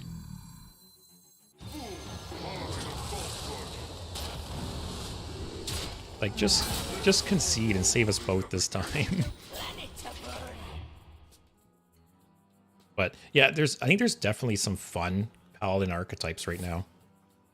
Like, obviously the most, you know, the strongest Paladin decks are the more like buff aggro decks, but they have a few different routes you can go for sure.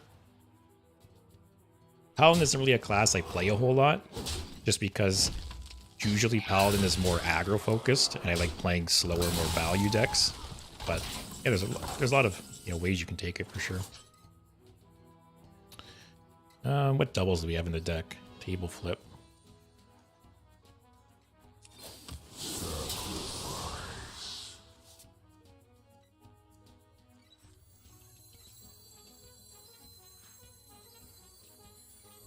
Man, my board is like too full. I don't even think I want to use his ability.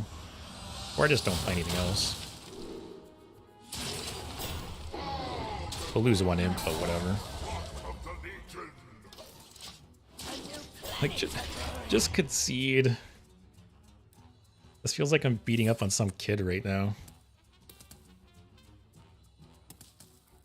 It's kind of funny because some people will complain about certain decks, but the problem is they don't know when to concede.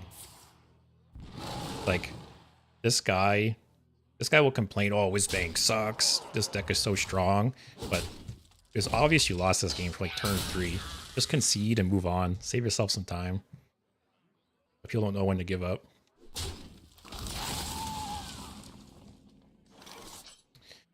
Do we try and speed this up a bit?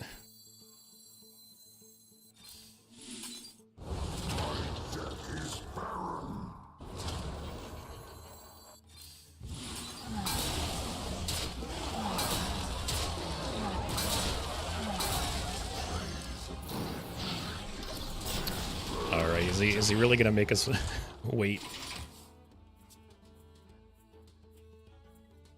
Yeah, you're taking too long, buddy. Now you get 5 turns and we're done. But yeah, Burke, definitely some cards, or sorry, some classes have much stronger like core sets than other classes. And some classes are a lot easier to build on a budget than other classes.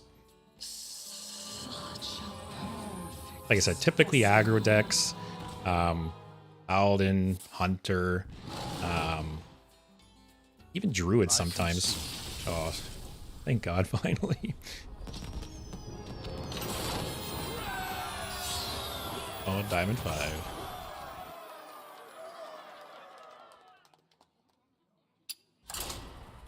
I really think if you were to play Paladin or Hunter right now, the climb to Legend would be so easy.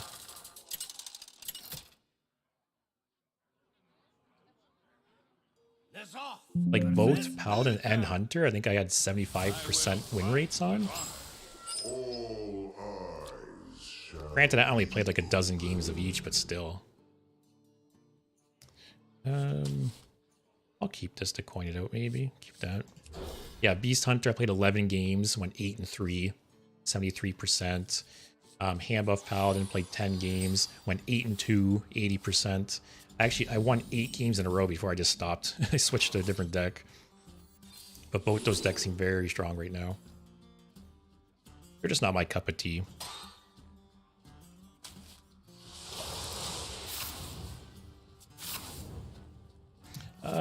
Yeah, let me see here.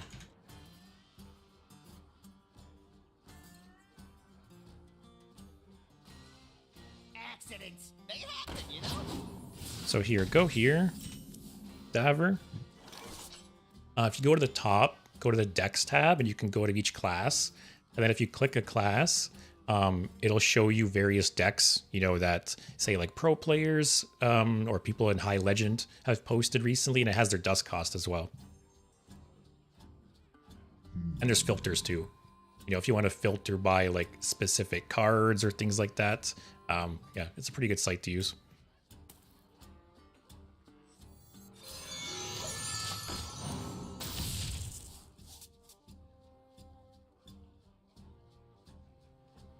Dave, okay, I'll keep that in mind. Sometimes it's hard to tell.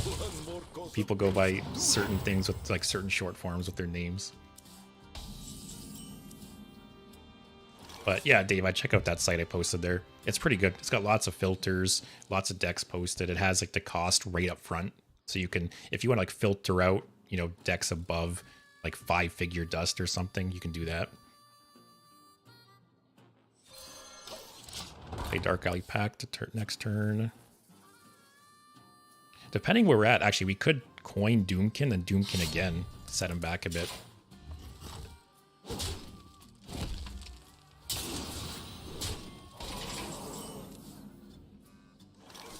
There's Wheel of Death.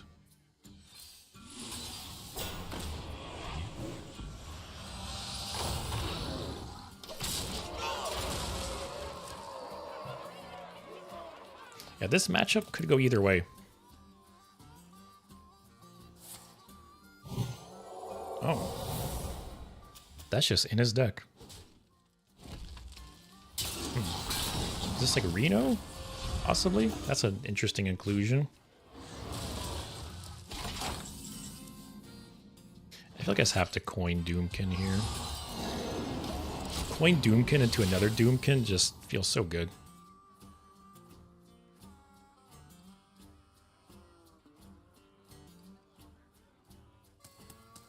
We're in a pretty good spot to do like an early Wheel of Death.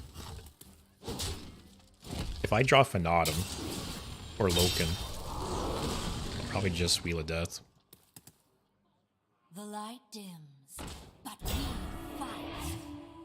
Okay. Reporting for duty.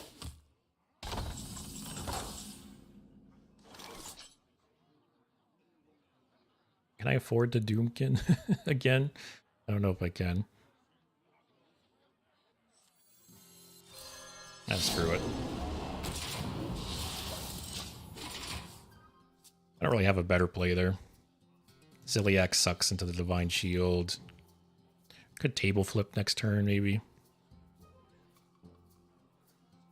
But yeah, if I draw Loken or Fanatum, more than likely Wheel of Death very soon after. So fracking would be nice. Loken, Fanatum. Reverberation is pretty good in this matchup. That's not bad.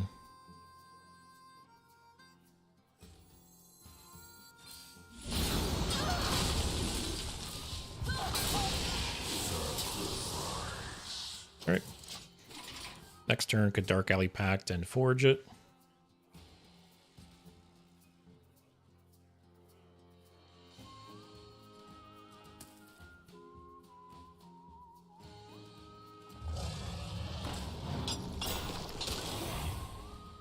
Okay. What do we have to make Reno active? Defile. Yeah, this is true. Definitely. You think it's almost a Shaman card at this point.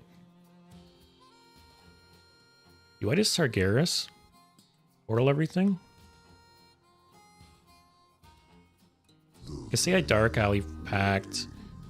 Forge it. I trade here. It dies. Leaves these on the board.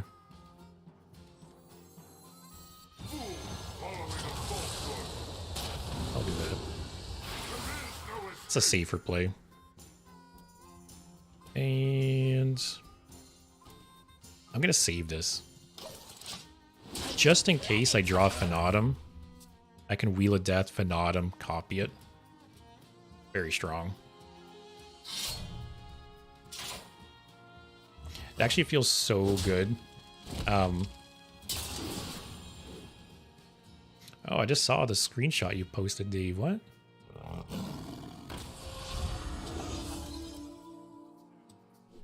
That's really weird. What country do you live in? Did they have some weird, like, weird internet restrictions or laws there? Might have to sign up for a VPN. Oh, Reno's active now. That's pretty big.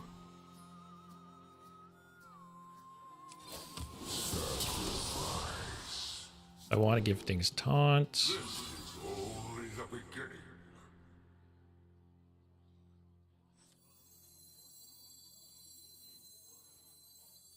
Just Anubis Sath, copied and rush. Not come closer.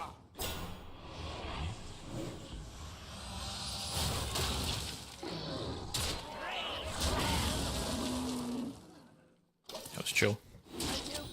Oh, still, that's weird. That it just straight up doesn't work for you?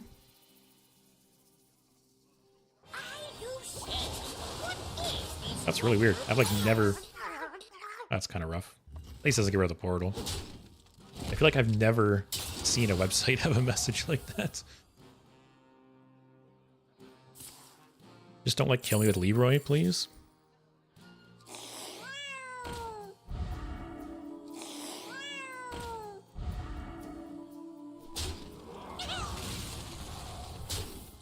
Oh, really, Burke? That's weird. Reporting for duty. At least that's like a good ad for VPNs. Do I defile Loken?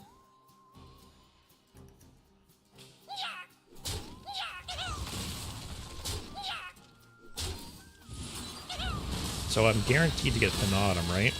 Yeah. The whispers. I can't resist.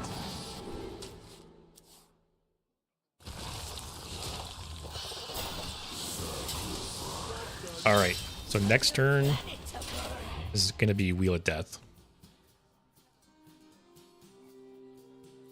Yeah, there's definitely a few websites that are obviously really good for decks and stuff like that. I guess I just like that one because it kind of just like, what's it called? It collects all the different decks that like streamers and pro players are using, and it has filters and dust costs. But there's other sites like Vicious Syndicate and like Tempo Storm and stuff that are also good for deck lists. Hey, call me. Thanks for the follow. Really appreciate it. Hope you're enjoying the stream and the new expansion. I think this expansion is like a home run so far. A lot of really cool cards, really cool decks. Is there a way we win here? 21 needs 6 damage. How much is the buff? +4/+4, right?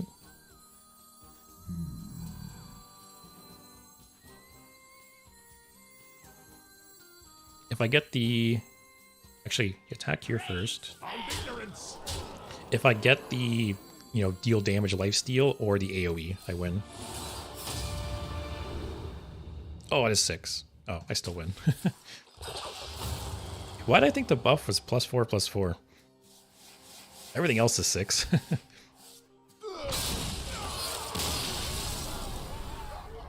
Yeah, we were so close to playing Wheel of Death that game. It's just we were kind of constantly on the back foot. Glug was a cool card. It's a little too bad I didn't see more play. I think all the Colossus actually were great cards.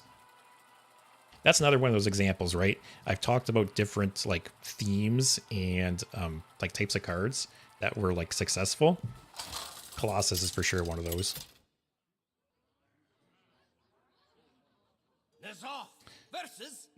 Like, I think it says a lot, right? If they introduce some kind of mechanic and like across all the classes and they all actually play it. Like Colossus. Every single Colossus outside of Ozumat was played at some point. Do I just keep both of these in case it's like aggro? But yeah, outside of Ozumat, every single Colossus was played at some point. And I think that's a home run in my book, right?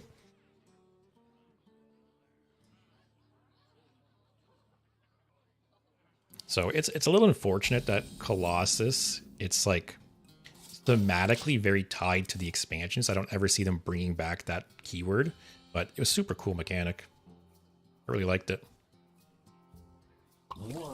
Same with Dredge. I think Dredge is like one of the better keywords they've come out with in a long time.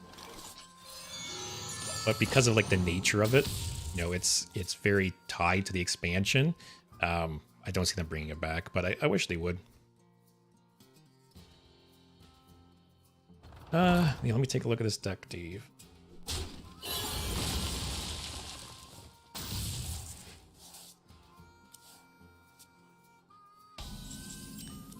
Yeah, honestly,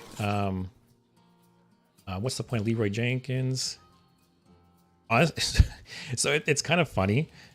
It's funny for a newer player to not like realize the strength of Leroy because it's such a strong card.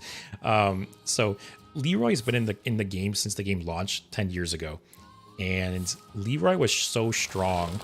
Leroy was one of the reasons they introduced the Hall of Fame, where before there was a standard rotation, they would take cards and put them in the Hall of Fame because they were so like problematic and they basically wanted to get rid of them. And Leroy was one of the first cards that was Hall of Famed because it was such a problem and it was causing just like a lot of bad interactions. It was making a lot of like OTK decks and stuff. But basically it's just the fact that Leroy is a 5 mana 6 damage charge. Like, it doesn't really matter that you're spawning 2/1/1s for your opponent if they're dead, right? But yeah, Leroy's a very strong card, and I'm surprised they brought it back in this core set. But you can see, right, if you take that deck and you sort it by played win rate, right? The Leroy is the third highest win rate card in the deck. Like 68.5% of games Leroy's played, they win the game.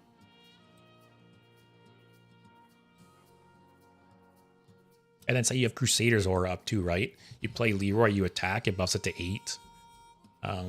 Or if you have like the other Aura up with the +3 attack and lifesteal. So yeah, Leroy is only 5 attack, by itself, but there's lots of ways to buff it, and it very easily turns into like a 10+ damage charge minion. So very strong card. Also, what is this guy playing? Spell damage? I think we just keep digging.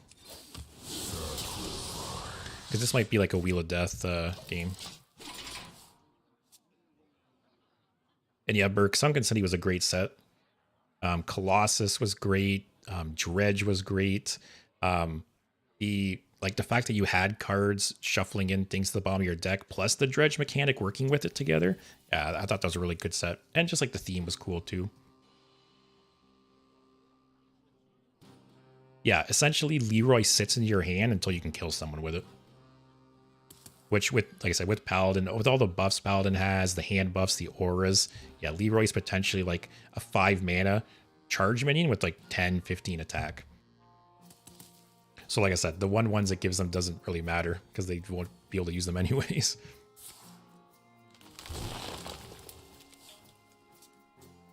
But yeah, Leroy was removed from the game at one point because Rogue played it a lot. Where you'd play Leroy, charge their face, shadow step, play Leroy, charge their face, shadow step.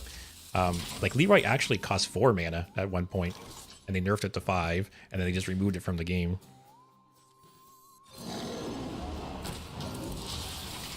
And yeah, like Burke said, Paladin has Wind Fury as well. So you can potentially play a giant-ass Leroy, Wind Fury it. Yeah. The problem if I Loken is my hand's full. Actually, just do this. Like, Drew doesn't really have hard removal or ways to deal with things like this, so this board might just stick.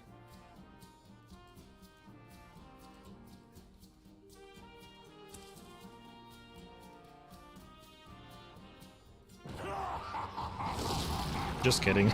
They have board removal. Oh. Oh, it has Rush, though. That's like a 2-for-1. Do something bad. Okay. He actually got nothing out of that because his hand is full. Also, what? Oh, he just played that to not burn a card.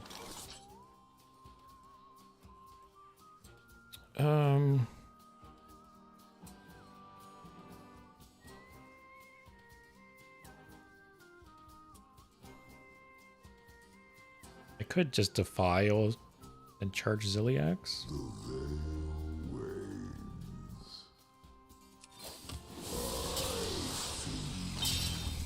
Or I could just double trade. Not the worst.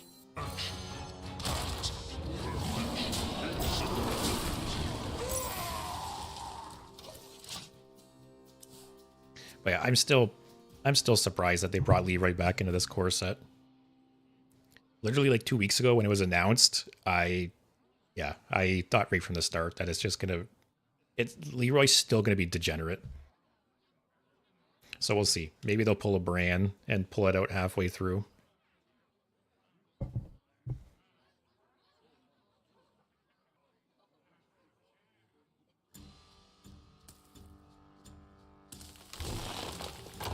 Swipe? Okay. 3-mana swipe is so strong. Wow, off Raven Idol. So if we draw Wheel of Death, I'm probably just going to rip it. We have Phenatum, we can copy it. Got Sargeras. A little too bad I can't... What do I get off this? Doomkin, Anubisath, Zeliax. The whispers. I can't resist. This has better stats, but I kind of like Zeliax more. Alright, there's no way he has 2 board clears, right?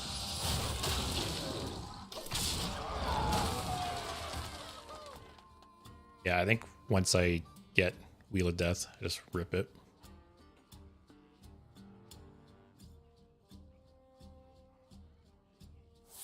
I only worry is him like OTKing me somehow. Got the coin in hand still. I've hit Legend multiple seasons. I forget exactly what the highest Legend rank I've got is, but I don't usually hit Legend because I like to play more like fun decks than like competitive. Like usually every stream I'm playing a different deck, different class. I play janky combos sometimes. So I usually just get up to like Diamond 10 or Diamond 5 and kind of just sit there as I play like other decks. But every once in a while, I'll like really enjoy a deck or a meta and actually push for Legends. But it's a bit of a grind sometimes, especially because I like to play slower control decks. Like if you want to play like an aggro deck, I could go hop on Paladin or Hunter and hit Legend pretty easily and pretty quickly. But playing control decks, it's a lot slower. Get me Wheel of Death. No, it's fracking again. My hand is full. Okay, there's Reno. Wheel of Death just sitting on the bottom. I could actually Reno here to get rid of both of those.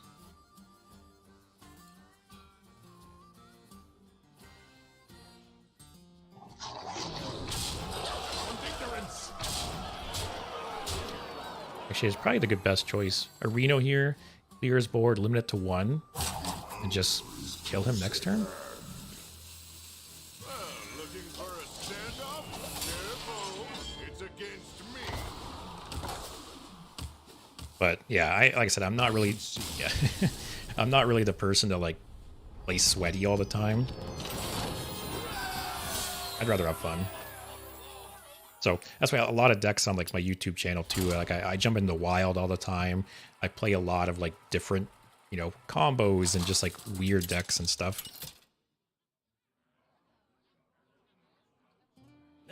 I do think that's one reason that I've been playing the game for 10 years and I still enjoy it so much. Is I'm not just sitting here like grinding to Legend with the same deck all day, right? I'm switching up, playing different decks, standard, wild, playing different combos, control. So I try to keep it fresh. And then it's better for viewers too, right?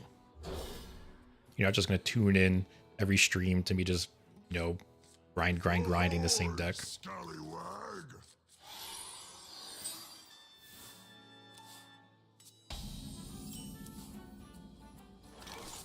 Yeah.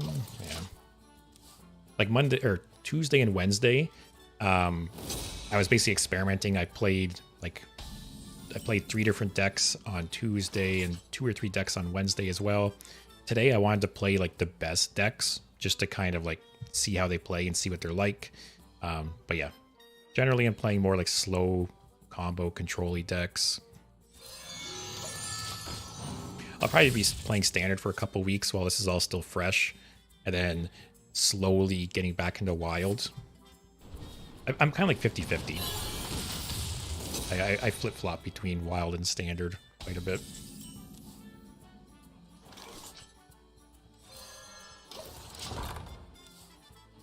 And yeah, I talked about it yesterday, I think, but I definitely understand there's people out there who every rotation, they just dust all their cards that rotate. And I get it, 100%, right? If you don't care about WoW, you don't care about those old cards, go for it. Just free dust. But personally, like, there's a lot of fun decks that have existed in the past, and I like going and being able to go into wild and still play those old decks, right? So it's fun jumping into wild sometimes. There's obviously crazy like combos and interactions, as you mentioned, Burke. And just, yeah, some really fun decks that I enjoyed back in the day, and I can still play them in Wild. So, yeah, if you don't care about Wild, you just want to like maximize dust and focus on Standard, I get it. So,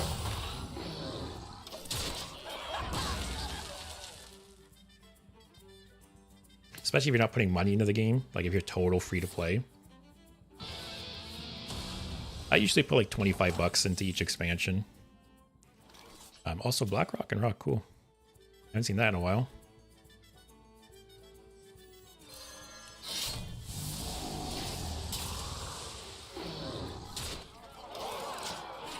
But yeah, this was actually the first expansion ever in 10 years that I pre-ordered.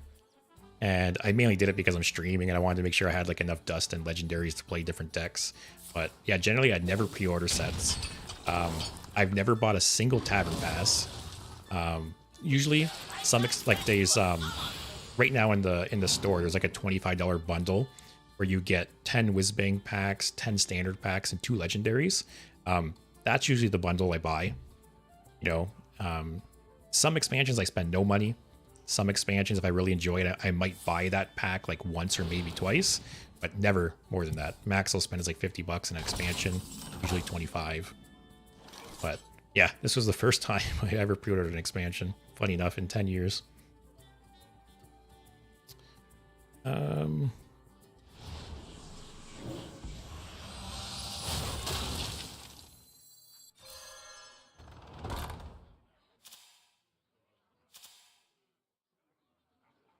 all me ill-gotten gold! My hand's getting a little full though, that's the problem.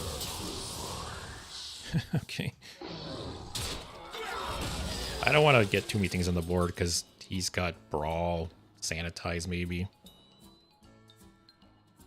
Guys burn the coin.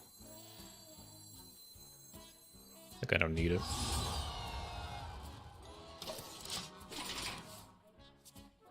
Oh, nice. Ziliax with a golden legendary. That's pretty cool. Any kind of legendary that like you can use in multiple decks is always nice getting in gold.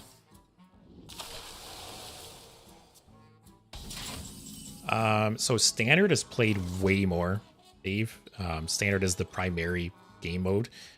Basically, Standard has all of the... so right now, it has the cards from the past 4 sets. And then the next 2 sets, as they come out, will be a part of Standard too. And every year, the oldest 3 sets rotate out. So I guess short and simple is Standard is like the last 2 years worth of cards that you can play. Plus the core set.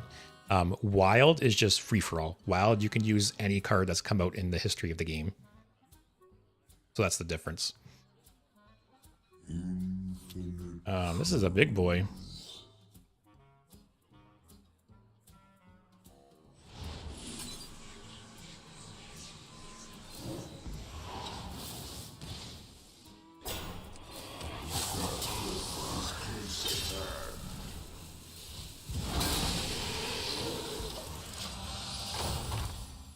Yeah, as a new player, Wild is definitely harder to get into because it's just way more cards available. You know, the power level is obviously higher too. There's a lot more like crazy combos and stuff you can pull off. So it's harder to get into. But yeah, it is fun to be able to go back and, you know, play like old decks and old cards again.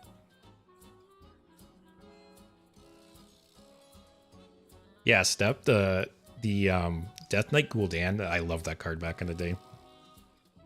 I guess that's another example too, right? I keep talking about, you know, cards and themes that were just like home runs. The Death Knight cards are a great example.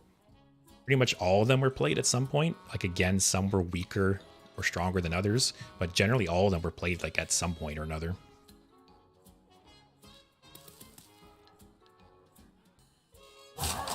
Yeah, very, very rarely do they ever do any kind of balancing for Wild. Sometimes things are just very strong or broken in Wild and they don't really care. So you have to go into Wild expecting that, right? Expecting that there's going to be like broken shit going on. Like there's probably some decks you could run into in Wild that you like would make you want to quit the game. Like you would say, why is this a thing?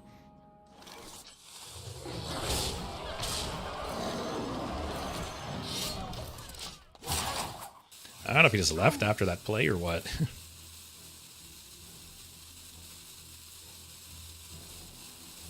It's almost too bad they don't have some kind of like wild starter pack. I think that'd be such a cool thing to have in the store. Like, just make some kind of curated list of like give them like all of like the commons in the game, and then like a curated list of like various like epics and yeah, like catch up wild packs. Yeah, I guess that's what I'm saying basically, is that they had like catch up wild packs. I think that'd be cool.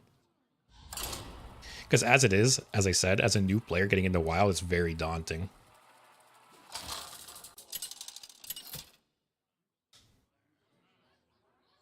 I think one reason too, Steph, that the Death Knights were very strong is they were some of the first like win the game cards. Like up until that point, the game was just very like a lot of decks had like finite resources, right? But some of the Death Knights could just keep generating so much value. So that was definitely like a turning point in the game, I would say. Warrior. What are they playing?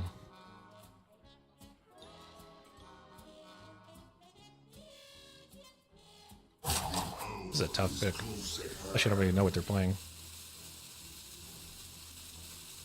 I don't think they're playing little shitters. I think Reverb. It's like the most versatile, I guess. But yeah, I think the Death Knights were kind of like a turning point in the game that, you know, it led to more of like, because right now so many decks and cards just have like endless resources, right? And that wasn't the case early on in the game, but Death Knights brought us towards that direction. Also, I think this card's a mistake to coin out. I feel like every time anyone ever plays this card, I talk about it, but in my experience, this card draws way too many cards. Like, there's been times as Warrior that I've played this card and I had to kill it myself because I start overdrawing. And especially right now, I'm just like not playing anything right. So I'm not even gonna kill it. Just let him draw cards. I don't care.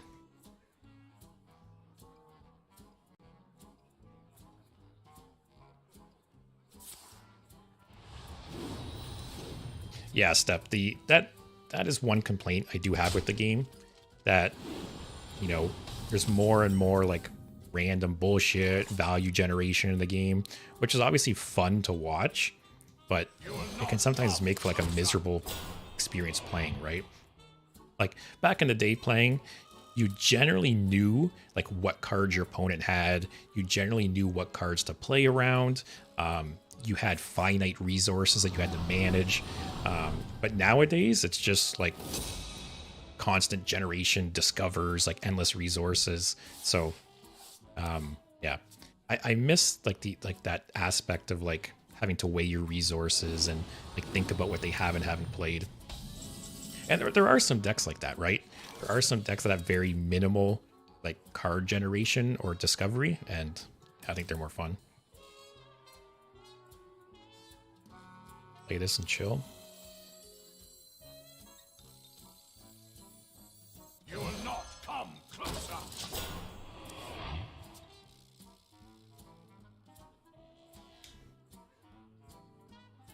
Yeah, Axel, for sure, like Yogg. That was a turning point too. Like there were some tournaments back in the day decided by Yogg. But that's why they went more down that route, right? As it created like exciting viewing experiences. So it's better for viewers, worse for players.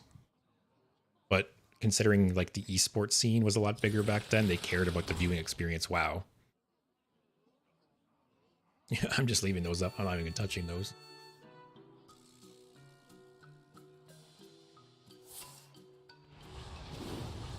Yeah, coin flip for 100 grand. Exactly. It must feel so bad to lose in those situations. Yes, he's going to overdraw. I'm just leaving them too. Let him keep drawing.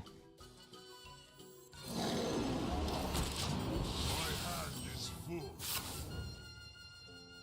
So this isn't Reno. This is just probably like Odin Warrior.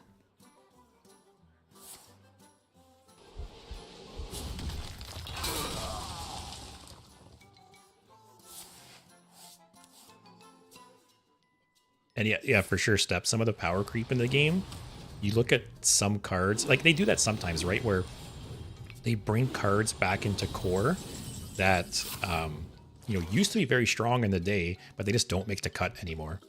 And it's crazy to think like how strong those cards used to be and just how like just not, you know, make the cut anymore because of the power creep.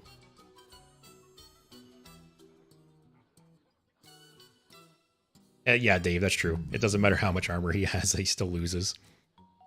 Which is always satisfying against situations like this.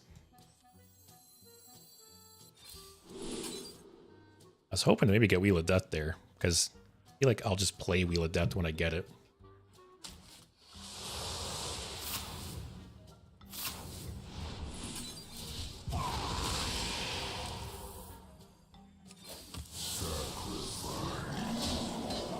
It was chill. Let him draw more cards. Oh, see? That's why you never go full totem.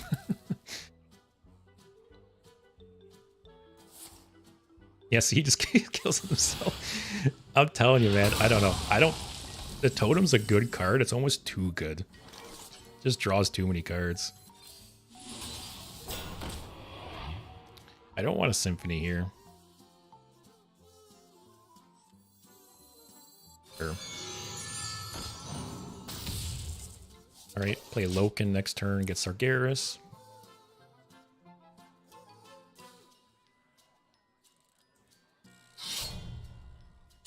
Yeah, I totally get why they removed Classic. Like, obviously you can't see like the stats for it, but 100% when Classic launched and for probably a few months afterwards, probably a shit ton of people played Classic, but I feel like they got bored of it very quick. Okay, I guess we're not gonna Loken. So we know this guy's not Reno though. We just rip Sargeras.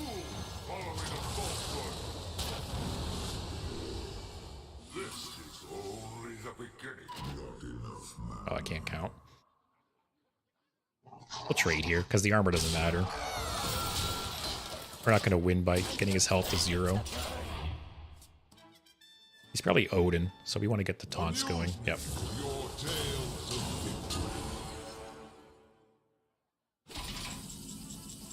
Man, Wheel of Death just chilling on the bottom of the deck.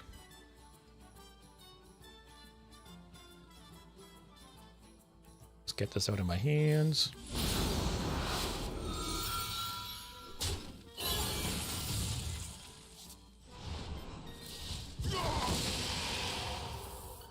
Just play Loken.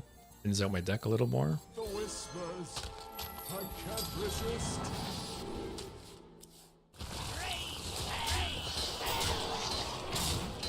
Not going to trigger Sargeras. Because I don't want a Twisting Nether, obviously. And I don't... The 6/6s do nothing on this board. Okay. Gonna brawl.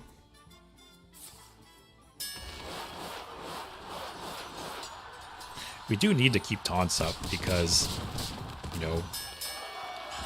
Okay, it's a little rough. But he only has 3 mana. Because Odin Warrior can just put out a stupid amount of damage.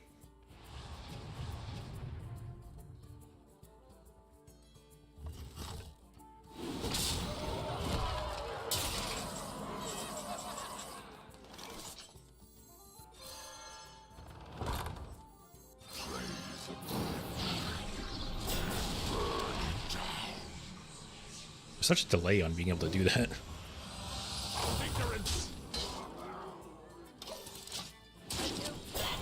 Alright. So if he does brawl, 60% chance we have a taunt still. If he brawls and we have no taunt, we're in trouble actually.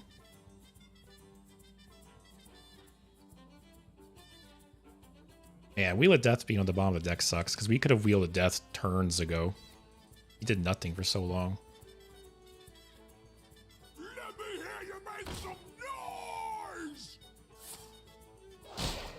Okay, we still got a giant ass taunt.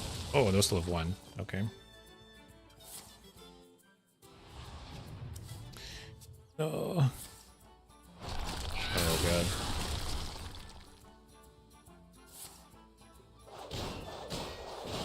Oh man, hits us for 11. God.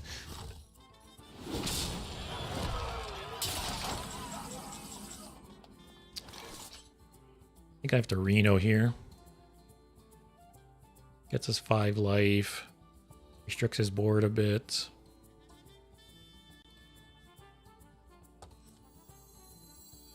Well, looking for a standoff? Careful, it's against me.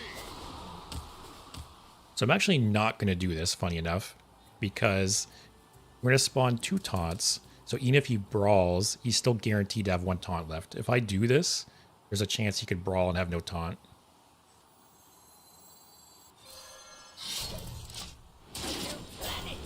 Man. We could have won this game if we drew win of game. Like we could still win, but it's, I don't know, not feeling so good about it.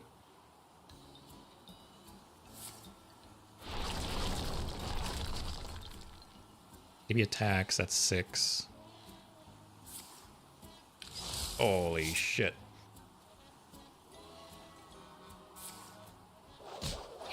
Yeah. Damn, man. If Wheel of Death wasn't on the bottom of our deck, we would have won that game. That's rough.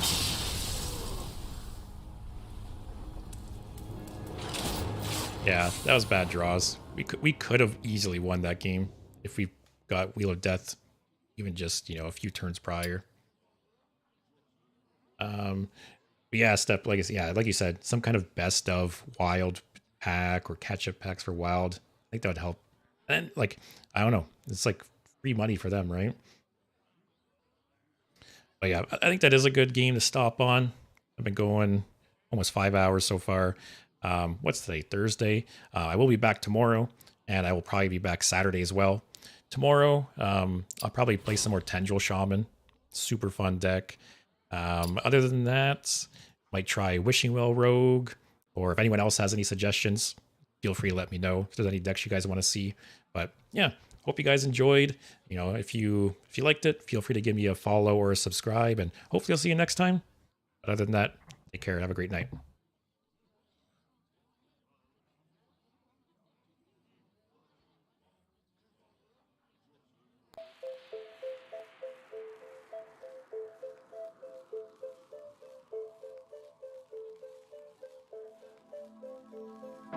Western police are requesting an